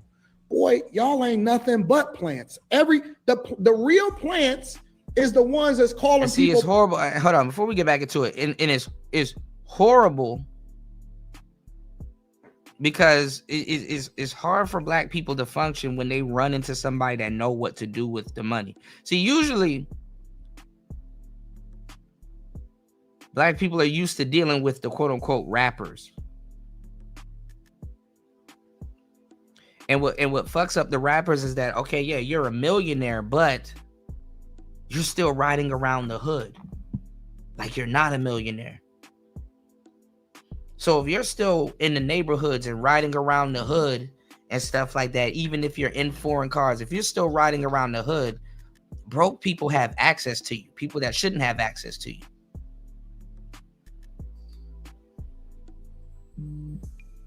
So it gives somebody an opportunity to stick out their hand real quick.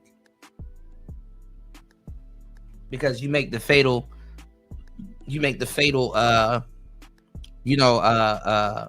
mistake about not for sure segregating yourself or making yourself a little bit more exclusive. Somebody has access to do something to you that shouldn't have access, that shouldn't even be breathing the same air as you.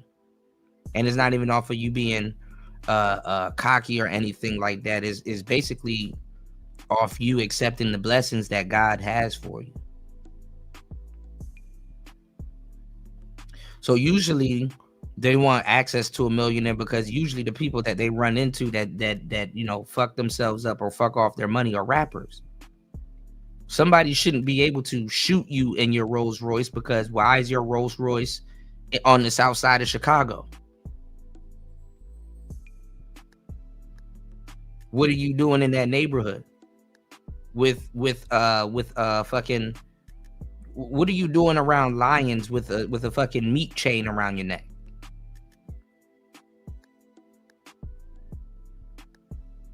Wherever Gucci was at or whatever, he probably shouldn't even be there, even though it can go down anywhere. But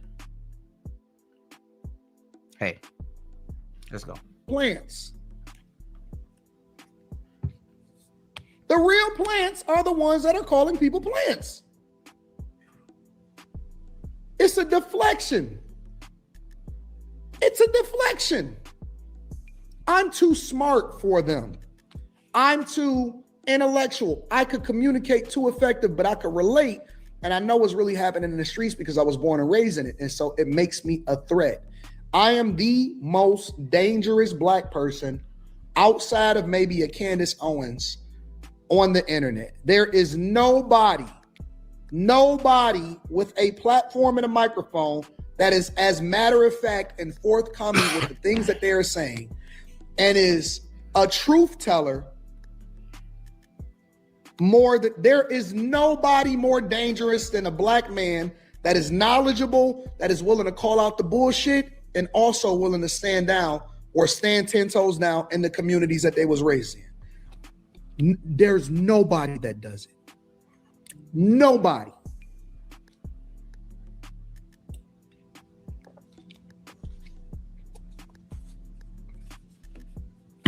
Nobody.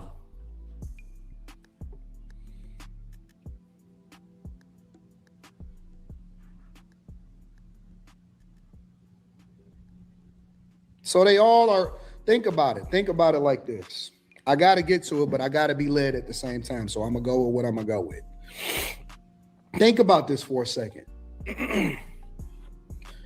You have 1,000 tough guys on the internet.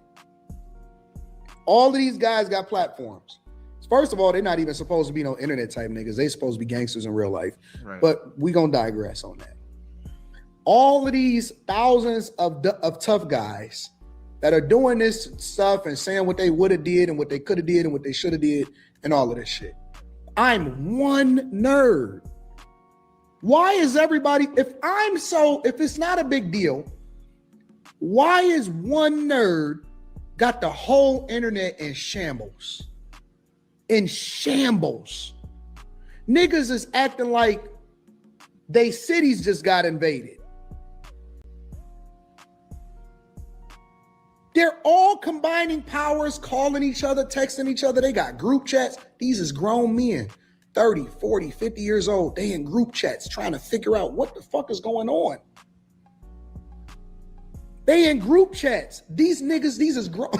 Do you know I have no group chat? And they'll spend all of their resources trying to hunt down Anton. Niggas won't even hunt down a damn education, but they want to hunt down Anton. That's what me and I have no group chat. These niggas is in group chats trying to figure out what the fuck to do, how we gonna strategize. I'm one man. One man got these niggas in a chokehold. In a chokehold. What the fuck is going on? The world that flipped upside down. It's 2026. We gonna start this shit off right. Fuck these niggas. Fuck them. Fuck them all. Fuck them all. Let them work together. Let them combine their forces. Shout out to you Power Ranger ass niggas. We know who the pink Power Ranger though is. That's all right. Black people for you. What's up, nigga? You wanna talk some shit? Call me. Start some shit, bitch. Sup, fool? You gonna talk shit about me, homie? Where you from? Hundreds of niggas is waiting for your motherfucking call, and they all talking shit about you right now. You wanna sell that shit? Call these motherfuckers ASAP. Yeah, I said some shit. What? Man, fuck you and your bone spurs. The hardest niggas is standing by, ready to pick up that phone. Buff niggas, dark niggas, Asian niggas, white niggas. Suck my dick, bitch. Fuck you. 1213-373-4253. Just dial, nigga. I'll fuck you up. Deaf niggas, classic niggas, racist niggas, mystery niggas, psycho niggas, dog niggas, Jewish niggas. You got some motherfucking nerds calling me out Shabbat on some little bullshit ass nigga. Better calm that shit down and come around here and show me some fucking respect before me and my Jewish niggas come up here and beat your ass, nigga. Off top. Niggas is talking shit. Call now. $4.99 per minute.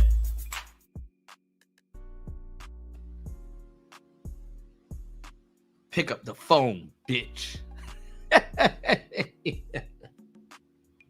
Let's talk some shit. Y'all ready? Pick up the phone, bitch. What are you fucking saying to me right now, Wax? I say what I say. I bring on my fucking my podcast, give you the finest fucking hashish you smoke, and you fucking disrespect me. Like I'm some type of old fucking decrepit geezer. Cause he got gray beard, bro. He think I'm a fucking geezer. He thinks I'm a fucking geezer. He wants to fucking disrespect me on my show. You're fucking jokester, Wax. You're fucking whack. You're a bum to me, Wax.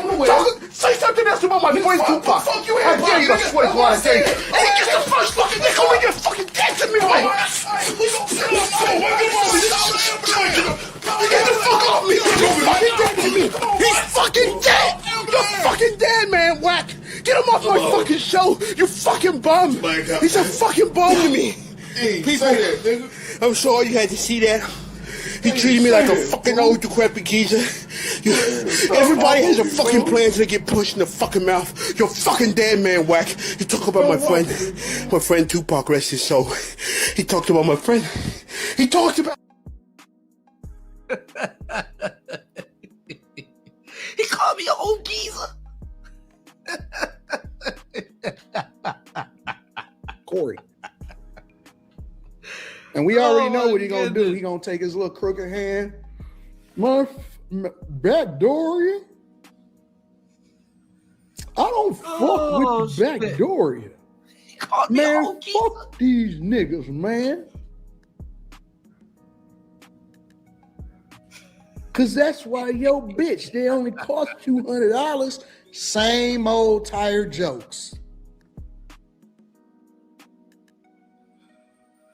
He called me an old decrepit geezer. Cause man, fuck the Hollywood is so off. Fuck these niggas, man. It's the microphone. Fuck it. Tired niggas is tired. Tired. These niggas is tired. It's time to retire these niggas, man. Time to retire these niggas. All right, hold on now. Bro, piracy is making a huge. Now let me see. This is the woman that he had with him. Watching more of his videos, I Mika. was actually even more enraged because I was like, this man, he hate black women. I said, it is for real. He don't like us. See? So after. And that's what I'm trying to tell y'all. It's not about no damn race loyalty. You want to know who's a good example of what I was telling y'all? Ice Cube. Ice Cube. Remember when Ice Cube went on the show with Lisa Ray and Vivica Fox and stuff like that, and he wanted to have an honest sit down talk with the black women, and he's like, yeah, you know, I got this plan put together, and you know, this takes, you know, because you know we have our own, and it's not even subtle, but we have our own feminist, you know, debacle bullshit that we have to worry about, meaning that we can get together with other black people, right? And look at how you have like the majority of black men that don't, you know, have kids, right? The majority of black men don't have kids, right?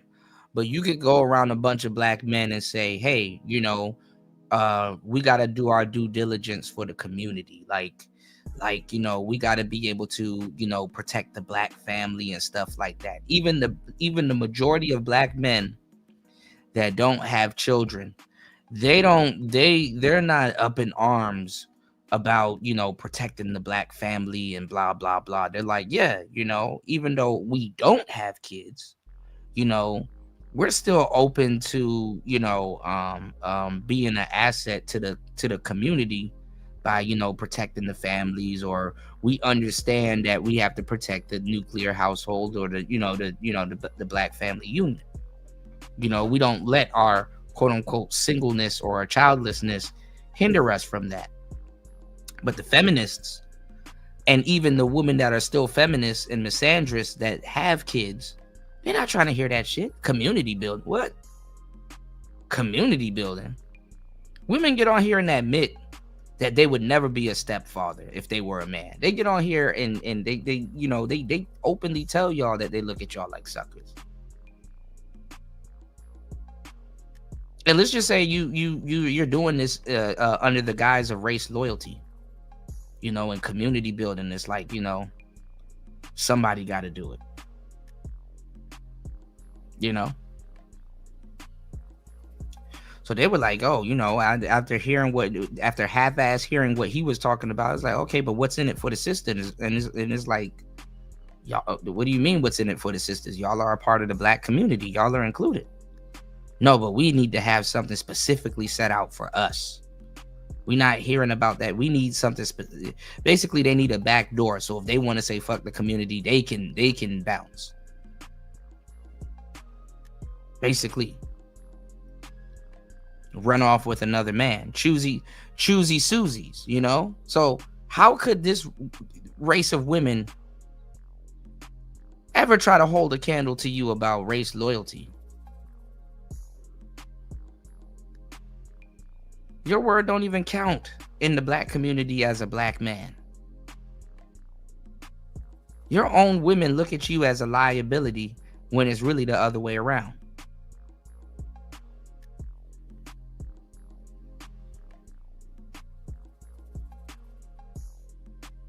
Simple history will tell you that.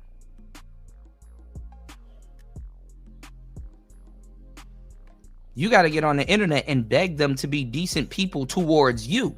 They don't have no problem being decent people towards other races of people. That's the funny part. You have to beg them to be decent people. It is 2026 and y'all niggas are still talking about cooking and cleaning as if she don't wash her ass or eat.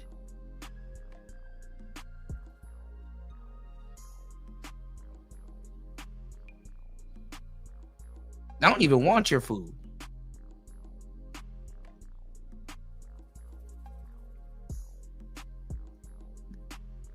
That shit is giving black men high blood pressure anyway. Respectfully.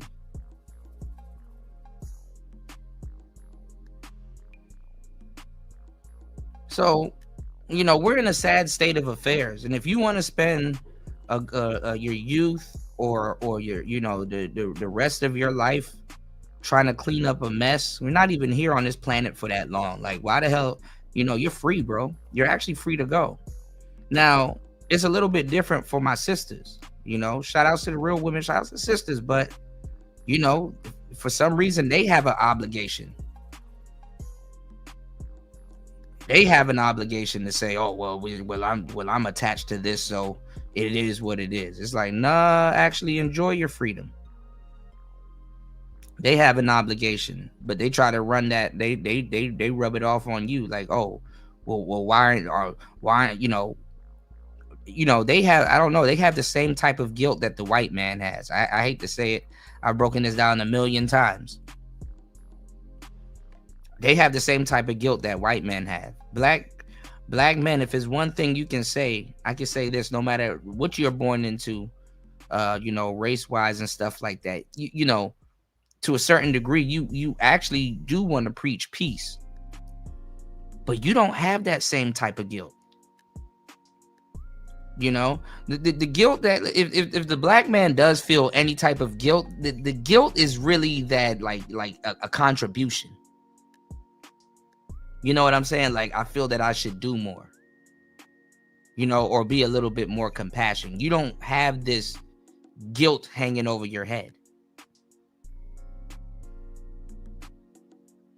that's going to dupe you into loyalty, fake race loyalty.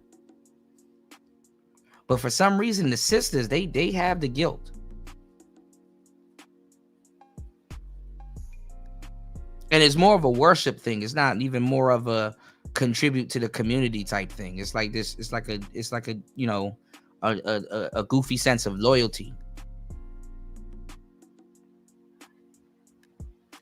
And a lot of times they use that guilt to keep you in line and to keep checking in back with you to make sure you're quote unquote being loyal to the you know, to the race, which is just basically, you know, it just whittles it down to you know, worship, female worship.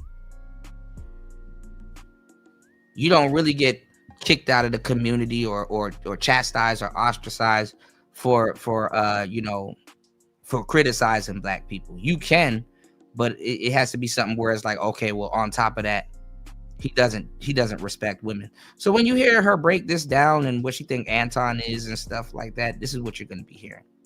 Take a listen. For that, people start sending me stuff telling me that he was messing around with this lady on the right here, Mika. Mind you, another sister, by the way. I don't know, you know, so I am looking. But I heard Mika is married, actually. But who cares? You know, who knows? You know, married people cheat with other married people all the time. So. Doing videos, and I find videos because they're sending me all this stuff. Now, I'm gonna say this. I'm gonna keep it player. Personally, I don't think he's cheating. You know, I think it is a business relationship. You know, I've been around very attractive women that, you know, I thought about it, but nah, doesn't materialize.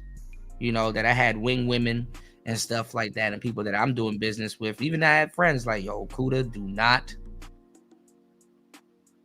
smash that chick. I know you, and it's like, bro, like, I'm good. Like, yeah.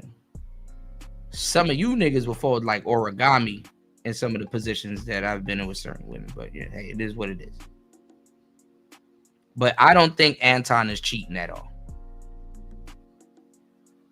Niggas are a little bit more discreet with their side chicks. Like, niggas ain't like, hey y'all, look at, you know, niggas that had shit, you know, so or have shit, you know.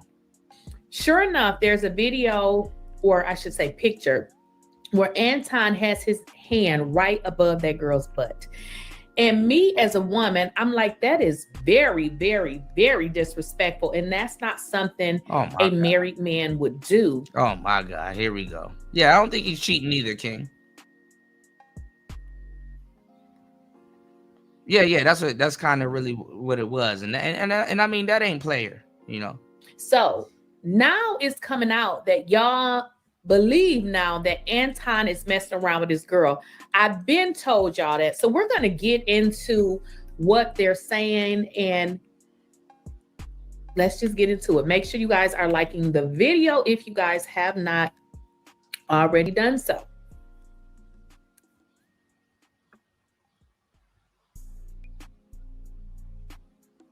She don't miss nothing, got the scoop on lock. Spilling all the tea while it's still too hot. Lay Keisha, queen of the plot. Oh my God. Anton even got the women hating too.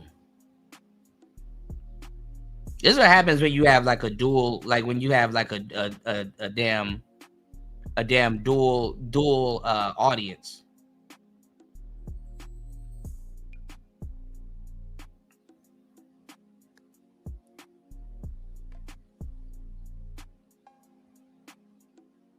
The hoes get the hating too. You just don't get it. Your love for white women and poorly seasoned fried chicken is making you weak. Go get some Kangen water. I promise. I might even break a sweat next time. Oh yeah. Corn is making you infertile.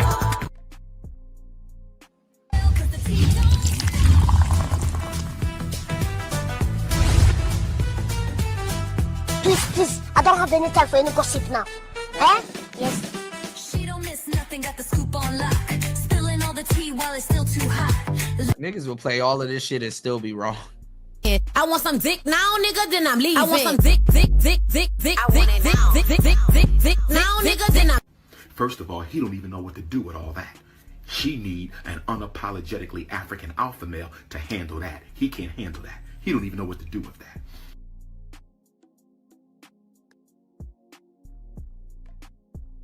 That's where she draw the line. He had his hand above the small of her back. Okay. Hey, Keisha.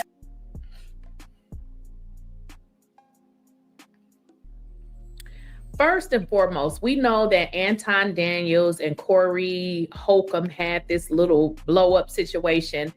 After I actually went back and listened to what Anton said, I know for a fact that that was nothing but rage bait. And when I say rage bait, I believe it was on Anton's side, not Corey. And I'm going to tell you why. I have not saw a video where Corey has actually responded anymore to this situation. Now, I could have missed it, but I have saw multiple videos in which Anton is pretty much rage baiting. If y'all don't know what rage bait is, I didn't know what it is either. What content creators tend to do. Old niggas on the internet. God damn it, man. Old niggas have arrived. You know, sometimes there's nothing going on and it's nothing, excuse me, I feel like it's something on my face. I think it's my hair. There's nothing going on. So they create stuff. So one of the things they do is they manufacture fake beefs and act like they have a problem with other content creators, because what it does is it brings people to their channel because people are nosy and want to find out what's going on. So I think that Corey may have went into this situation thinking that it was going to be a debate of them two having different opinions. But I think Corey went there strictly for rage bait. And I'm going to show you guys why I said that. Anton was prepared for battle while Corey wasn't really prepared to battle. He was thinking he was just doing an interview and it really got ugly. Okay. Now some may say, oh, Corey said you kiss ass.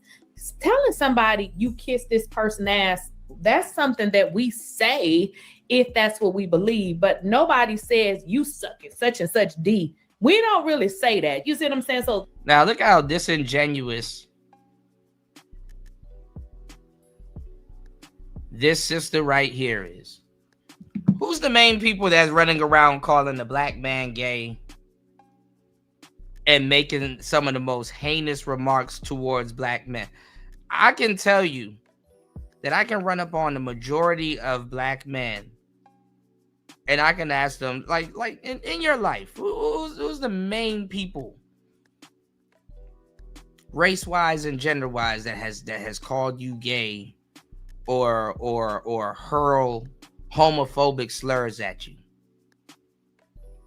And they'd be like, yeah, sisters.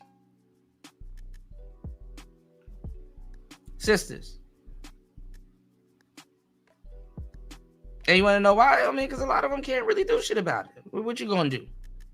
Sister calling you gay. Who was the first person to run to the gay card? Okay, I thought so. That is, it's kind of going a little bit too far. Now And they turn a blind eye too, like they don't do it. All of a sudden, they're saints in this situation. You call them gay.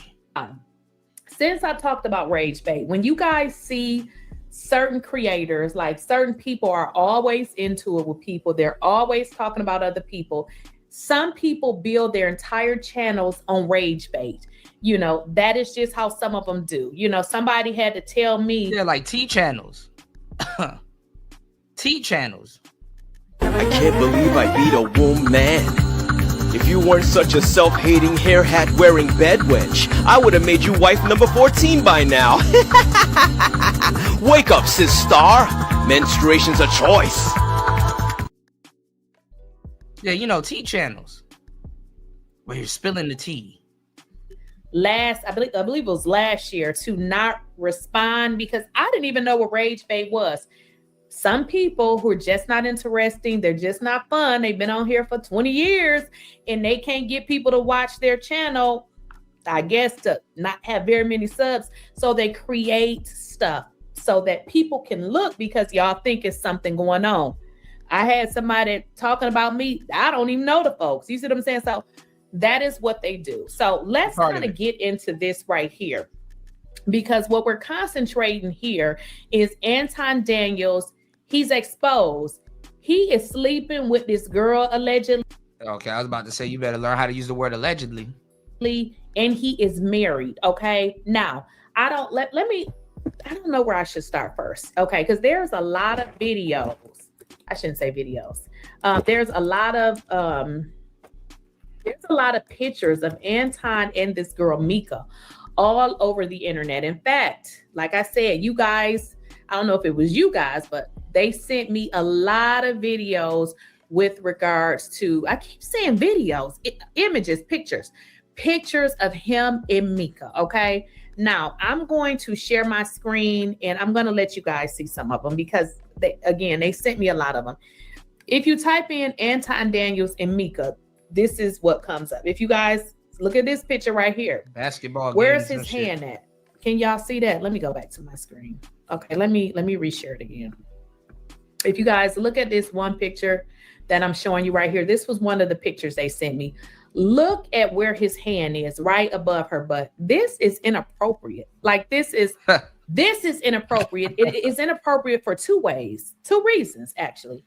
I was told that this woman is married and we know he is married. Right. Okay? I was thinking that too. Him putting his hand above her waist is so very inappropriate. Okay. It's not inappropriate. If y'all think that ain't nothing going on with them, I don't know where you've been. It's definitely something going on. Okay.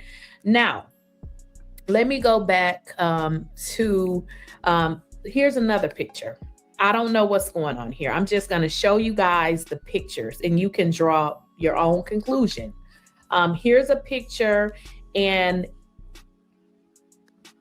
listen, usually in person, you know what I'm saying? I can tell if two people slept together. I have like that uncanny ability. Like it's weird.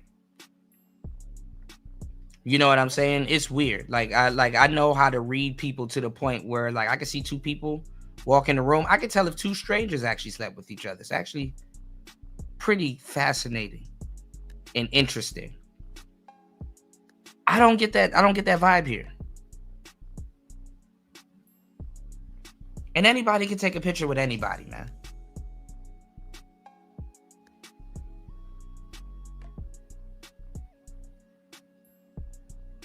I've put my arms around women's waists and stuff like that, smaller their back and all that other stuff. Just strangers that I've met and took pictures with them.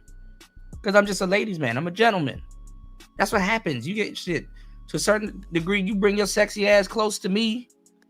Nigga.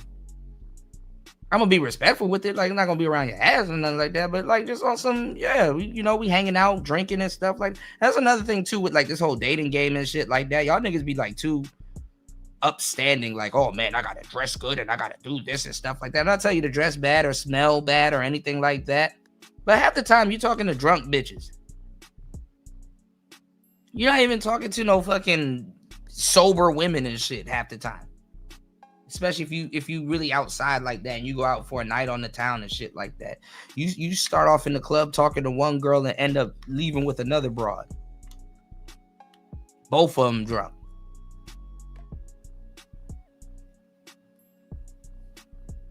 Niggas be having this facade like you talking to sober bitches and shit like that. Nigga, half these bitches just be drunk. They can't smell your cologne like that. She's drunk. I've seen some of y'all baby mamas, man. Y'all be talking to bitches that be smoking blunts and shit. Like, come over here, 21 Savage. Y'all be dating bitches with tattoos on their face. Y'all be dating straight up pirates. Trying to be like, man, I gotta be 6 foot this, and my credit score gotta be this, and my man, this bitch is drunk. Respectfully, and you might be drunk too. Up here bothering other niggas on the internet talking about some, man, should I, man, I don't think I'm in the right tax bracket. There is no tax bracket. Drunk is the tax bracket.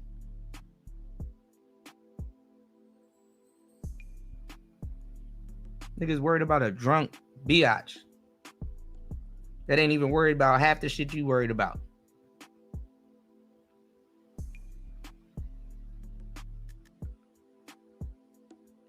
Yeah, so be tipsy, be out on some of these nights and stuff like that, and be taking pictures with women and shit like that. Yeah, nigga, a fucking arm gonna be around the waist also. A little waist showing and shit like that. Man, nigga, what?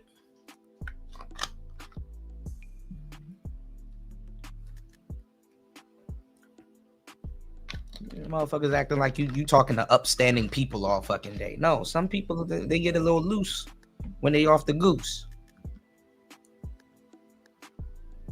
My players in the building, never forget that, man. Half these people drunk anyway. Don't leave that part out. And how dare a woman say something about that? Like, nigga, let a badina be beside you and you kind of don't have your hand on the small of her back or somewhere and shit like that. Then they get back on the internet and then say you might be gay. You got all this badness around you and you ain't slightly cop a feel and shit like that, you know? And then sometimes, man, when you with your lady for a long time and shit like that, and she see that, man, she knows she got a man of quality, especially if she know you ain't sleep with her and shit like that. Is sometimes your lady don't even be tripping. It's not even about if you actually slept with somebody. It's if you could sleep with somebody. Even your wife, you will have to convince your wife from time to time that you could do something. You didn't, but you could. Well, your marriage start to fall apart. She start to talk to you sideways is when she knows you can't. Imagine your wife go through your phone and she see you in a whole bunch of other women's DMs and they rejecting you and shit like that. It's like, look at this nigga. First of all, he's attempting to probably cheat, but he getting rejected. No, your lady likes when you could do something but you don't. That tightens them up sometimes. It's like, yeah, let me go ahead and cook for this nigga before he leaves me. It's exhilarating. It's exciting when your woman know you can pull something young, tight, and right. What the fuck is you talking about? Niggas don't even know how to keep a broad. It ain't about your catch hand. You already caught her. It's your keep hand.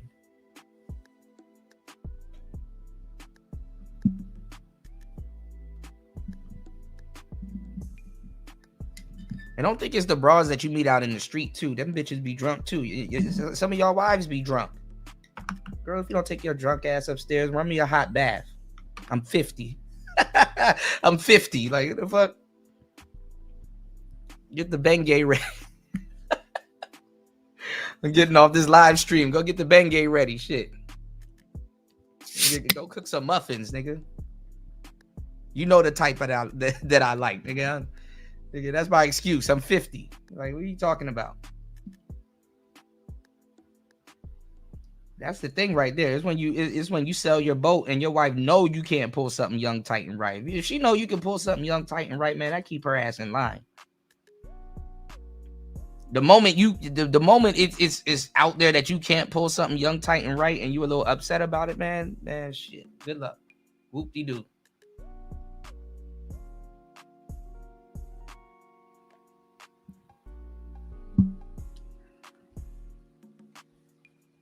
Niggas think that marriage is a damn destination. Hell no, you got to keep that shit up.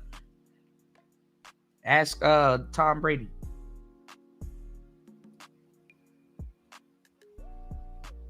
Yeah, where else do you put your hand on? Like, what the fuck?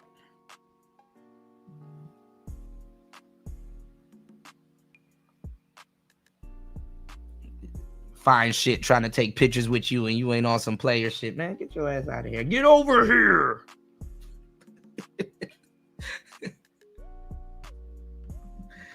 Nigga, what? Fine shit trying to take a picture with me? What?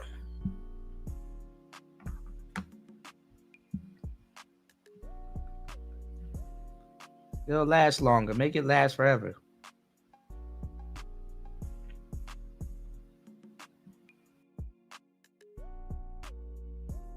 These are the same people that'll turn around and get on the internet and say, "Oh man, why he don't got his arm around fine shit, man? He must be gay. He must be gay." If that's the first thing they run to, he must be fine shit. He must be gay.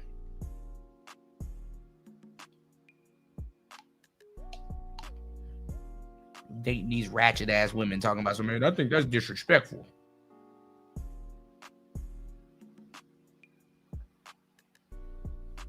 Disrespect don't work like that, man.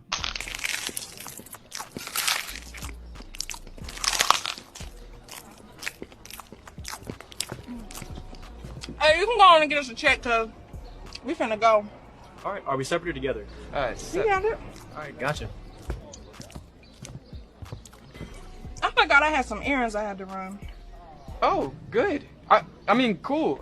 I'll take you home right after this. This gonna take us 30 minutes max, and then we can go ahead to the movie. Can we get an order of lemon pepper wet to go? Extra crispy? You know how I like it. All right, 6 or 8. 20, nigga. All right, baby.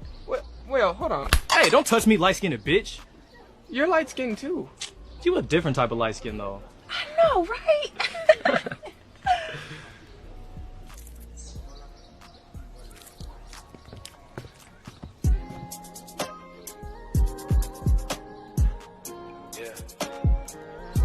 What?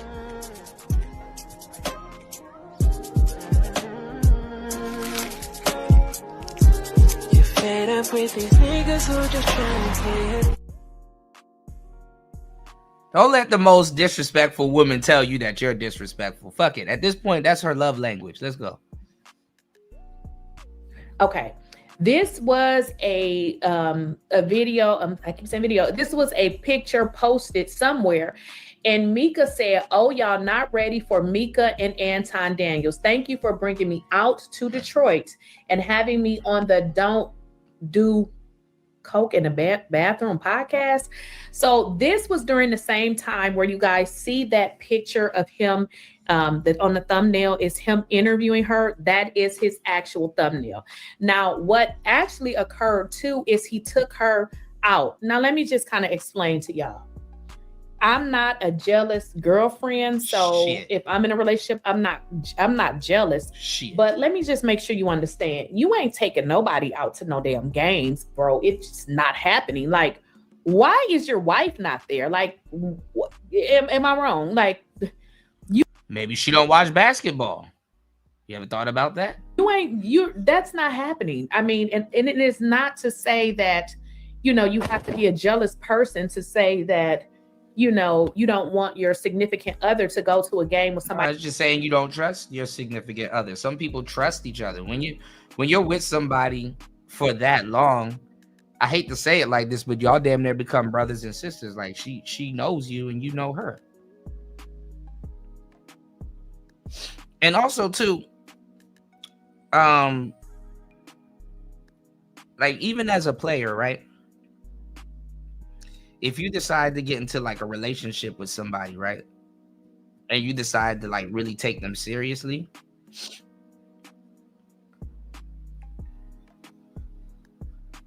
one of the things you have to do, or like one of the mindsets that you have to have, and this is just for the sake of, for your own damn sanity, so you don't lose yourself, is that you have to be like, yo,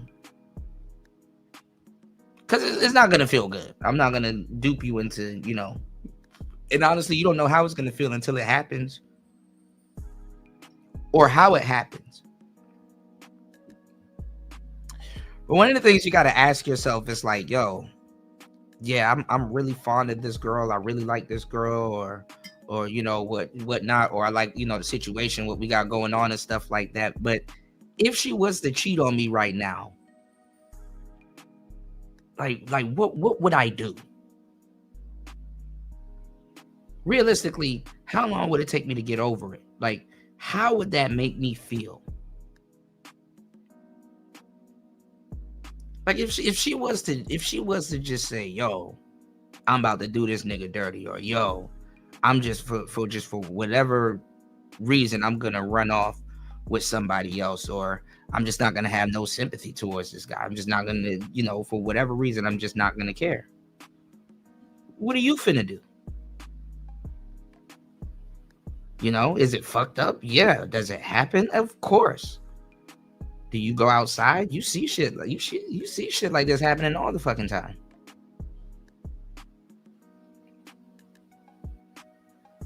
We acting like choosy Susies don't exist.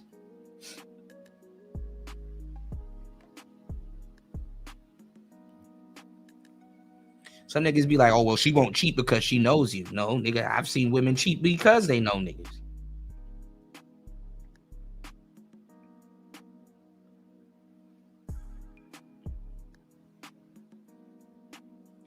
So just how, you know, Anton had to learn not to crash out, you got to learn not to crash out because of the actions of a woman that you know, you might have feelings for, you know, a woman that you might feel that you're tied to. It's easy for me to say that, but you know, when you're around a lot of beautiful women, or you believe you have a connection with certain women, or you actually are around them or have a connection with them, you got to make sure that you know what I'm saying, you don't lose yourself behind them. And a lot of women, they like guys that will lose themselves behind them, because honestly, you know what I'm saying, that says a lot about her, you know, her value. You know, that makes not even just women, that makes people feel valuable.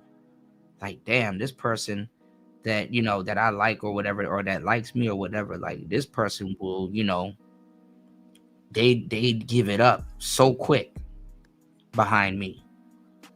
You know, what's going on, Gail?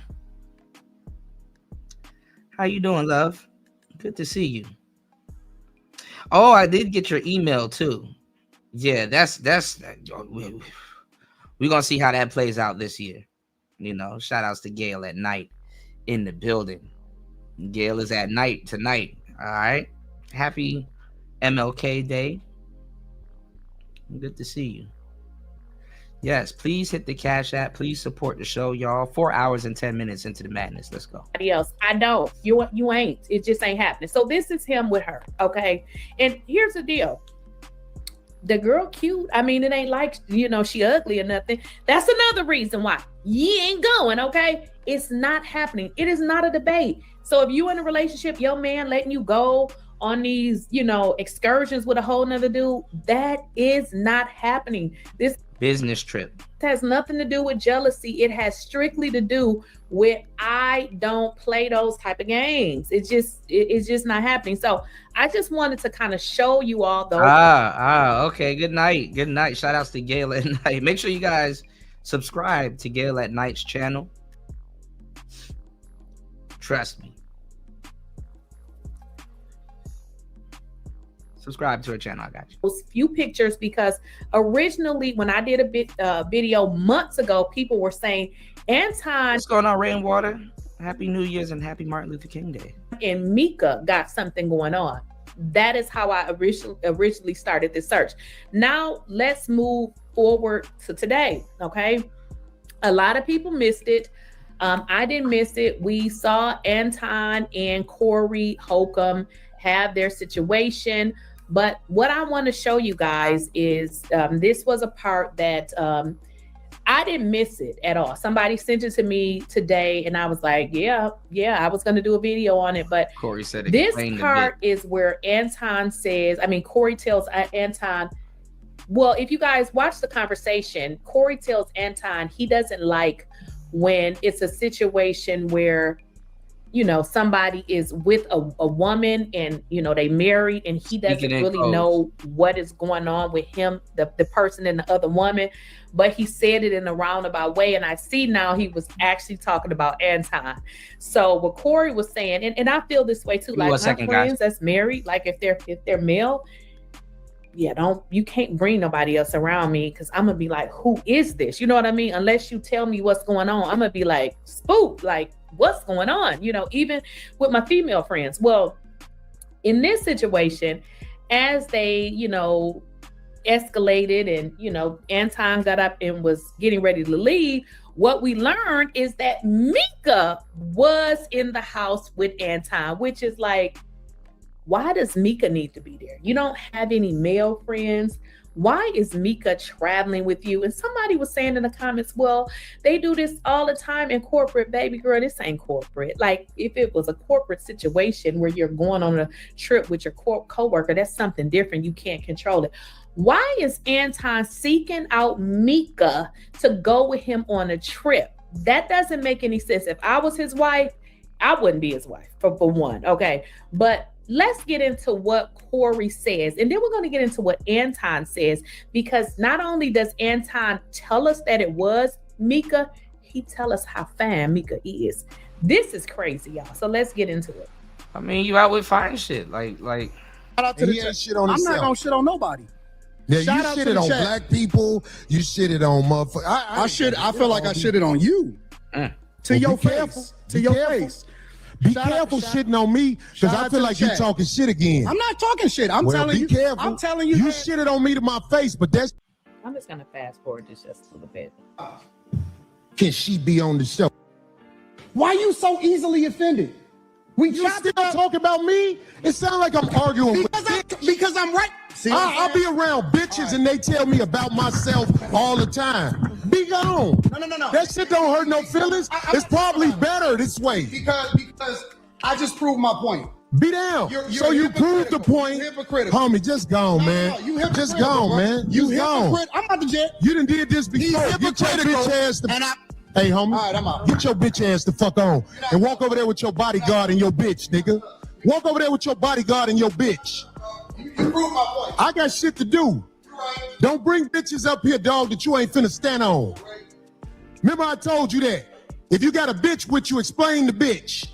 Don't ask her to be on my show, nigga. Can she be on the show? I don't know that bitch, nigga. Now get your whole ass the fuck on and pay for your pussy like you got to, cake ass nigga. Okay, so you heard that, okay? So I don't need to reiterate or explain that. You heard Corey say you got this bitch with you. I don't know why he couldn't use another word, but anywho. So this is what Corey said. See this, and bro? I know y'all was wondering, who was he with? Who was he with? I already knew who he was with. I mean, he clearly has something going on with this woman. So let me show y'all right here, okay? We're going to switch gears. We're going to switch gears. Just give me a second. Let's just share this right here. But I'm going to take you right to the part where he talks about how fine Mika is. Mika, I mean, she's a cute girl, but my husband, if you going to talk about another woman that's fine, You better not be telling me about it. But this is crazy. I'm gonna tell you some real shit though. When the people you don't trust, I mean, there's a difference between being respectful and there's a difference between being insecure. You know what I'm saying? Like the fact that you're gonna be like, oh well, we're gonna skip over the fact that she's fine, or I'm gonna, I'm gonna like. What makes people really uncomfortable is if you do put the elephant in the room. You know, it's like, yeah, she's a very attractive woman. I get it. But and this is hard for men and women to kind of get over. Like there are men out here that will control themselves. And it's not even about men controlling themselves. Like y'all don't even have no respect for Mika. Because just to assume that he could just sleep with Mika like that, that means that she can't control herself. And if she has a marriage, that means that that she's not gonna honor her marriage. Like see, even black women don't have respect for other black women. Like you can say, oh, he's a dog, he's this, or he's probably cheating with her and blah blah blah, but you're not even gonna you're just gonna go out of your way and disrespect her. You're not gonna give her any credit. You're just so aside from what Anton can do, she can just sleep with anybody. Or will just sleep with anybody. See how that works?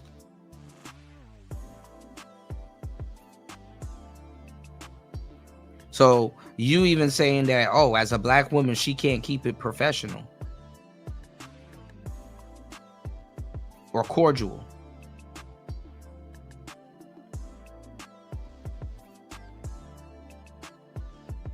I'm just saying.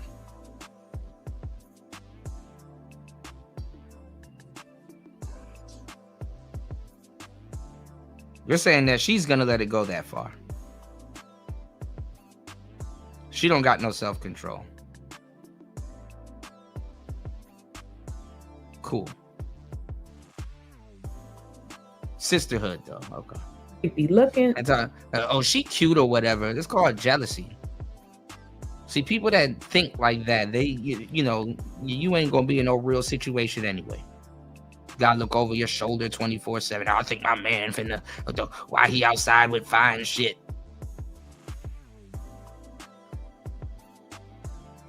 He's gonna get into, this is Antoine's response, by the way. So he's getting into. And Mika is like the perfect looking person to kind of use for certain shit, because how she looks, she'll get you in some rooms.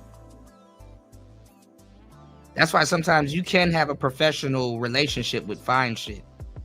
I've done it several times. Sometimes it's just how that person look, the aesthetic. They'll get you into some rooms.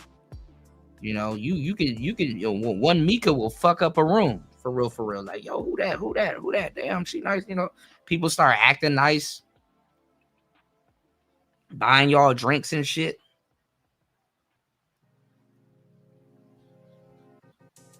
Party, is the truth. Nigga, walk around with one Mika and see if a whole bunch of people don't stop in their tracks. I'm just saying, people respond different when you got fine shit in it. I just take notice to it. Mika will get you in a bunch of rooms for no fucking reason. Well, there is a reason. That's true. That is true. And then you don't know. I mean, I don't know why people acting like people value their marriage or acting like people value marriage like that, man. A lot of times he might have a situation where his wife is like, yeah, he can go mess around with a little bit of fine shit. Some sisters don't give a fuck. Yeah, she not fine. This girl right here, not fine. I mean, she's decent looking. She's what she's trying to lower Mika to. Mika's still fine shit. Like what's her name? What's the woman that used to be on the show with Pearly thing? What's her name? And she took her kid's channel and turned it into a red pill channel. What's her name? Fuck, not Nicole Michelle. I don't know why I named Nicole Michelle. Melanie King. Yeah. Former fine shit. Let's go. His response via this whole situation that happened between him and Corey Holcomb. Okay. Now, at about 47:20, he gets in to tell us how fine Mika is. And then he goes in to tell us some other things. Right, party.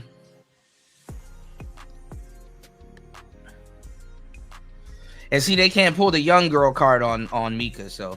Things about Mika. Oh, and he tells us that Mika obviously was the one that was there. Why was Mika there? Why is Mika always traveling with you? Because he's trying to get her podcast off the ground.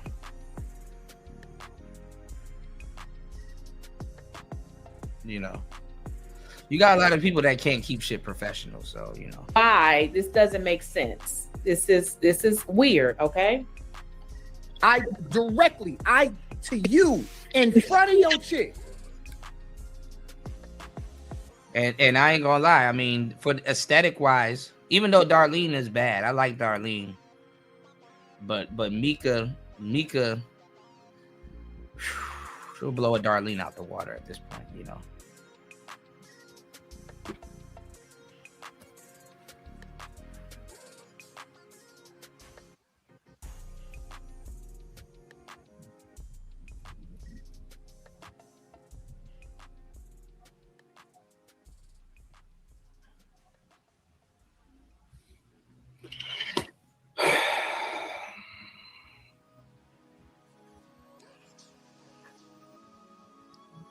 In front of your girl, in front of your friends, in front of the people that was doing the live stream, the workers, in front of your homeboys, in front of everybody, in front of you.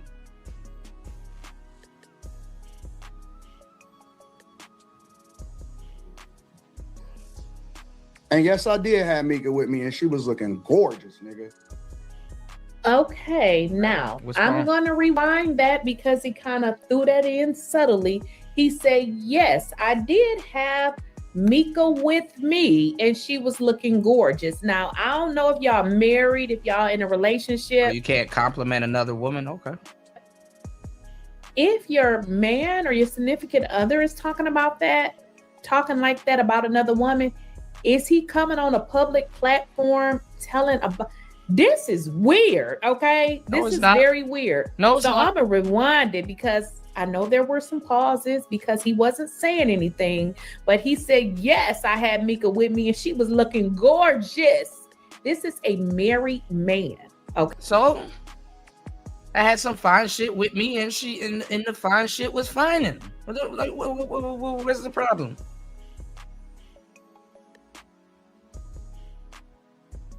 Like, how egotistic are you to think that, oh, well, just because I have a husband, I should be the only fine shit that he recognizes? No, you can acknowledge that somebody looks good.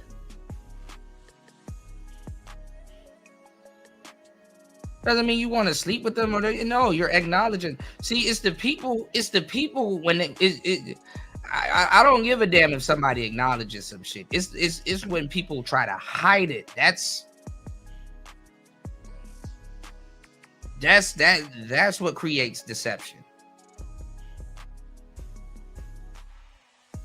It's when people go out of their way to make it the elephant in the room. Then it's like, okay, you know, she's insecure. And you know, when you're one of the lookers, when you used to be a looker in your past and stuff like that, and you're not getting that type of attention anymore, that breeds insecurity like a motherfucker.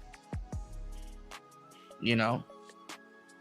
And God bless whoever's attached to you, because they, you know, women make them put up with that bullshit. Tell me I'm pretty 50 times today because I don't feel pretty no matter how much times you tell me that I'm pretty. Why are you calling some other woman pretty? That's obviously pretty. Head ass.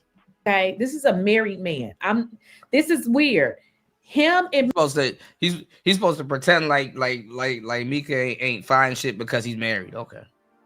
Mika is definitely sleeping together in the same bed. Bang, bang. Yeah, they gotta be. This is come on now, people. We ain't done. Well, at least I ain't. So I'm gonna rewind this so y'all can hear what he said again about Mika, because I want y'all to hear it again. It's gonna be a lot of pauses. It's simply because he's not saying anything, but listen to what he said. And she was looking gorgeous. But let's get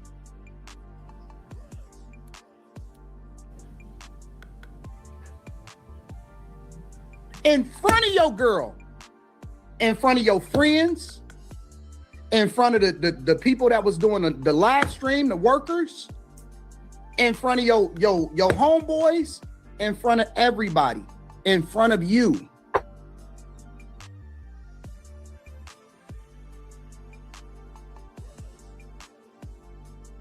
And yes, I did have Mika with me, and she was looking gorgeous, nigga. And she was looking gorgeous. But let's get to that part. Nothing wrong with having a little chaperone. Would we please stop the trust me, the tough talk? I got security, you got security. Homie, I ain't got security. Them my people. Cool. Them your you security. gotta. Okay, I just wanted to stop it there because I wanted to make sure you all heard what he said. Okay? He said he had Mika with him. You reading into it a little bit too deep, baby. We heard it. You're reading into it a little too deep now. And she was looking fine, or she was looking gorgeous. He said that like 2 times. No, he didn't say it 2 times. He only said it twice because you played it twice. See, now you're reading too deep into it and you're psyching yourself out. This is referencing the woman that I'm telling y'all, this one right here, which I said a long time ago, him and her doing the nasty, okay? Because from what I understand is she has something to lose too. She has a husband. So it would be equally convenient for her because she don't want her husband to know. But there is no way in hell that this is a friendly work relationship, because for one, if we working together, please don't refer to me as being fine or cute, even if you think that, because if you say that, that's gonna make me feel uncomfortable. He said some bullshit. Now he's supposed to go out of his way and not be able to compliment an obviously fine woman. And listen, Miss Lady here, because I don't know you, but you'd be lucky. You'd be lucky for somebody to refer to you as fine. IJS. Said this multiple times about her. No. It's something else going on, y'all. It's something else going on. So he admits that, Mika she fine as hell, okay? He admits this. He also admits to Mika being the person that he brought on the trip. This is the one where Corey says, don't bring this B up here unless you are going to pretty much say who she is and why she with you, because you married, man, aren't you? Hire a motherfucker to be with you. Absolutely. I'm always gonna hire somebody. You better. 100%. How you be talking? Corey, stop talking tough. Stop. Don't talk. Don't talk tough. Like, isn't nothing wrong with your lady say, yeah, I'm out with a couple of handsome gentlemen, and we're enjoying our night. That doesn't entail that she's cheating because she complimented somebody that's probably handsome. That doesn't mean she paying a ransom. It's called being an adult. Everybody ain't cheating. Everybody ain't paranoid. You said Bruiser Wolf needs to wax her stash. Uh-oh.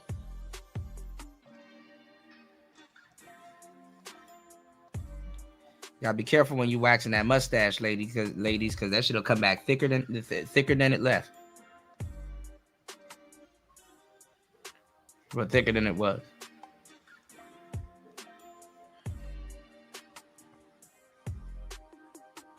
Yeah, some women be mad because you know, for them that ship done sailed. You know what I'm saying? It's like, you know, especially if you form or find shit, you know. That's why a lot of women be competing with their kids and shit. Disgusting. It's crazy. Now, so y'all already see where the women are going with it. You know, they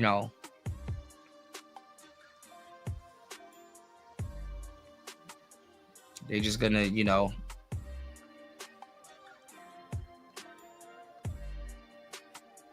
say that the man is cheating. Whoop-de-doo. Now, if you guys are enjoying the show, please support the show.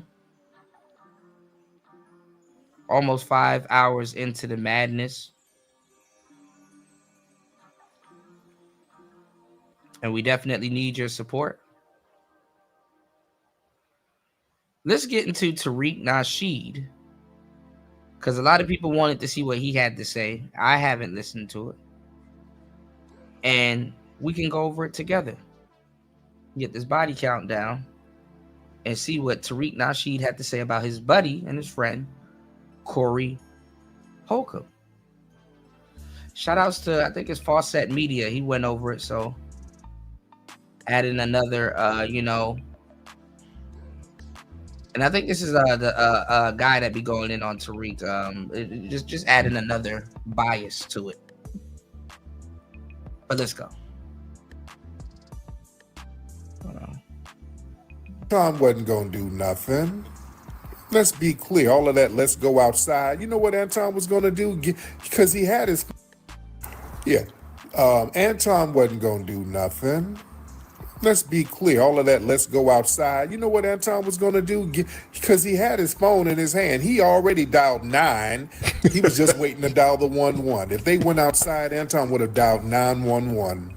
Let's stop playing. All right, so Tariq.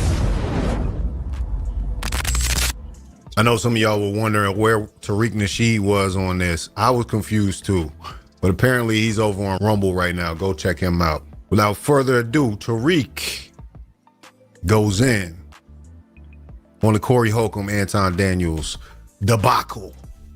Let's hear what he had to say. So, family, many of you probably have seen the altercation between Anton Daniels, who's a YouTuber, and comedian Corey Holcomb. Corey Holcomb, that's my guy.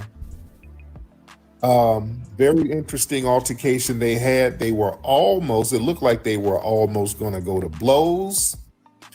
It was very interesting, yelling back and forth. Now let's do a poll. Yeah, it's a lot of guys that been going in on Tariq.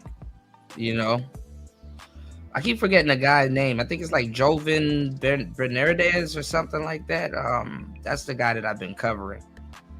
And, you know, he's been making some decent points, you know. But as y'all know, I rocks with Tariq. You know, Tariq's my guy. I fucks with Tariq, you know. But, you know, some of the stuff is kind of looking crazy. You know, some of the stuff that, you know, he says and does, you know. But I understand why he says and does a lot of the stuff that he says and does. My thing is why, well, I know why, but it's just, my thing is because I've been following Tariq for the longest time. It's just funny as hell when, you know, you got so many people repeating his talking points word for word, and like, they don't even watch him.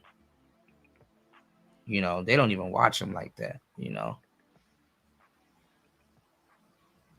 Well, they do to steal his talking points, but it's like, I know why he's saying what he's saying. I'm just trying to figure out how these people word for word copy what he's saying and barely know what he's saying. Because it's one thing to copy somebody and you've seen it happen with Pearl and a lot of other people. It's one thing to copy somebody, and then it's another thing for somebody to know who you're copying. And then to a certain degree, you put yourself in position, or you know, the person that knows who you're copying, without, you know, like, you, because you don't, you know, you don't really have knowledge that they know what you're doing or who you got your talking points from. When you put people in position to defend, you know, the stolen valor, you know, their whole that all of that shit just falls apart, because it's like, you never really believed in that. You took that from somebody, and it's a great talking point to a certain degree, but it just doesn't match because you took it.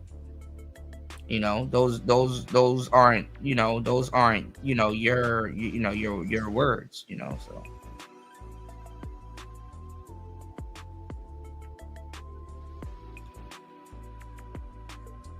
So the shit gets really, you know, goofy after a while. So it's player talk. Please hit the like button, y'all. Please support the show at $PTV 888. That's $PTV 888. Been dropping gems. Let's go. With the family. Let's do a poll. Now, I'm assuming most of you have seen the altercation that's on the 5150 show on YouTube. Who do you side with? Well, who do you think was in the wrong in that altercation? Who do you think was in the wrong? What's up, Dr. Nirvana? Who do you think was in the wrong? All right. Who was in the wrong in that situation? Is it Javen Bullets, you said?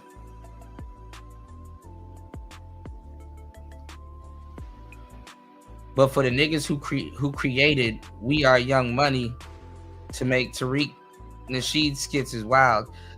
I gotta go check him out. I like Broken Equipment. I was supposed to do some work for him a couple of years ago. I'm gonna go check him out. If you can find a video, if you can share it in the chat, we'll probably go over it because they're funny as hell. All right. Let's see. Somebody said Corey. All right. A lot of people saying Anton. It's just funny to see this side of YouTube actually get, you know, its recognition in like a weird way, you know. You got Wayno and the people from the hip hop community, even Flacco and all these people talking about Anton. So Anton. Okay. David Bernardez. Yeah. Corey got punked. Corey did not get punked. This is my assessment of it. Anton went in there, kind of sarcastic and snarky and trying to provoke a little bit. And but damn sure, allegedly, Anton had security there, some security, and he was in there talking a little slick. And then he, you know, Corey was kind of calling him out for, you know, Anton is a performative white tea ass kisser. You know, that's what it is. Anton is a performative. Hold up. Tariq led off with what Anton and everybody in the comments is saying was so offensive. You know, the term ass kissing, it's not about literally kissing ass. But when you tell somebody the S, the D of the black community, well, I guess you could say that's not real. Shout outs to King. Thanks, bro. But it's just the optics of it. And especially with somebody like Corey Holcomb, who has the stances he has on challenging his masculinity. You know what I'm saying? Like, so you have to know that those aren't the same. They're not. You could say you kissing somebody's ass on TV in the 80s. You understand what I'm saying? On the 90s for sure. That's the difference. You couldn't say the other one on TV, could you? Does that performative white tea ass kissing. He does that. He panders to that crowd. And I don't even knock the hustle. Corey was kind of calling him out for, you know, Anton is a performative white tea ass kissing. You know, that's what it is. Anton is a performative. He does that performative white tea ass kissing. He does that. he panders to that crowd. And I don't even knock the hustle, by the way. I don't knock the hustle. You know, Anton panders to the white supremacist alt-right crowd, being the, you know, the so-called reasonable black person. Oh, I'm not like the rest. Ain't no racism. The white people ain't bad. We don't need reparations. He's on that. Anton has explicitly said we shouldn't get reparations, and he's actively against it. Oh, he's went out of his way to say we shouldn't get reparations. And a lot of it is performative. Many people say he's the tether. Nobody knows exactly where his background is. I know he carries himself like a tether. Now, I will say he said the other day that he confirmed that his father's people are from South Carolina, but he didn't say where his mother's people were from. So I can't say definitively either way. You know what I'm saying? If depends on who you ask how we're defining what. And this is the goofy shit that black people get themselves into. They cornhole themselves into this. Because why does this even matter? And let me tell y'all something, since people be just stealing talking points. Let me tell you why it matters, because I already know. It matters to a lot of brothers because guess what? They're so obvious, right? They're gonna, you know, paint it like, okay, Anton is a tether because he's somewhat foreign, and they want to make it seem like it, you know, he feels that he doesn't have a connection to foundational black Americans, that he's just going to he just has this mindset that just undermines black people because he says that they shouldn't get reparations. When in reality, you have a bunch of foundational black Americans that's like, reparations? No, we don't need nothing from the YT man.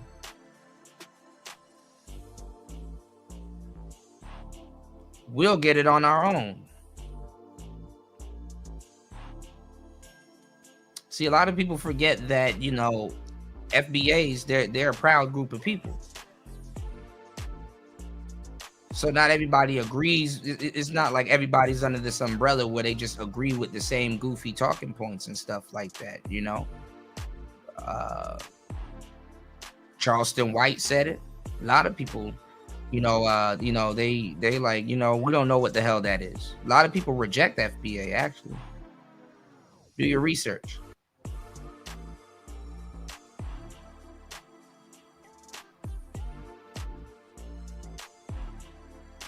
Got a lot of brothers that's like, bro, I don't know any of that shit. All I know is that I'm from this country and I'm American. Nothing more, nothing less.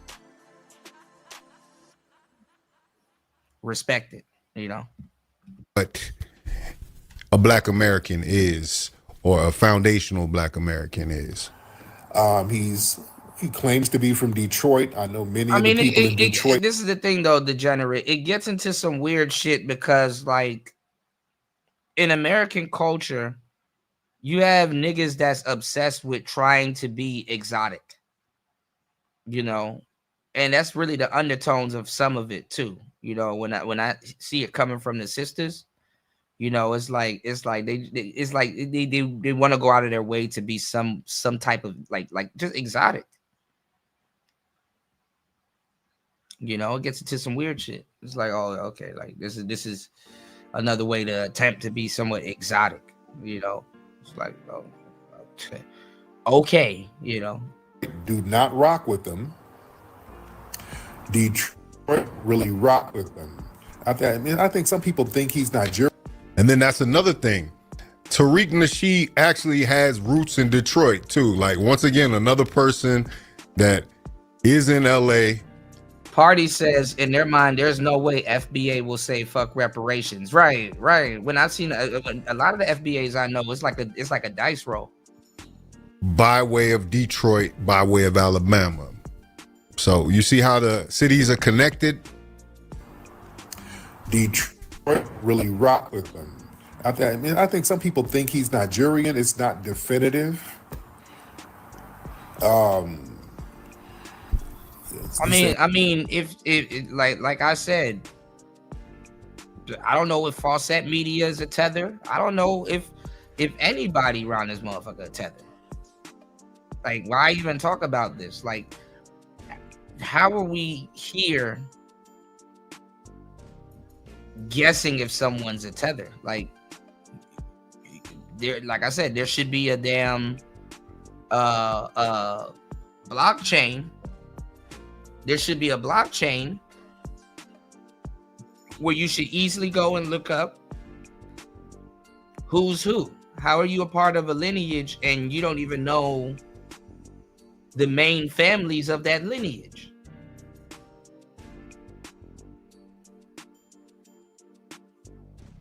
You shouldn't even have to be guessing. Why are you guessing?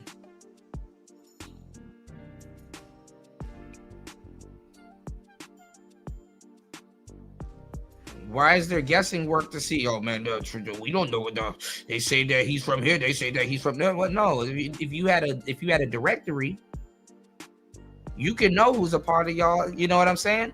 But see, the reason why they don't want to have that directory, because all of these people that's preaching to you that they're FBA, they're really not. The majority of the people that's telling you that they're FBA, they are the tethers.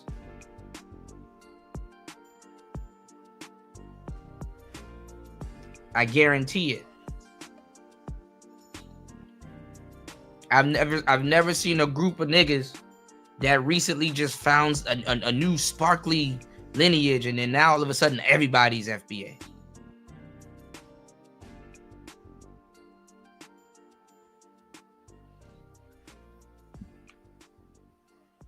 Overnight. You said, I mean, I understand that, but the thing is that white people try to so-called delineate like a century, or like, well, they do the little $5 Indian thing, man. I don't know how much racism in America is gonna try to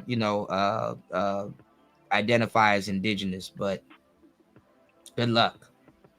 You know, black people should be on Anglo-Saxon time, especially after this Minnesota hiccup. The whole play has been exposed from the inception of 2020 to expose. You damn near have the blueprint.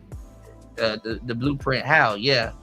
Jesse Jackson and Al Sharpton finessed the system, got properties, give funding, and created organization under the guise of civil rights, and black people go receive this money.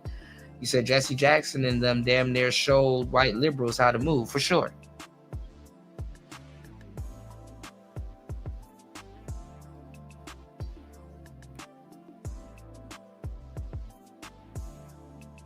It got so big and lucrative off of ambulance chasing and Black Death that George Soros and all the people had to step in.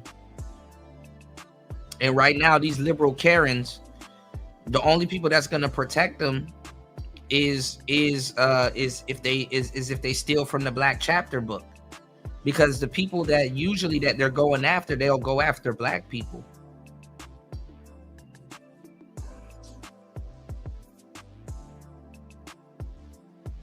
So they got to ride the coattails of unsubscribed black men for the sympathy play to make sense.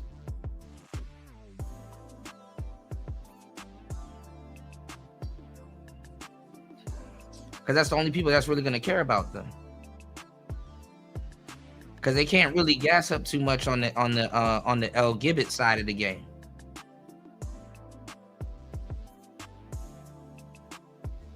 Plus, you got a lot of look. February's coming. It's El Gibbet month coming up. You got a lot of their holidays and shit coming up. They not finna be. They want to be outside butt naked and in indecent exposure and shit this year. They're not sitting up there about to play around with ICE, and ICE not about to sit up there and play around with them. That's what a lot of people are forgetting. Their month is coming up. You know, the month that they try to finesse from black people. Yeah.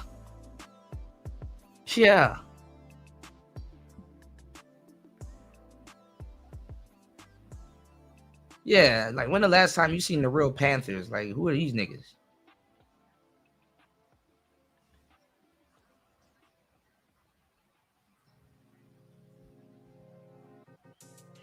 I don't even know who these Panthers are, man. He's not FBA. He said he was African. You thought he was Nigerian. Yeah, nobody can give any definitive answer on where his background is from.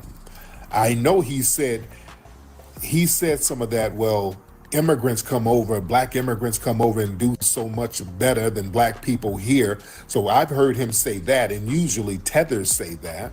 I have no sympathy for anybody. You get what you deserve. Wherever it is that you are in life, that's your bed, sleep in it. I don't care where you were born. I don't care where you come from. I see immigrants coming over here every day from third world countries, outworking you, outpacing you, and making you look bad. I don't care about your reparations. Listen, I don't care if you ever get it. As a matter of fact, I'm advocating against it because it's going to pick up my dollar and make inflation go out of control. And so I don't want them to pay you. I don't want you to have nothing. Don't give these motherfuckers nothing. As a matter of fact, not only do I not want you to get nothing from reparations, I think that they should tax you for breathing. Oh, come on, man. For breathing this good old air that we working so hard and paying our tax dollars for in order to be able to make sure that you got this good old air and this good old water. Well, I mean, I think that's clear. That kind of runs in line with his conservative politics, but I don't. I mean, this is the thing, though. Black people claim that they want to get rich and shit like that, but black people don't understand rich people. They don't understand, how rich people move, how to,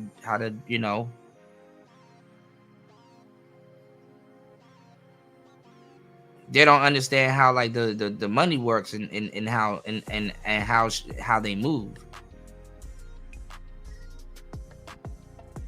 I hate to say it like that, but it's the truth. For example, go look at the Fresh Prince of Bel-Air.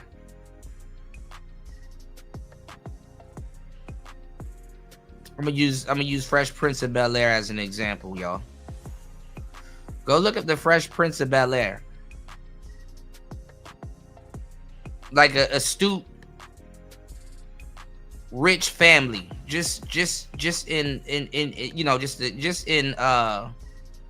what's the word I'm looking for? Like as an example, go look up the Fresh Prince of Bel-Air. Most black people wouldn't watch that show if Will Smith wasn't on that show, who's not necessarily the rich cousin or the not so rich family member. Like if it was just the show with Carlton and Hillary and Philip and all of that stuff, most niggas wouldn't even watch that show.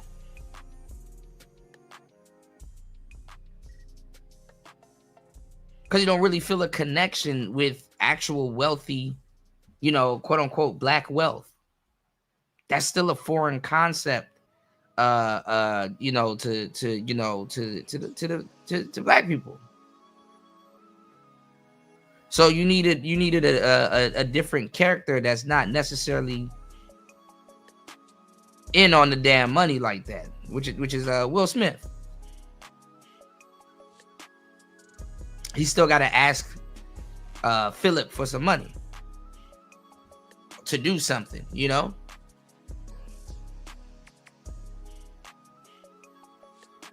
Somebody give me another example of a quote unquote black like rich family. Look at the whole point of Good Times. Good Times is making it up out the hood, the hustle and bustle.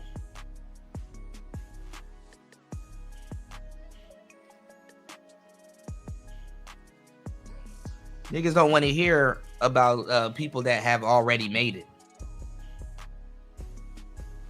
The grind is more interesting than the destination.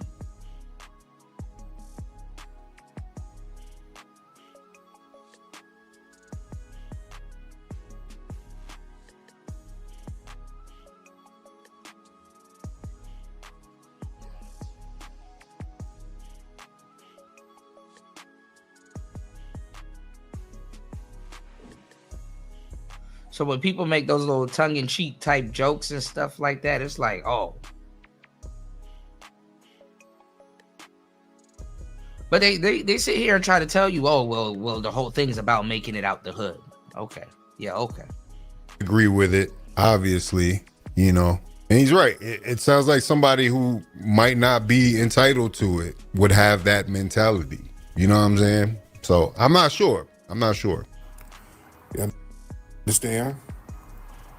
All right, you said you're in Detroit and he's FBA. Yeah. He what, Lexi? Okay, but he's okay. All right. His mother's Jamaican. Okay, I don't know. It's up in the air. No, I don't know about that. I don't know about his mother's Jamaican, Panamanian. I've never heard him say he's Nigerian, so I don't know. But you know, he could be a tether. He talks like a tether, acts like a tether. But you know, he does that performative, you know, whitey ass kissing thing. All right, that's your hustle, that's your bag. But all of that being and honestly, I'll be just seeing Anton on regular panels. I don't see him kissing white ass like that. I know he's been on a couple of Fox shows and stuff like that, but like, can somebody show me a video of Anton kissing white ass? Like, I don't even really see him around white people like that.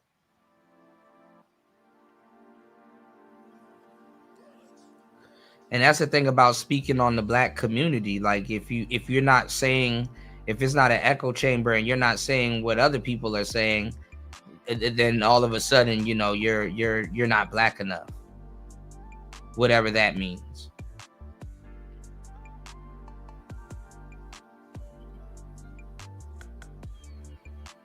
What's going on, Black Manosphere?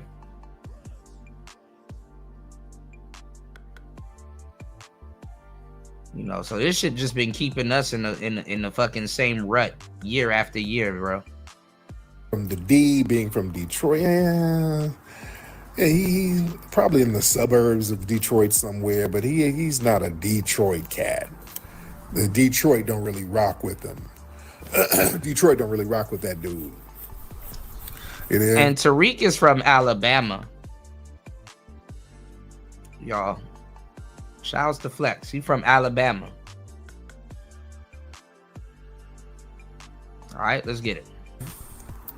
He said he's Haitian. I never heard him say that. And, you know, a lot of his stuff, he tries to say the criticism of him is because he's a conservative. He said he's Nigerian. Okay, I haven't heard that. I haven't heard that.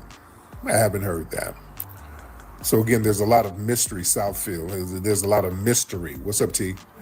On his background. So anyway, during the confrontation, you know, him and Corey were going back and forth. You know, he was pushing back on Corey. Corey was pushing back, and Corey was like, hey, you kissing, you know, you got all this criticism for black people. You don't never say anything about white people. And Anton said, you suck black people's D. And Corey was like, hey, hold on now. Hey, wait a minute now. You talking like that?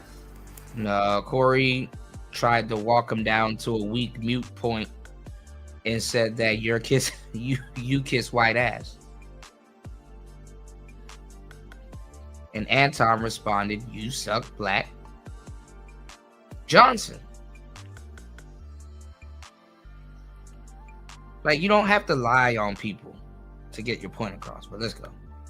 And that's the weirdest thing to say in that moment. Like, that's what I'm saying. Like, the turn of phrase, I get it. It's the brinksmanship. It's the one-upness that he wants to do. He wants to go to the next level, but that sentence doesn't make any sense. Like, how can you ask the D of the black community? Because you on they nuts. You know what I'm saying? Like, that don't even... You overtly on black people. You're overtly on black people's nuts to the point that, like, it's a dead horse at this point. You know, and it would behoove some of the people who they're talking to and where you're at. Like, if you're quote unquote pro-black right now, like, there's nothing wrong with being pro-black. I would consider myself pro-black, but I'm talking about like Umgawa, Black Power, Hotep, you know, Like you missed the train. You understand what I'm saying? Your information is dated.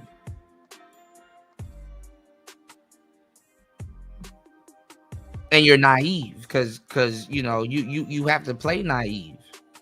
You understand what I'm saying? You have to play super naive because black women done told y'all to go to hell. Bitches that got unks tattooed on their forehead, they straight up they're dating the Glacier Man. They sat there and looked y'all dead in the eye, told y'all ain't shit. We don't fuck with you. You didn't vote for Kamala, so don't come looking for no coochie from us. That didn't last long. And see, if you ain't somewhere messing with a Tether or some of those exotic people that y'all like to have sex with, you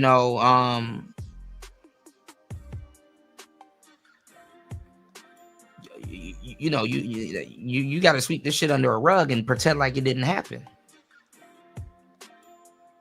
You got to be comfortable with your woman selling out the community multiple times.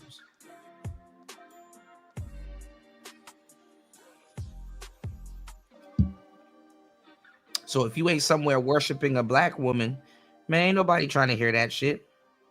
And even if you are, they ain't trying to hear that shit. What's going on, Insane One? Good to see you, player. All right, we're coasting over 5 hours. If you guys are enjoying the show, please support the show. Yeah, it's a grift. It's a dead horse. Right. Yeah, that race loyalty shit is BS. And yeah, it's a figure of speech for sure. Yeah, now you got to be specific on it because it's turned into a goofy ass gang. That's what it is.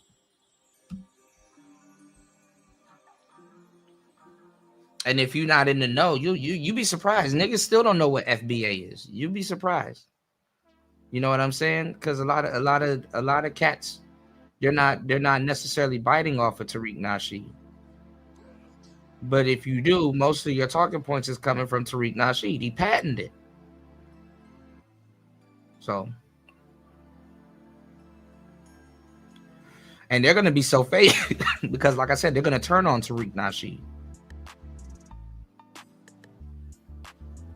Half these people haven't done their fucking history. They don't know their damn ancestors. What ancestors? Niggas be from Trinidad and in fucking Guatemala and shit. Like nigga, what ancestors?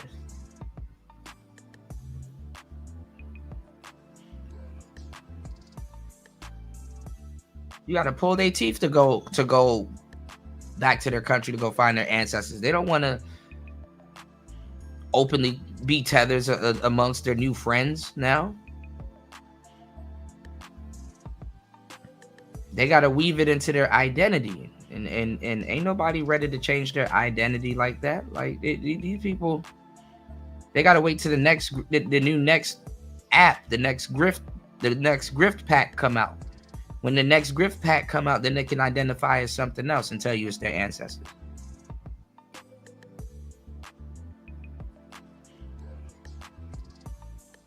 Because just the other day, Tariq Nasheed was trying to claim Anthony Joshua when he beat up was it Jake Paul? And they got off in his ass because they were like, no, don't do that. Because just a couple of years ago, you were calling him a tether. Now, all of a sudden, Anthony Joshua is our brother. Shit crazy, man.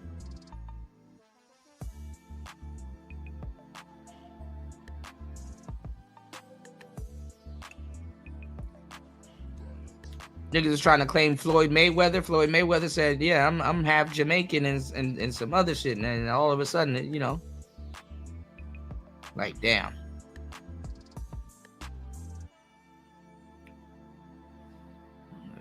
You know, know, that grift didn't last long. You know? And like I said, I fucks with Flex, you know? I fucks with Flex, but I don't know, man. That's not even something people say, right? That don't sound right. For some reason, it just rings wrong in my ear, linguistically. You talking like that? That, you know, we might have to. Pro-black really starts and end when I see your kids beside character smarts, for sure. Somewhere with this thing. So Darlene was there. That's my homegirl. Darlene was there. So he's like, Corey's like, Darlene, move out the way. So we sat right in front of Anton. It was like, hey, man, say all that sucking D stuff again. Say that again, man. It's going to be up. And pretty much, you know, Anton was like, yeah, Corey, you ain't going to do nothing. And I'm saying this to your face. And then Anton, later on in the broadcast, Anton was like, yeah, we can go outside. And Corey's like, no, we're going to sit here and, you know, chop it up or whatever. No, he didn't say that. And he never said it again. He never said it again. And that's a fact. That never came out again. That was a clear and distinct line. And a lot of people want to try to say it's, oh, that's childish. That's like knock the stick off my shoulder or something. But you have to look at the body language that was happening in that moment. And you have to look at the fact that Corey had a line and he was like, if you cross this line, it's up. He's like, I'm not going to put hands on you until that moment happens. He didn't do all of that. So he goes there. But let me get face to face with you and ask you one more time if you really mean that. And when he had the opportunity, because if you... No, he was just saying, say it again.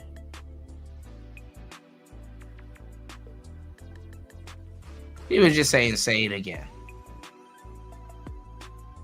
Y'all got to stop adding all of this stuff. Look, and I get it, because I like Corey Holcomb also. But let's go. Out that life, you gonna say it again. Say it again. Like, I don't give a... Or you have another option.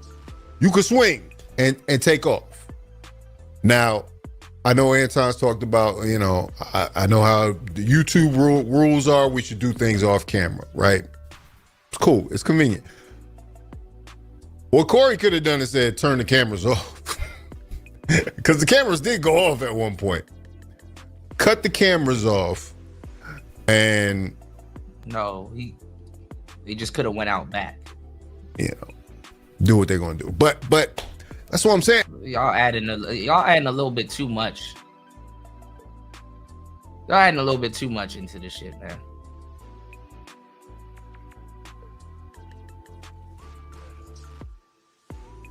I don't think that's why Corey at that point says, when Anton says, don't try to act like you bossing up on me, Corey says, I already did. Yeah. So Corey is satisfied at that moment, doesn't need to escalate to the next thing and the next thing.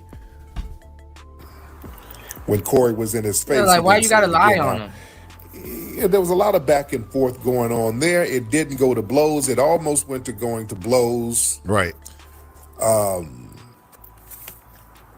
Anton kept saying something he to said, the let's effect go out of, the back yeah, door I here and said fight. something to your face. So, because that's what Anton wanted to do. He wanted to be able to go back to his platform and say, yeah, I went on Corey's show and I said whoop, whoop, whoop to his face and nothing happened. So he wanted to kind of sell those whoop tickets. It's a brilliant plan, but he did. You know, some people are like, well, Corey backed down because Anton got up and said, hey, we can go outside. Let's be very clear. Anton wasn't going to do nothing. Corey wasn't going to do nothing. Let's be clear. Anton wasn't going to do nothing. I saw a video of Anton, I think he made it today, talking about how he would have beat Corey up and all that. No, he wasn't. No, he wasn't. Yeah, he had security with him. I don't think he's going to talk. That's the thing. There's I a don't think couple he's of going to things talk that he about it, said though. on the broadcast that let me know Or at least not Anton wasn't about to swing or do nothing. When he was right, because like I said, there was equal opportunity there. Anton was animated, and aside from Corey Holcomb standing up and towering over him, why would Anton swing? when he didn't take it to the level of fighting.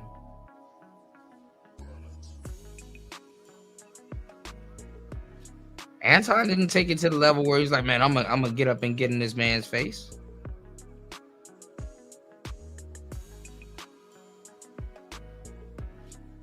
Anton didn't take it to no damn violent level. Anton was trying to have the conversation. Y'all gotta stop. Y'all gotta stop making up alternate stories and universes and stuff like that. I think we've all seen the videos multiple times. We've all seen multiple people's takes on it. Why are y'all adding extras to it?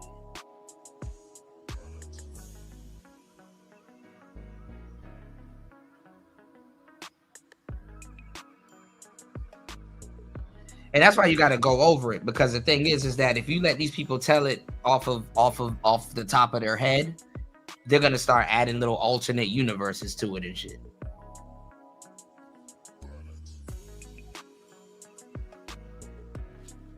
Yeah, it's telephone. Yeah, and also offended. So if you all are saying kiss the ass of white men is as bad as the D of the black community, you're mad too.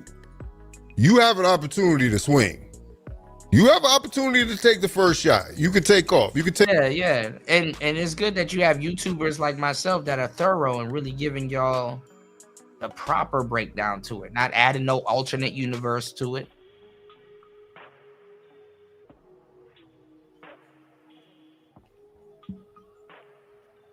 You know, I'm real thorough, y'all. All right, y'all, please hit the like button, support the show. 5 hours and 13 minutes of cold work. Let's get it. Take flight. But it didn't happen. It didn't happen that way. That's all I'm pointing out to y'all. Y'all automatically gonna say, oh, Fawcett Media's in the bag for Corey Holcomb. I'm cool with Corey Holcomb. You are. I'm also cool with Anton. That's what y'all don't know. But the fact of the matter is, I'm reading this just how the situation is. You know, like, there's a lot of things in play right now. There's a lot of things in play right here. But it's really not. There's really not a lot of things in play. Let's go. It seems like Tariq actually agrees with me. And Tariq is known to take off on somebody.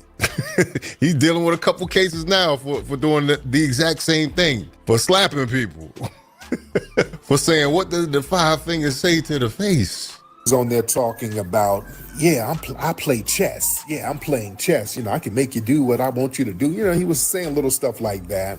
Right. So, you know, he was basically admitting that he was in there to do some provocations.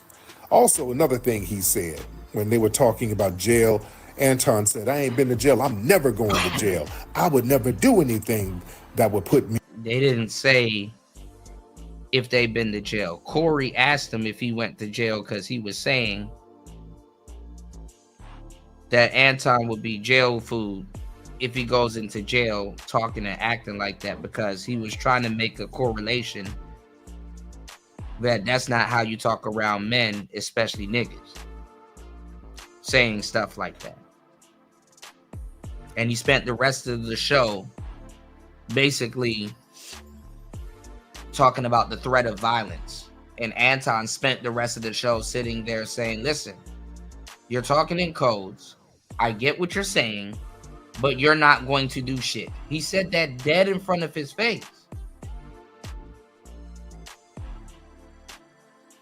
You ain't going to do shit.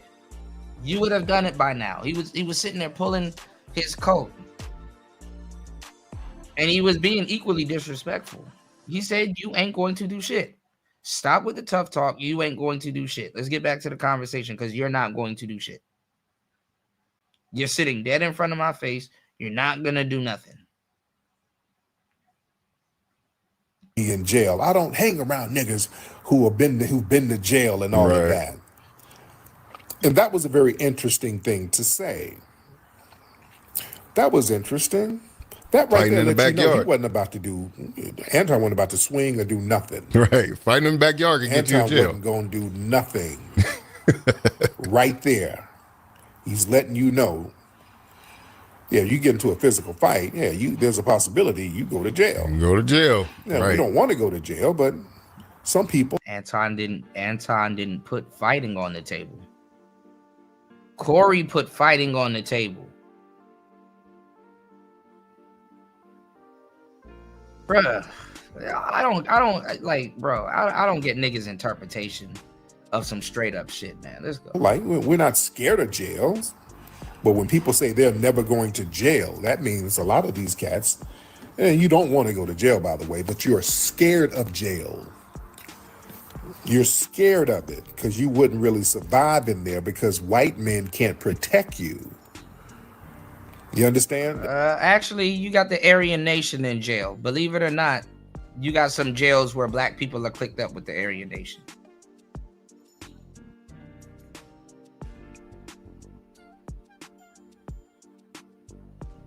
For sure. I'm being dead ass. The Sambo class, they rely on white male protection. You understand that? They rely on white male protection. And Corey, I'm glad he didn't swing on it. He was about to. Corey's, I think if Anton had said that little slick shit again about sucking this and sucking that, Corey would have just swung on him and said, hey, man, I'm just going to have to deal with the consequences. That's sad. I mean, that's this. I don't know. I don't like when like niggas do shit like this.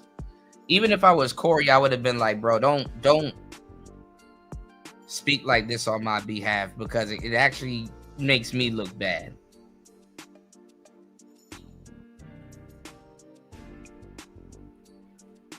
Corey wasn't going to swing on him, and Anton called that bluff. Corey wasn't ready to swing on Anton. Corey basically was bluffing. And I get it, because usually, you know, Corey a big dude. Usually people, you know, they let it be. And as a comedian, you let it be also because comedians, they deal with hecklers all the time. So they're good at bluffing, and they're good at knowing if other people were gonna bluff. Anton didn't back down and was still disrespecting him.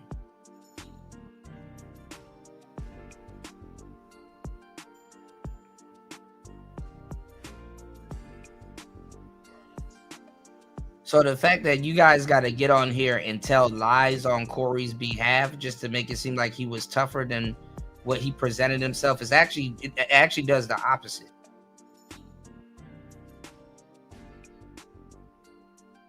There's nothing wrong with you can say, you know what? Corey was kind of bluffing because it's like, you know, he didn't expect Anton to be that disrespectful. And you know what I'm saying? You know, it just wasn't a good look. But that's still my bro. You know what I'm saying? You don't have to get on here and lie because now because there's the footage is here. Like, we don't have to take your rendition of it. Right now, it makes your bro look even bad.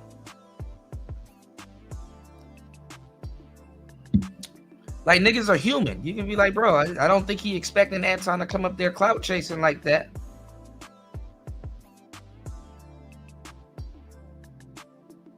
And it kind of put him at odds.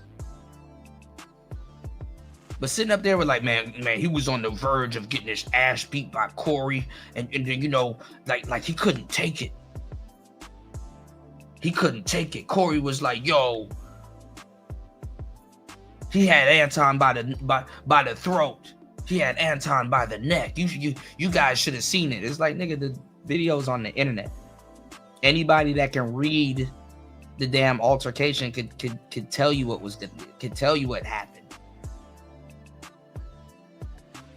He caught Corey off guard with that. Corey thought, okay, I'm gonna take it to the next level. Anton was like, whoa there, hold there. I'm gonna take it to the next level.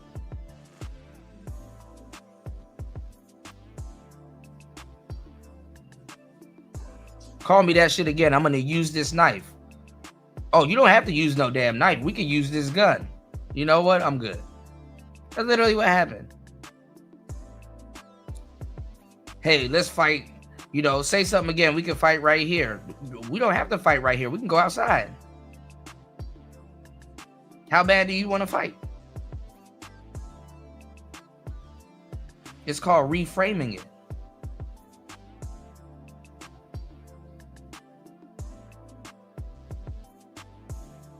And it's sad because it's Anton out of all people, y'all. It's Anton that the internet has to defend. And it's like, damn, give that man his props. He sat there in Corey's face and said, you ain't going to do shit. You are not going to do shit. Now, could he been juiced up because the security was there? And probably. Some niggas, when they got some fine shit sitting in the corner, oh, you'd be surprised what you'll say to another nigga.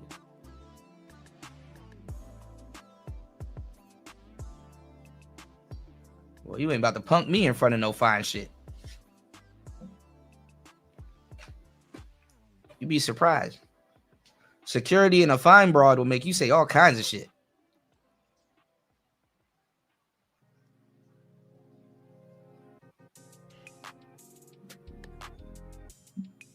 But you don't got to lie for Corey, bro. You know, it just wasn't a good look, you know. Much respect to Corey and the 5150, you know, podcast. You know.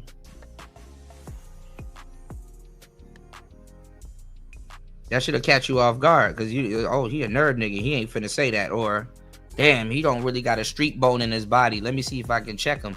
You got to understand with the internet now. You got hybrid niggas. I talk about it. Now you got hybrid niggas. You know, the nigga that be playing the Yu-Gi-Oh cards will beat your ass.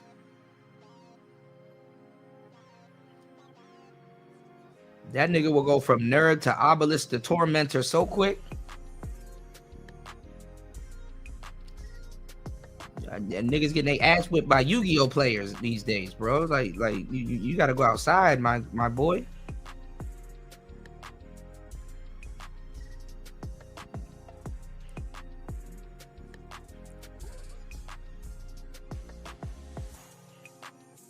Nigga will shove Exodia up your ass.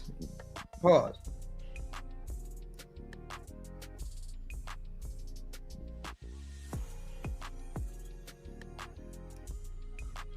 Nigga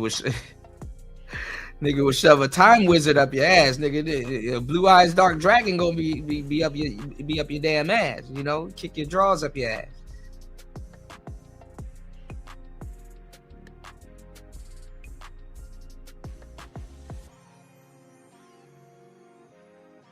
Yeah, try to fight that nigga. You done activated his trap card. Y'all gotta stop playing, bro.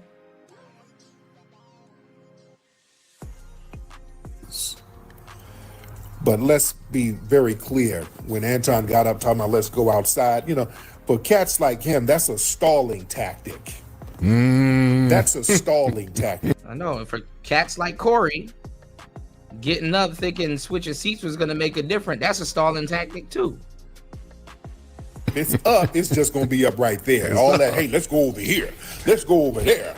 Let me take my shoes off. Hold on, let me get my coat off. When dudes come in this alley right quick. Come check it out. Do all of that stalling.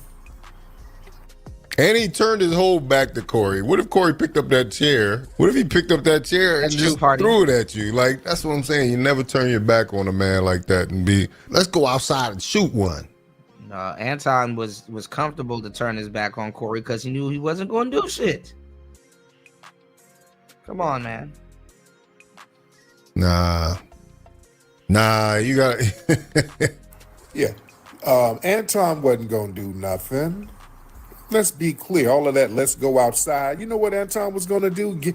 Bro, if it was a fifth, we'd all be drunk. Because he had his phone in his hand. He already dialed 9. He was just waiting to dial the 11. If they went outside, Anton would have dialed 911. Let's stop playing. That's you say I'm being biased? Well, no, I know Corey and those dudes. Those are my guys. I know them. Those are my guys. All right, those are my niggas. Yeah. So I know what to get down. And Craig, that's another thing. If something went down, they went outside and some fisticuffs started happening and Anton's security tried to jump in, Craig was up there, man. It would have been up. it would have been all the way the hell up, dude. It would have been like a 30 For second real, fight. for real. The fight would have been like 30 seconds. Yeah. I mean, he missed Anton probably by a couple minutes. Craig was on the show right after that. Corey was, had started talking about the situation.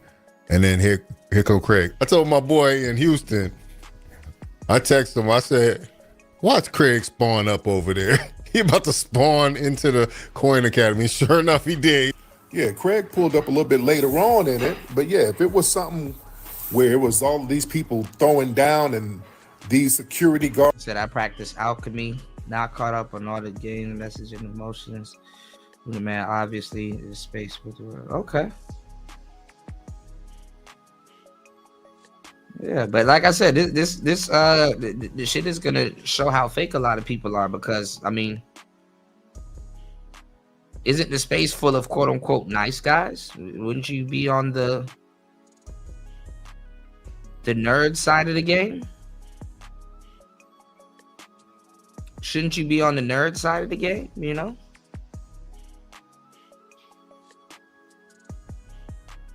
But hey. Guards jumping in and, man, please. But let's be very clear. Anton wasn't going to do nothing. Yeah, because let's think about this. Let's think about the moment of squaring up with somebody, but you got your armed security right there with you. Yeah, but he didn't introduce violence to the bro, y'all are doing too much. Anton did not introduce the threat of violence in the conversation. Corey introduced the threat of violence.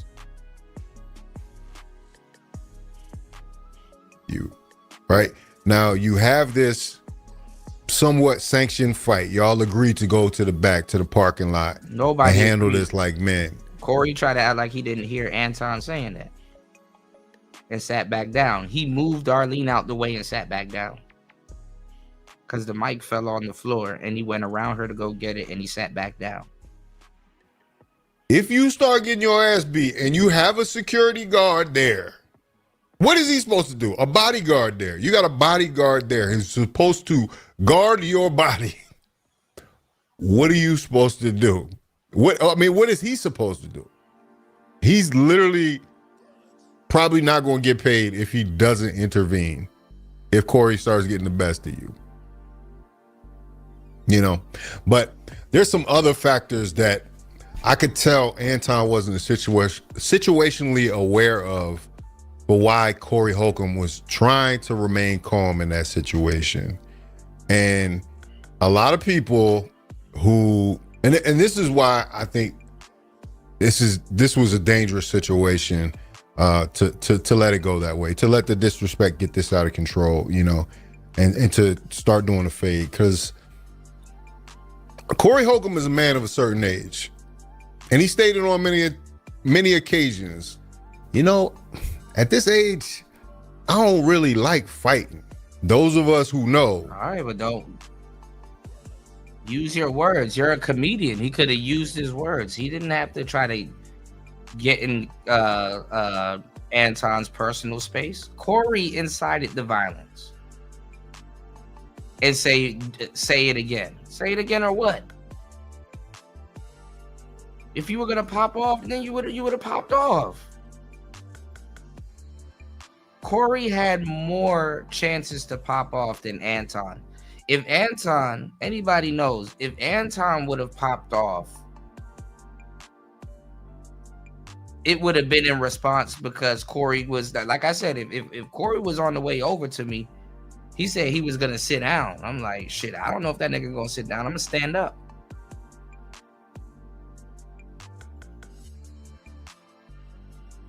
Corey incited the thought of violence.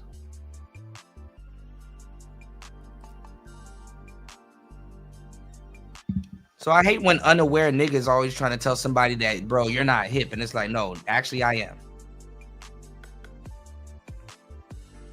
You're not sharp. I'm closer to a YN than a OG. Trust me.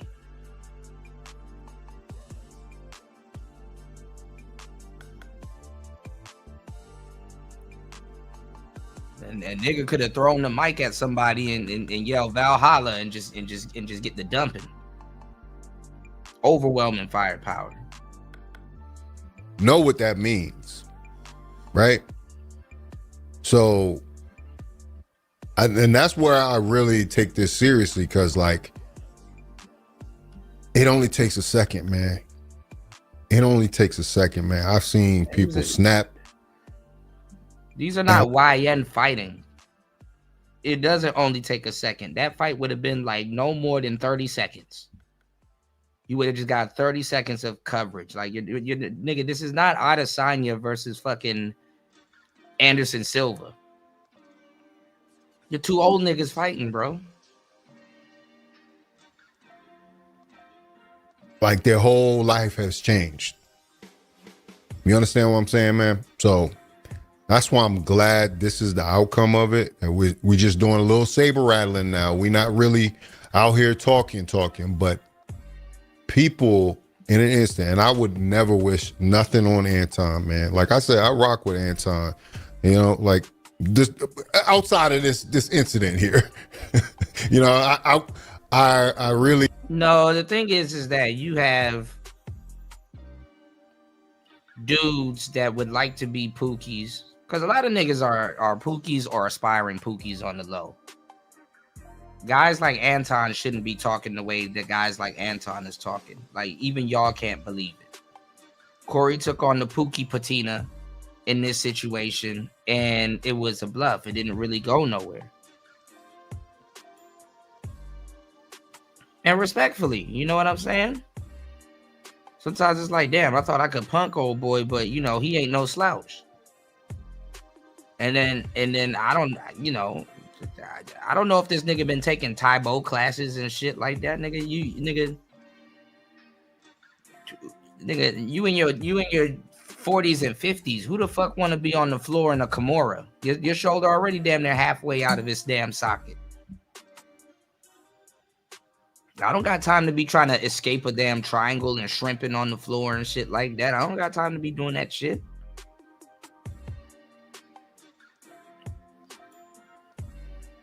Nigga, I don't got time to be trying to get out of a full Nelson and shit. Like, what the fuck? On camera and shit.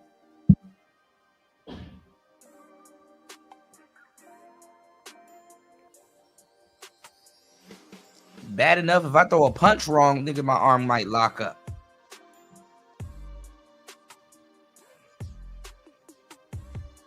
But Corey took the Pookie patina in this situation, and it didn't turn out the way he thought it was going to turn out. That's just really what happened.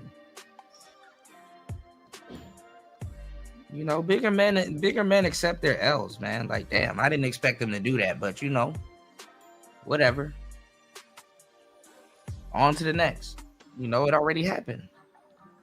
He don't like how he displayed himself at this moment, especially being a guest in somebody else's space, but I don't want to see nothing happen. Yeah, but you don't. But what y'all are leaving out is that you don't invite a guest in your space and then you insult them. When you could have said it tactfully. It's like, bro, you know what? But I don't really see you saying anything about, you know, the white boys and stuff like that. Like, kind of, do you think that you might be caping for them? He could have said caping. You know? Would you consider yourself a black MAGA? Like, is there a such thing as a black MAGA? Like, give me an understanding, because I rarely ever hear you say anything about black people, anything good about black people. I just want to know, you know, like what's really your thoughts on the community and blah, blah, blah. It's called being tactful. Y'all niggas ain't podcasters. That's another problem. Y'all are in our space, to tell you the truth. Doing comedy and interviewing people and stuff like that, two completely different things. So a lot of people, they look up to you guys because y'all have an audience that y'all can bring to your show. Y'all are well established and stuff like that. But when it comes down to like interviewing people and learning how to be tactful and stuff like that, man, come on now.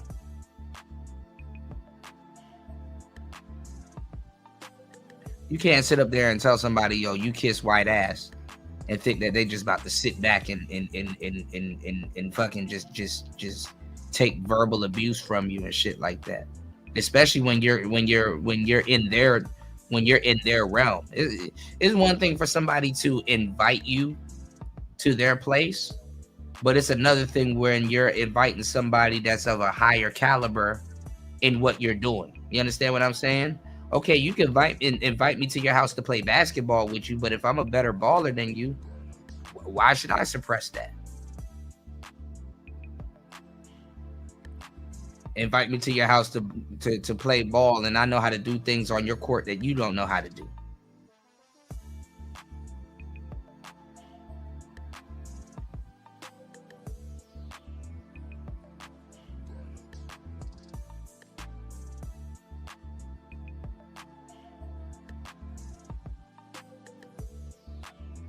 So that don't mean he got to sit up there and take the verbal abuse and shit like that, man. And just say you didn't think he would do that, you know? Shit, I got cursed out by some nerd niggas before in my life too, and I'm like, God damn, I should really slap this nigga, but I'm like, you know, fuck it. Nerd niggas are feisty nowadays, man.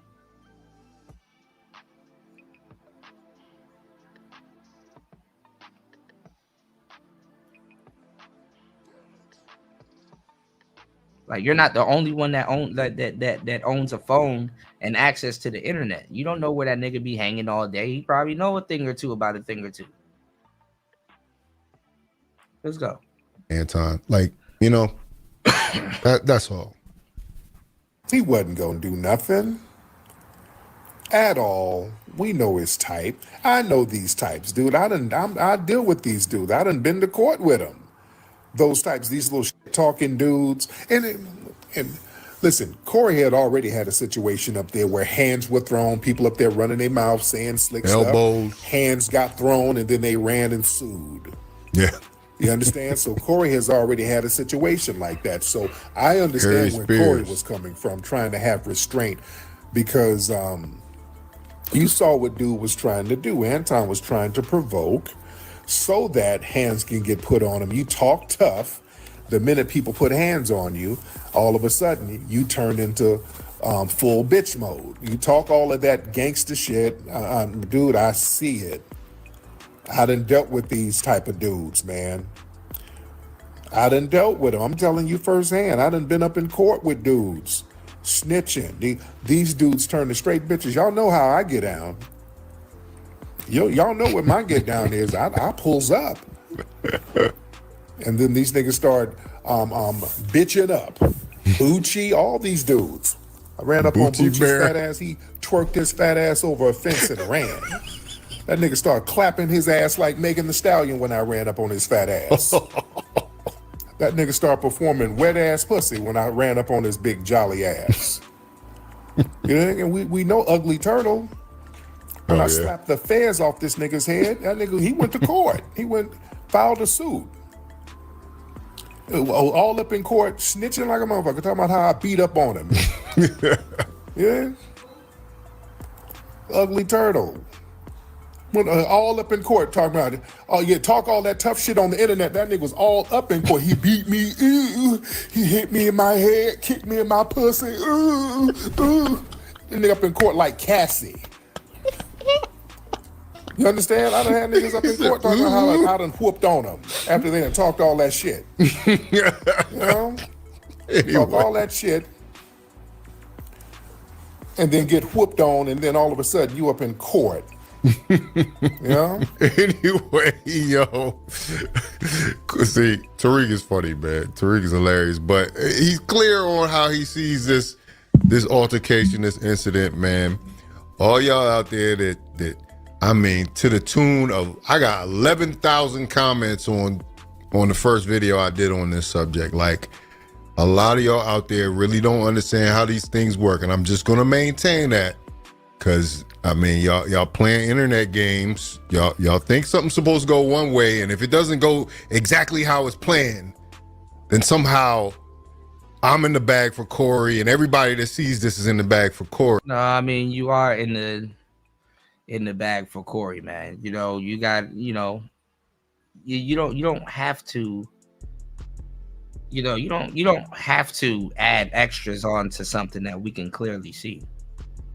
You know, and it's good. I mean, you know, that's your bro. You know, I mean, yeah, stick up for your brothers, but damn, Corey wasn't gonna do shit, man.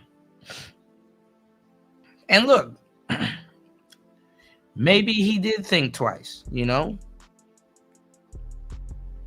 niggas will sue, especially if they got the lawyers and everything. Anton got the lawyers and everything and stuff like that. But guess what? Anton didn't put the threat of violence in the air. Y'all can't be up here saying, oh, well, he didn't say it again. He didn't say it again, or what? Corey was gonna hit him. You put the mic down, say that shit again. Or what? Anton wasn't the aggressor. Anton was on the defense. Like, bro, we can go outside right now.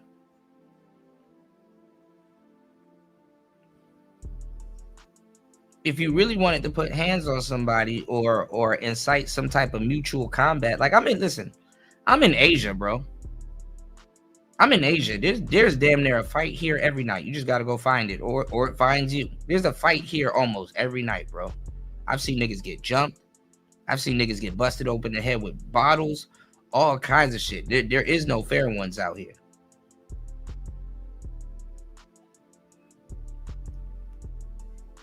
I know Muay Thai and Brazilian Jiu-Jitsu. I've seen all kinds of shit. Question mark kicks and all kinds of stuff, street fights, all kinds of shit happen out here, and they will jump you. There is no fair one. So that's out. Like, niggas wasn't gonna fight, bro. And it wasn't gonna be no explosive oh my god, it wasn't gonna be none of that shit, man. Go get your little 30 seconds over with and then go sit down. Niggas always overhyping some goofy ass shit. Like it was about to be some big title belt fight and shit like that, nigga. Wasn't none of that shit finna happen, bro. Like, it's like, bro, okay, both of y'all are bluffing, bro. Both of y'all got egos.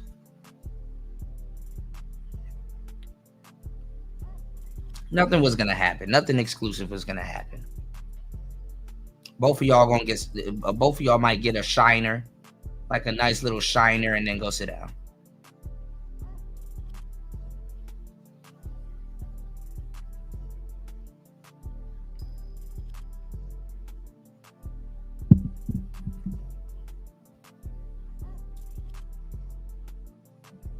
All right, y'all hit the like button, support the show. I do want to keep the show going. If you guys would like to, we can open up the panel. Try to get like 1 or 2 more supporters, and then let's open up the panel, man. What's your thoughts? So wasn't nothing gonna happen.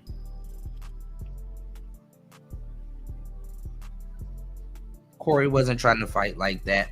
He just didn't expect Anton to, you know what I'm saying? First of all, he didn't expect Anton to take it to that level. So he tried to take it to another level, and Anton took it to another level. And I hope y'all are paying attention to the commentary from some of these weird ass niggas, bro. You could tell who plays chess and who didn't play chess. Niggas still playing checkers and shit like that. You could tell who would have got hit in the back of the head with a brick or a Corona bottle or some shit like that. Like, these niggas are so aloof.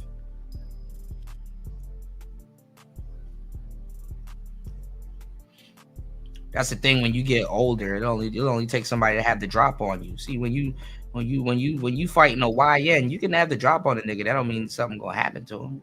It's just okay. He recover from it and can fight back. An old nigga, you get the drop on the old nigga, it's damn near game over, dog. Ain't no fight finna happen. He just gonna get hit in the back of the head and go sit down. Get a nice little shiner. These niggas ain't fight experts. They don't know what the hell they talking about.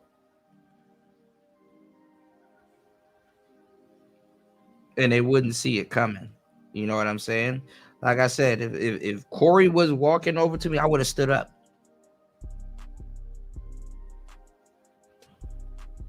So you got to understand that Anton, he felt comfortable. He turned his back to him. He stayed sitting down. It's not even just about being green. It's that he felt comfortable. Like, man, what is this nigga going to do? And sometimes when you in a situation like that, it's like, bro, I am not finna get into an actual verbal an actual altercation with a comedian. All the comedians that can fight, they up out of the game. Godfrey and all them niggas, you know, them niggas up out of the game. Even Cat Williams. Y'all seen Cat Williams try to fight that 15-year-old and he got choked out? Like, god damn. Comedians aren't known for fighting. And that's okay. Some niggas are big for nothing. I'm not saying Corey's big for nothing, but it's like, bro, you're an older cat, bro. Like, you know, dealing with. You ever seen an older cat get into it with like his 16-year-old son and shit like that? Like, what did you say? He wasn't expecting a certain terminology and shit like that. That's what really happened with Anton and stuff like that. Anton, damn near have the spirit of a 16-year-old kid that knows like some lingo that's gonna go over the dad's head, but it makes sense.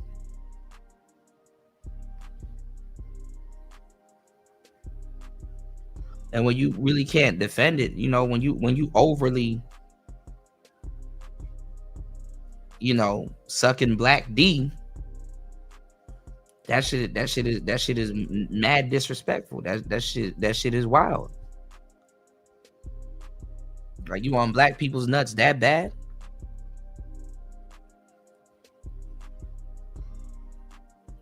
Even if you're pro-black, it don't make sense to be on black people's nuts that bad.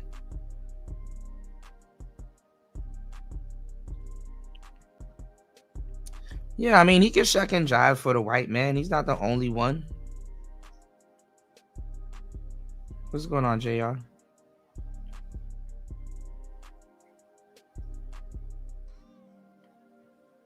But if you're gonna call somebody out for overly shucking and jiving for the white man, you gotta substantiate your claims. Like, you gotta be a little bit more prepared than that.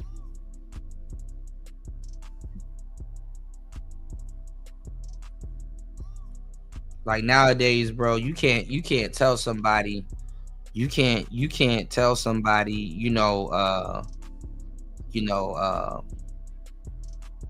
how to just because they don't take it the same way you do. You can't tell somebody how to be loyal to their race, especially when they put in work. Especially when they put in work.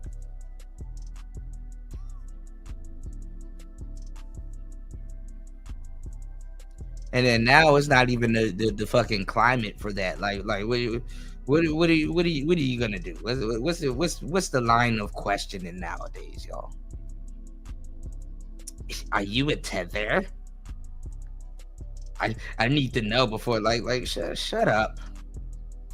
And stop stealing Tariq Nasheed's talking points. Like the fuck, like. You can't go in on another race talking about undermining the black community when the actual race that you're talking about that undermines the black community, they undermine the black community. If y'all can figure out who's FBA and who's not, the main people that y'all gonna be arguing with is FBA people.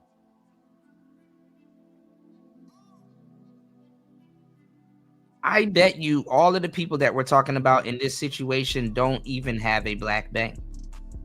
Like they don't have an account at an actual black bank. They don't even talk about that stuff. They don't talk about no damn black banks. Niggas can't name 5 black banks. Even Kevin Samuels, right? What was one of his talking points? Name what, like 5 black or name 5 female inventors, and he would give them one. He would always throw them one. You can't mention Madame Curie. Even feminist black women cannot name 5 black women that invented something. Feminist black women.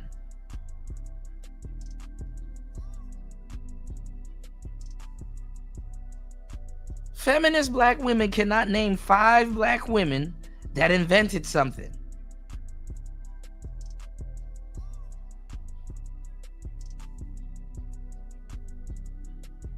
No, it wasn't a lame. It wasn't a lame question. It really gauges, like, listen, y'all niggas want to sit up here, listen, and I know because I do it. But y'all niggas want to sit up here and talk all day. Like I used to listen when I was a little bit less, not even less educated. When I just didn't really give a damn, I would sit there and try to listen to everybody and pick their fucking brain about history and all kinds of shit. Until I realized, like, mid-20s, like, all right, half these niggas don't know what the hell they talking about. I'm not finna sit here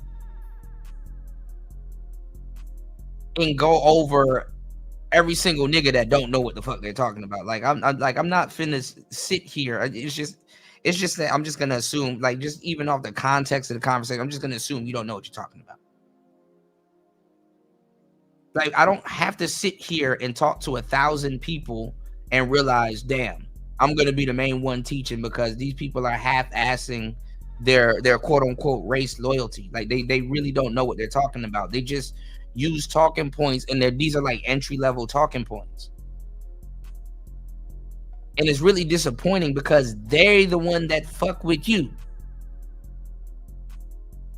Imagine somebody bothering you and they don't know what they're talking about. It's like, nigga, you bothered me.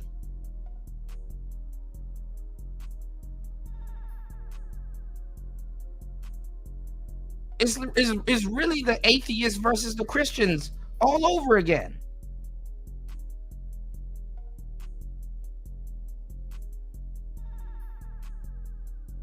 Imagine going in on somebody because they're an atheist, and you wanna draw home how they're going to hell and they don't have no religion and blah blah blah. And it's like, actually,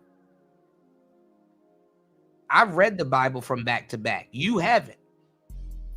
I can quote scriptures from back to back. You can't.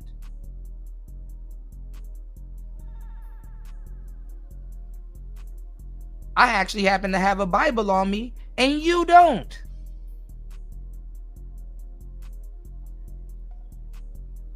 And it's like, damn, are you even a Christian? I know atheists that bludgeoned staunch Christians with their own damn book.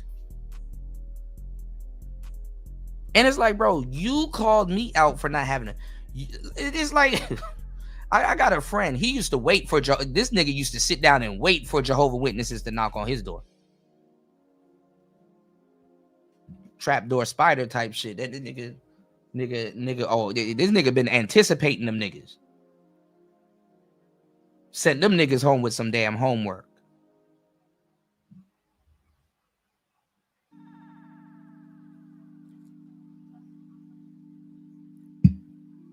These niggas fucking bother you, and then you got to sit up there and host a fucking educational class.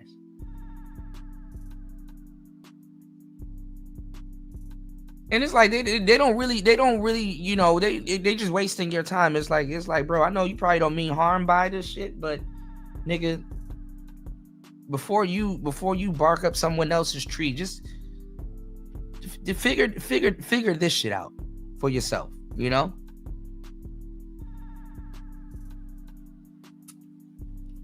Niggas want to talk to you about slavery all fucking day. Don't know shit about no damn sex farms. Don't know who their ancestors are. Then they're insulting you.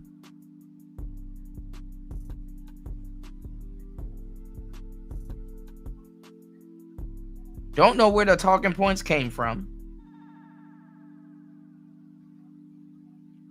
And it's like, bro, why are you even in front of me for real talking, bro? Like, that's your problem. You're talking when you should be listening. You might have an idea of you don't have no compass at all.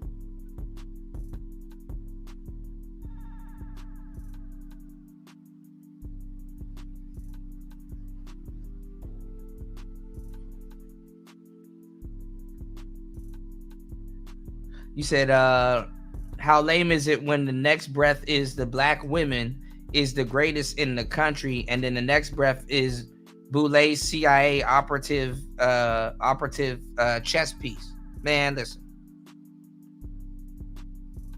If you want to waste a good deal of your time, start talking to niggas about black history. Because they didn't intend on changing anything anyway. If niggas really intended on changing anything anyway, it would have been done already.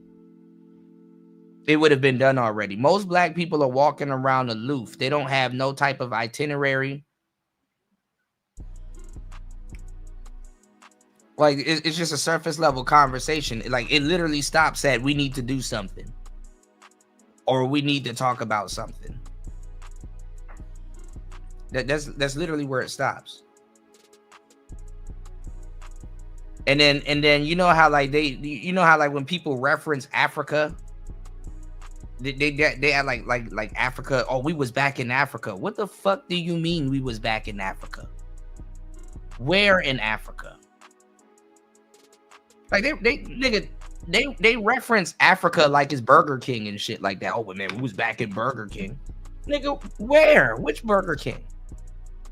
Which Africa? Do you mean Ethiopia? Do you mean like, you know Africa got a lot of countries. Oh, when we was back in America. Nigga, where in America? Florida? Maryland? Texas? South America? Like niggas don't even. They reference a whole continent like it's a restaurant. When we was back in Africa, they sold us in Africa. Where in Africa they were selling niggas?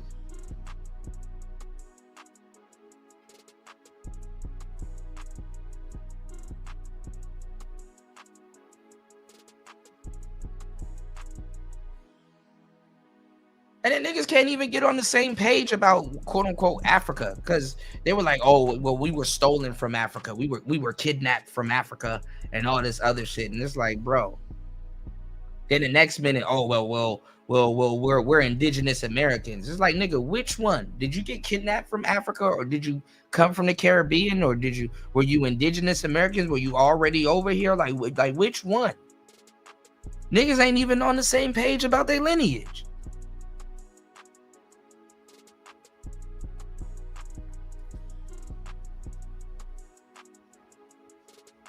Miss me with that bullshit, bro. That shit. First of all, it's not even me, but that shit is insulting to whatever ancestor that the niggas gonna lie and say that they have. Like, most of these niggas don't know. These niggas don't even talk to their relatives, they parents, much less. They're talking about some damn ancestors. And I get it. It's a fucked up little thing, because people have to have an identity. It feels fucked up navigating this world as an adult, and you don't really have an identity for real. You know what I'm saying? People have to cling to certain things just to have an identity and stuff like that, just to kind of feel like they're somebody, because when you get to a certain age, you don't feel good being nobody. So they have to cling to certain things and stuff like that. And it's some people, doing their history, it's a really fucked up journey for them, because it's like, okay, damn, am I ready for my identity to be challenged and stuff like that? Like, am I ready to say, okay, the stuff that I believe in right now might not necessarily be true, and I'm not ready to accept that or believe that, because then now I'm gonna have to change up a piece of myself that I feel that I identify with, that I feel that's valid.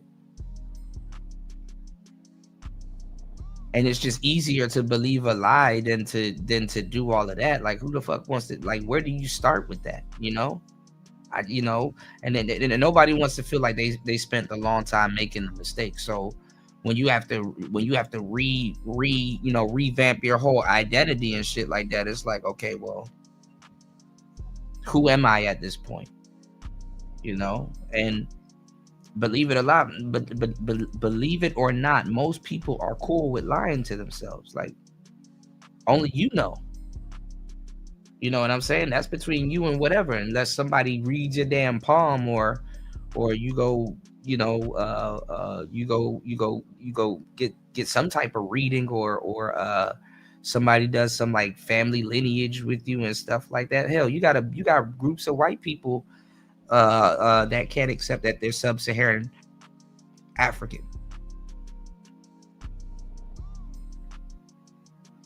You know?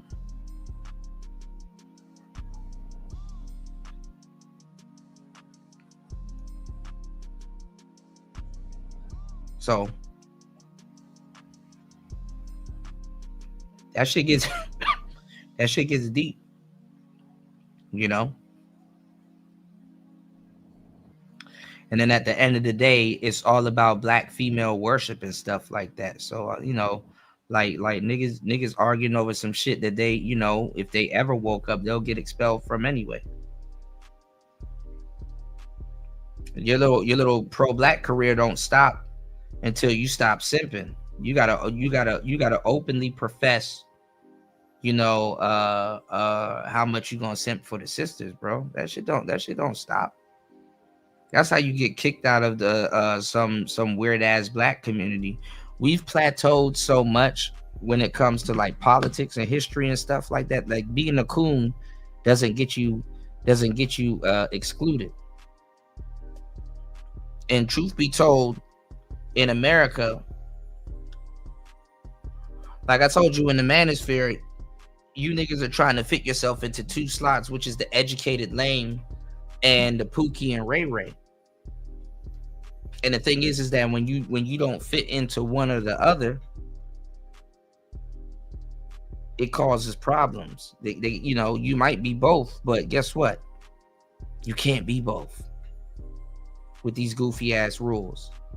And then let's say you're a blue pilled shill. Like, let's just say you're just completely oblivious.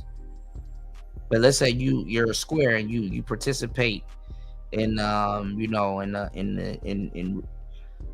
in regular square activities. Well, you're only getting grouped into two things anyway. That's the thing about black people. You only get there's only but so many places for you to go for your identity. So if you are out there in the world and you're blue pilled, you can only be two things anyway. You can either, well, you can be three things. You can either just be a sheep, or you can be a coon. They either want you to be a coon or gay. And honestly, right now, it's not even, you know, they rather you be gay. Because if you're a coon, you kind of still get exposed to the truth. You know what I'm saying? And, you know, it depends on how you go about your cooning. But they would rather you be gay. You know what I'm saying? I hate to say it, but they would rather you be gay. That's with the whole buck breaking. That's what all of that stuff is. If you're a coon, you kind of know you may know something. And with all the information out here and stuff like now, you know, you probably you probably would make somewhat some sense, you know, depending on how seriously you take it, you know. And let's just say you're black, you don't hang out in these spaces, and you happen to follow Trump. I hate to say it, but you're probably more on the right side of the game, no pun intended. And you're not necessarily a coon, you're still a man, you know.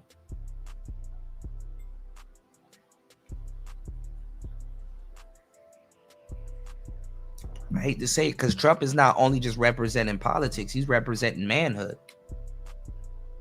And that's kind of what they want people to get mad at. Like, you even got some Democrats that's like, yo, I gotta give it to him. That's some man shit.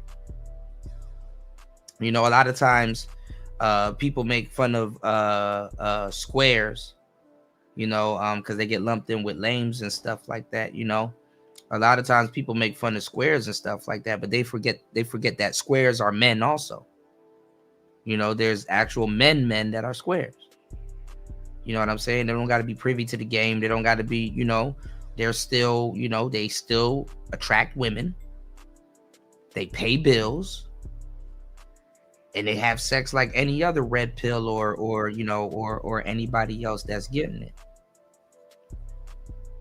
They just might not think too deep into these topics that we do, you know?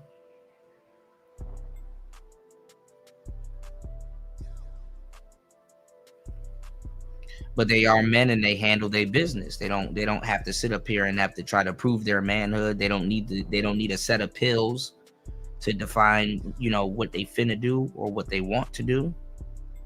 Not saying that you're wrong if you do, but you know, I'm just trying to tell you that there's other men outside of you, you know, that you know, they ain't got nothing to do with these spaces.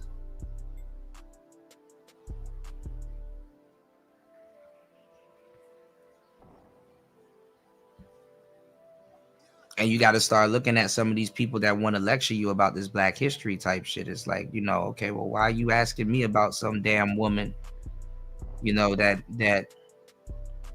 caught a couple of rounds in Minnesota and shit like that, you know? Truth be told, you need to be careful with that bullshit, because this is exactly how people come in and start using the Black community. We've always been the guinea pigs. It's just that a lot of people didn't think it would come, you know, a lot of people don't think it would happen to them, but it's like, no, you're still validating American on American crime. You know, how long do you think you were going to be able to hide behind color before it started happening to you? And you're not wrong if you've done your due diligence and you've done your history and you look at politics and you're like, hey, bro,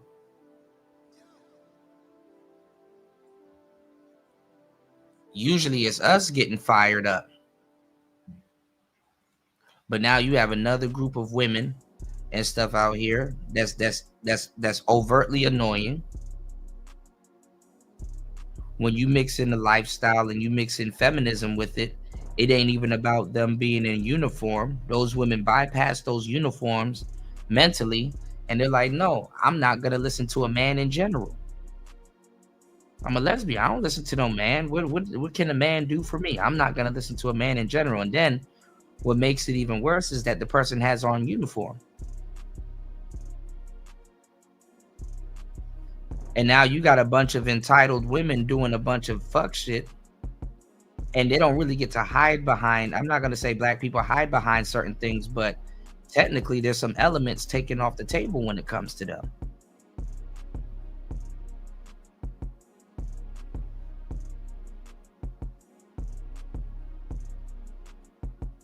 So when them people roll up on them Karens, it's not even about the authority, you know, because sometimes with people it's about the authority. It's like, no, this is a man giving me a command and I don't listen to men.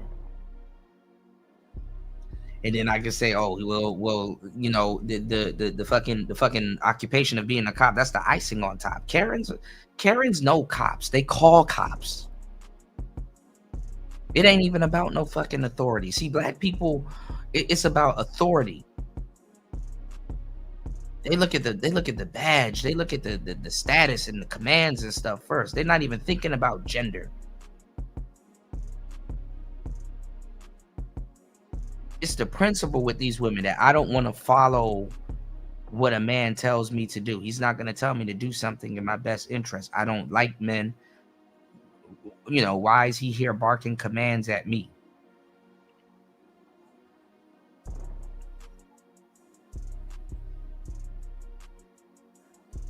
So they're going to indulge in a sense of entitlement that literally it's up to that person's discretion, as if she's falling. You know, the cops ain't thinking like that. Oh, I'm talking to a lesbian woman. She's not gonna listen to me because I'm a man. No, he's gonna look at them as like they're not listening to me because I'm ICE. You know, this authority thing. You know, I got I got on all this damn tactical gear. I got motherfucking tear gas and all kinds of stuff. Like, she don't see this whole thing. He not thinking like, oh, she's not gonna listen to me because I'm a man. And she might look weak taking instructions from a man. She already think that I'm on a power trip, and it got nothing to do with you know what I'm saying? It got nothing to do with my authority, but they're not thinking like that. They're thinking that, okay, you're not listening to the authority.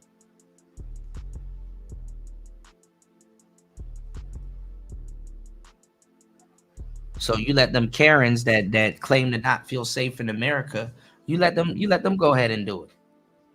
You know, you let them go ahead and go through that shit. Why are black people, that's the funny part, why are black people asserting themselves into a situation that has nothing to do with them?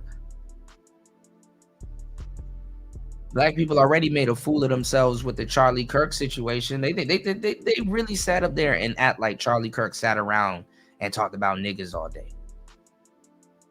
Charlie Kirk ain't sitting around and talk about no goddamn niggas.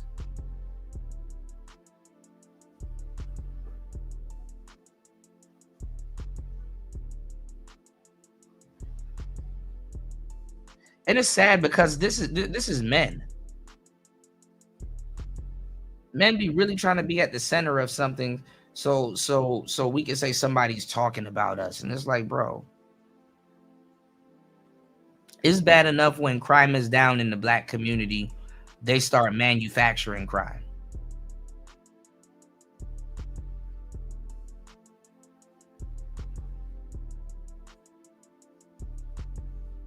Shit is a fucking joke. What, like in black men, you have to learn how to not be disposable, bro. These bitches was up there twerking in front of SWAT teams. Like, really?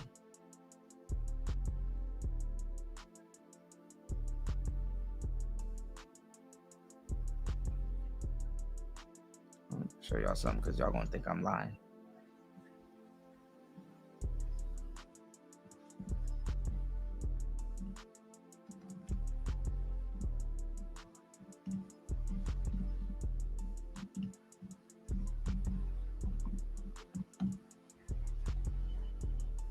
One second.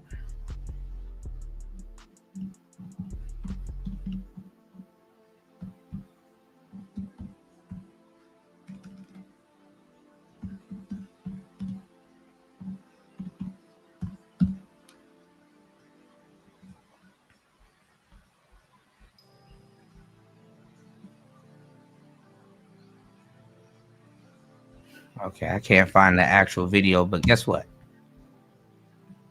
Some of y'all favorite quote unquote coons covered it.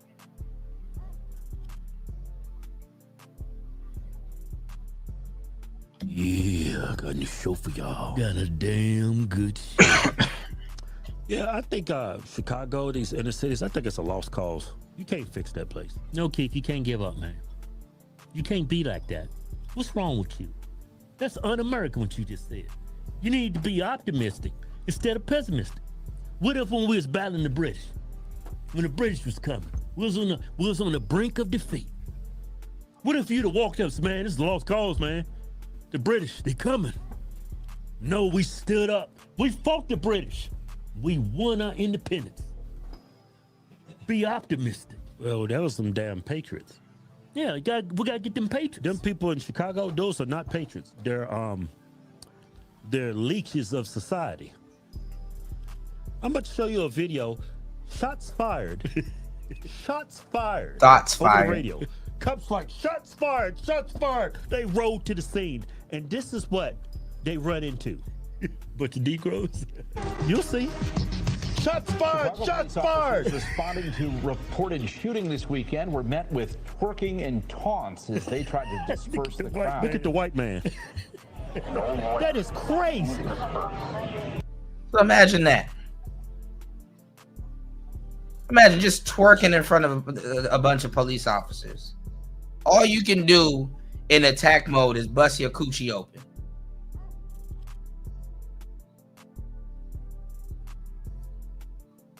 All you can do when it comes down to it is instead of getting militant. You're twerking. You're exposing your genitals. It's turning me on. I don't know about you. Look at the cop over there by the car. WGN investigates. He looking at that ass. Look at him. In front of a squad car. Here come like, hey, girl, come here. Recently I'm arresting you for lewd and lascivious acts. Get in the car with me. You can read more on this story at WGNTV.com. This is nuts. But you know what? That's our culture, man. That's black culture right there. Yeah, I ain't part of that. Yeah, we ain't part of it. It's black culture, but I ain't part of that. Yeah. How far has the black culture? So can that place be saved? I have faith, Keith. I have faith in God, country, and guns. That's going to bring us to... Nah, I ain't got no hope for them. Sorry ass Negroes. God ain't got no hope. God coming, and he's flooding that whole place. You know that he gonna drown all them Negroes. No, I don't think he's gonna drown. I think he's gonna open up the earth and just everybody gonna fall in and gonna close over. It's gonna be everybody like, what's going on? What's going on? They're gonna look up as God coming.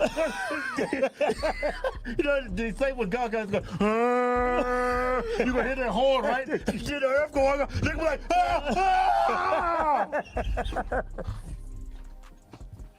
yeah, that's what's gonna happen. Yeah, God gonna do something new. Everybody think he gonna drown everybody. No, he gonna open up the earth and then swallow you Negroes.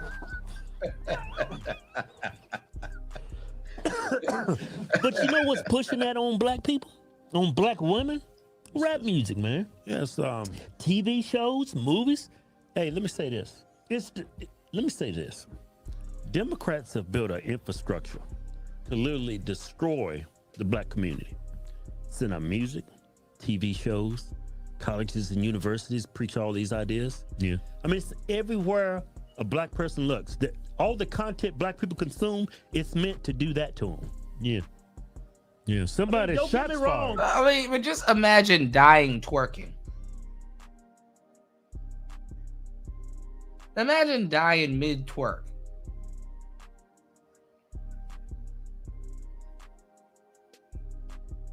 Like, imagine dying shaking ass.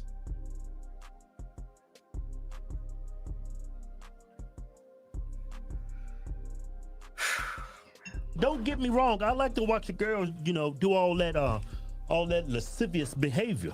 No, you don't. What are you talking about? This is when you wake up as a black man and say, you know what? I don't want to die about that. I don't want to die for this.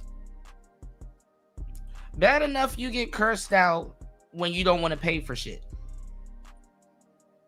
Hey, buy me this $300 makeup so I might have sex with you if you do this for me. No. Oh, you a bitch ass nigga. You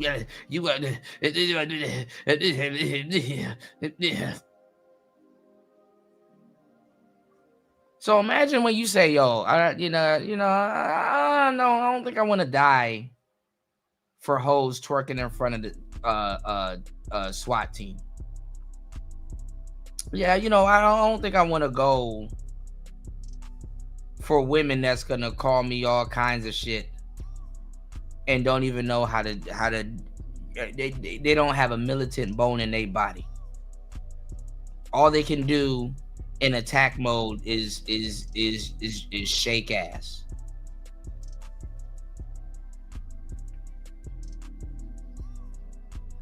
And criticize. Because you know what you're gonna get met with, right? How dare you don't want to die. Like, you shouldn't be an American patriot. You need to be your race loyalty, you need to be a black patriot, and you need to worship black women.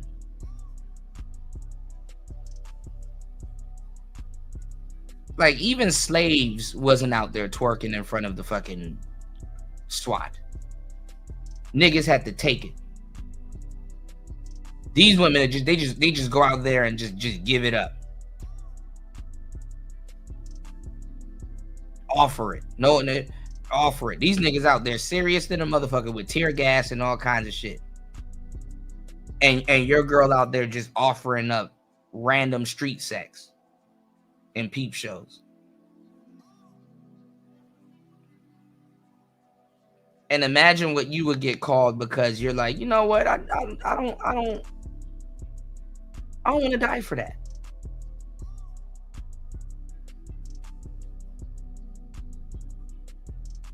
Yeah, can you get that out of my shopping cart? I'm not paying for that.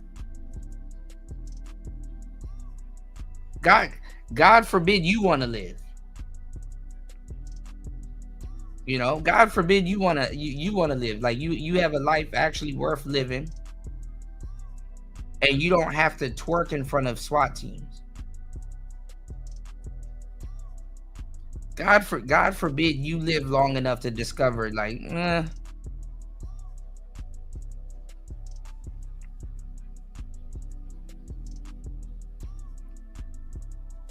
giving y'all grade A content. But you know what? Everything has its limits. And with that said, thank you everybody for hitting the like button. Thank you everybody for supporting the show. If you enjoyed the show, rock with y'all the whole 6 hours and 22 minutes. Please support the show on air, off air. You support Player Talk Radio because you care. Thank you so much for giving me your most valuable asset, which is your time. It's Player Talk Radio. I am your gracious host, DJ Kuda, right back at the helm of today's show. See you guys on the next one. It's Player Talk.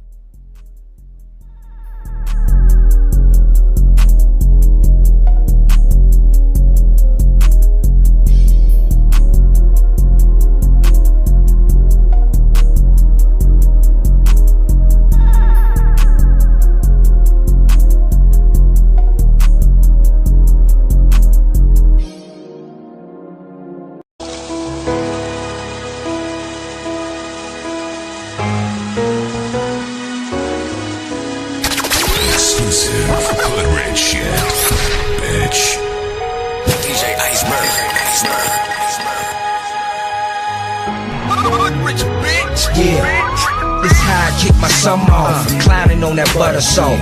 Got me feeling like I flipped 100 somersaults. Hit the coffin, blow the best. I got high standards.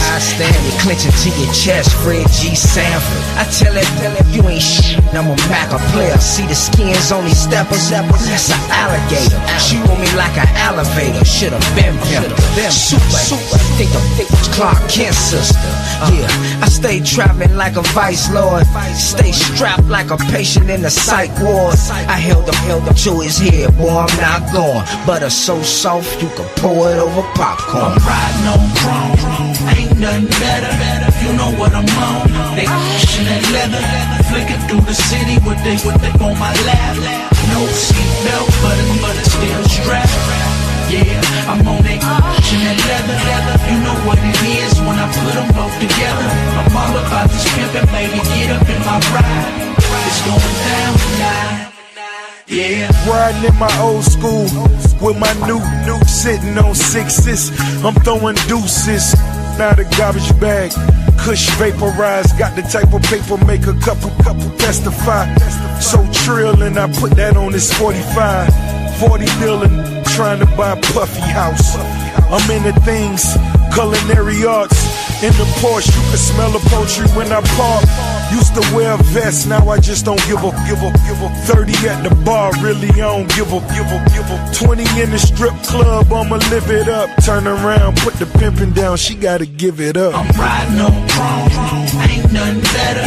You know what I'm on. They pushing that leather, flicking through the city with they on my lap. No seatbelt, but it's still strapped. Yeah, I'm on that pushing that leather. You know what it is when I put them both together.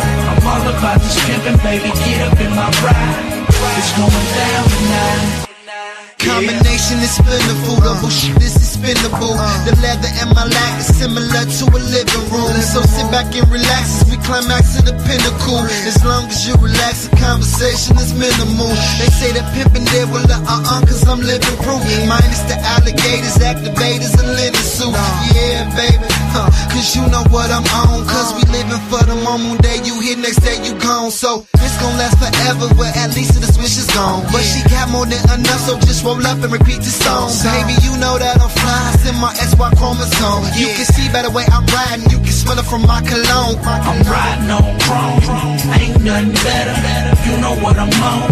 They cushion and leather, flicking through the city with they on my lap. No seatbelt, but it's still strapped. Yeah, I'm on that cushion and leather. You know what it is when I put them both together. I'm all about this pimpin', baby, get up in my ride. It's going down.